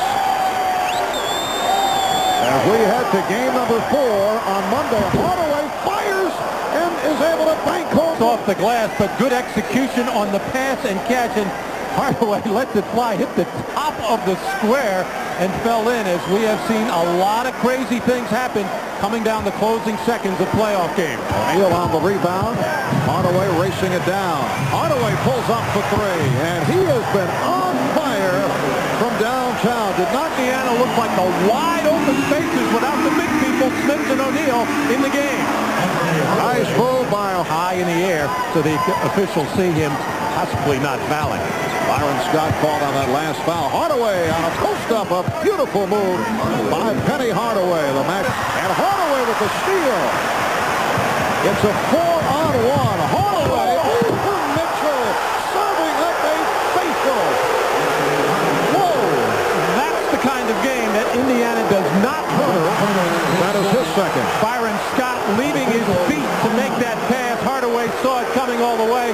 He's going to get the steal, give it to Shaw, right back to Hardaway, as Shaq running interference down the middle of the floor, as Sam Mitchell getting one throw right down on his head.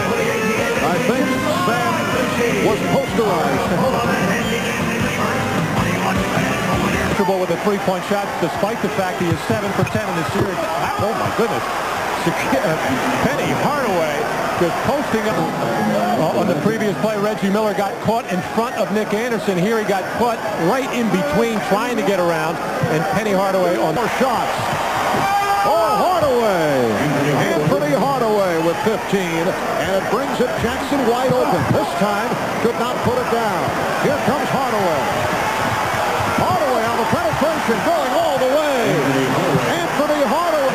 Well, Penny Hardaway on the cut off the double team, as Reggie Miller fails to make the defensive rotation and cover the hoop. And now Penny Hardaway using Shaquille again, who ran the middle of the floor right to the front of the rim and occupied. McKee, Hardaway reaching in for the steal.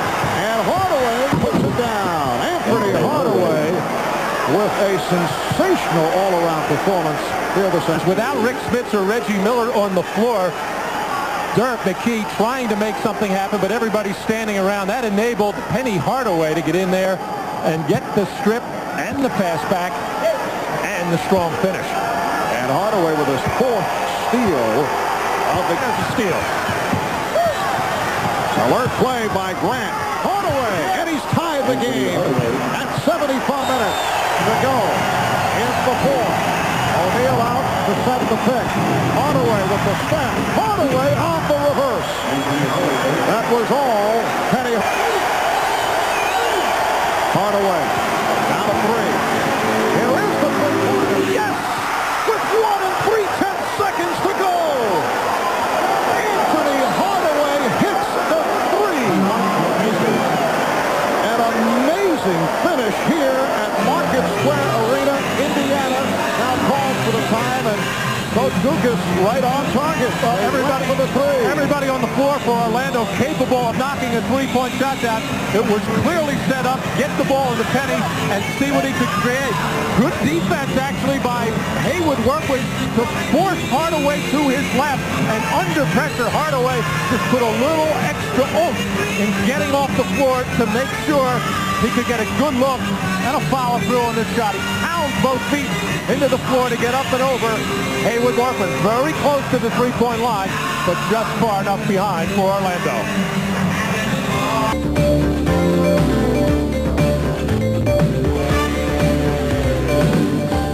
You know, before the hardwood floors and palatial arenas like this one, hoop dreams really begin on the blacktop playgrounds. Like Grant Hill, our next guest grew up an only child, but Anfernee Hardaway didn't have both parents supplying their love and support. It was really a kid and his grandma who took on the world. Here's the story of the penny from heaven, Anfernee Hardaway. With the nickname Pretty, later changed it to Penny. She changed a lot more than nickname. She changed a boy into a man. You were Pop 48. It was painful for you, because every time you played ball, they'd yell, ACT, ACT for the ACT test that you couldn't pass. And your grandma said, don't let me down. You can do it. You can succeed. And I talked to my grandmother about it, and she was like, first of all, don't let yourself down. Secondly, don't let me down, because I raised you better than that. You know, you made a mistake by not, studying for the ACT enough or not making the grades to get into to play your first year of college, but just don't let yourself down and just keep working at it. And for the next 3 semesters, I made the dean's list. There was a time when you didn't talk a lot with your mom. It's better now.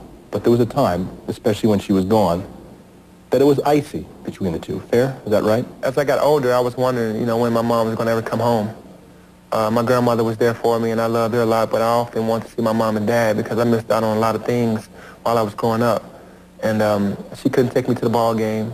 She couldn't take me to go do anything because she was so old. And but she tried her best to, and that's something that I started to get older. Once my mom would call, I'd be saying, when are you going to come home? When are you going to come and see me? And, it hurt a lot. There was an emotional pain and hardship in Anfernee Hardaway's life, and even before he resolved it, his young life nearly ended. At the age of 20, Anfernee Hardaway was a victim of a holdup. During the armed robbery, Anfernee was wounded by a gunshot. It would be an event that would change his life forever. What's it like to have a gun at your head? It's like having 1,000 things flash through your mind at one time. And you're just looking at everybody who you love and who you've been with in the past, your mom, your dad, your grandmother, your entire family and friends. It's like the basketball, you start thinking about all the things that you should have done before you got to this incident. And, it really hurts. Did you plead for your life? Did you literally say, please don't? No, I wasn't saying anything. I just didn't want to mess up anything. I was just laying there just praying that he wouldn't shoot me. It's like, just don't kill me. Hopefully I'll get out of this and maybe adjust my ways of going out and my ways of doing things. Which you did. You did change your life, that incident. It did, because I was going out a lot.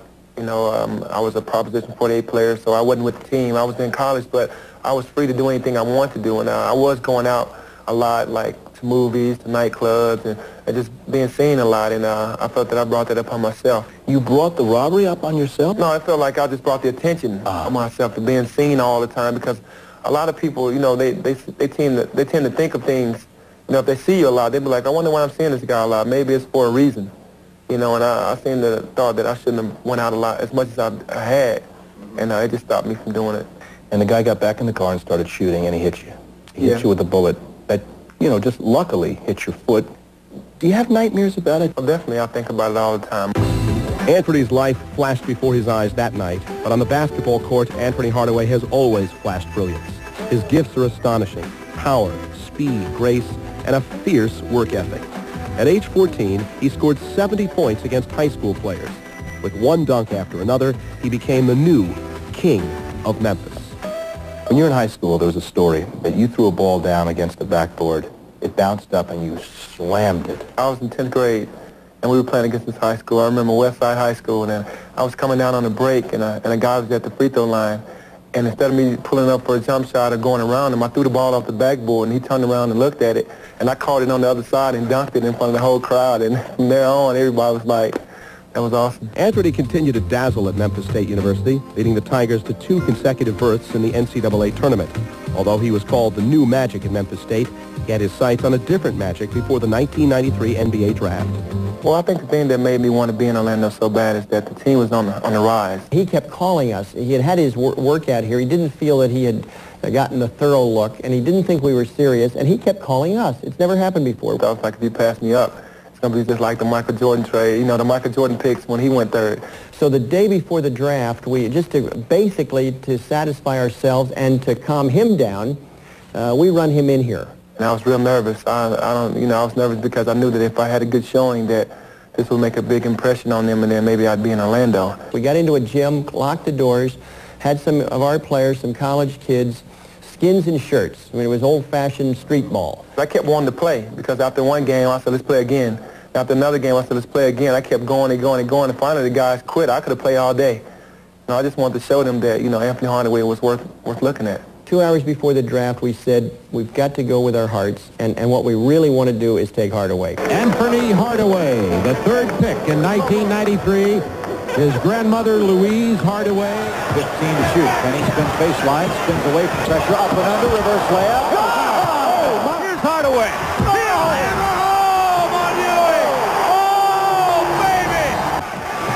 Stolen Hardaway again, 2 seconds, 1 second, Penny for 3 again, got again! Now in his second year, Hardaway has been gaining fame, the Hardaway, enduring a highly controversial contract holdout, gaining the public's wrath. Biggest controversy of your life was the contract this year. Rumor originally that the first bid was Penny Hardaway wants $134 million. That's not true. How about $100 million? It wasn't that either. It's like a lot of things that we were trying to negotiate, and $100 million wasn't one of them. I think we had a high figure, but it wasn't $100 million. And then we tried to come down from there because I felt that I wanted to get to where I felt comfortable and the Magic felt comfortable. But you became a human dartboard.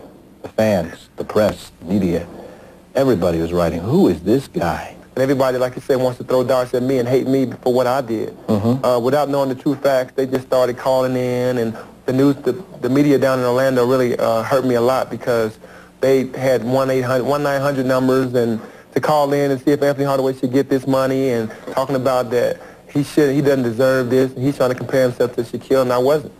Let's talk about what's developing in the NBA, Penny. You got now Sprewell, Pippen, Drexler, Weber, of course, went to another team, Van Exel, Harold Miner, goes on and on. Players who make an enormous amount of money who are very unhappy.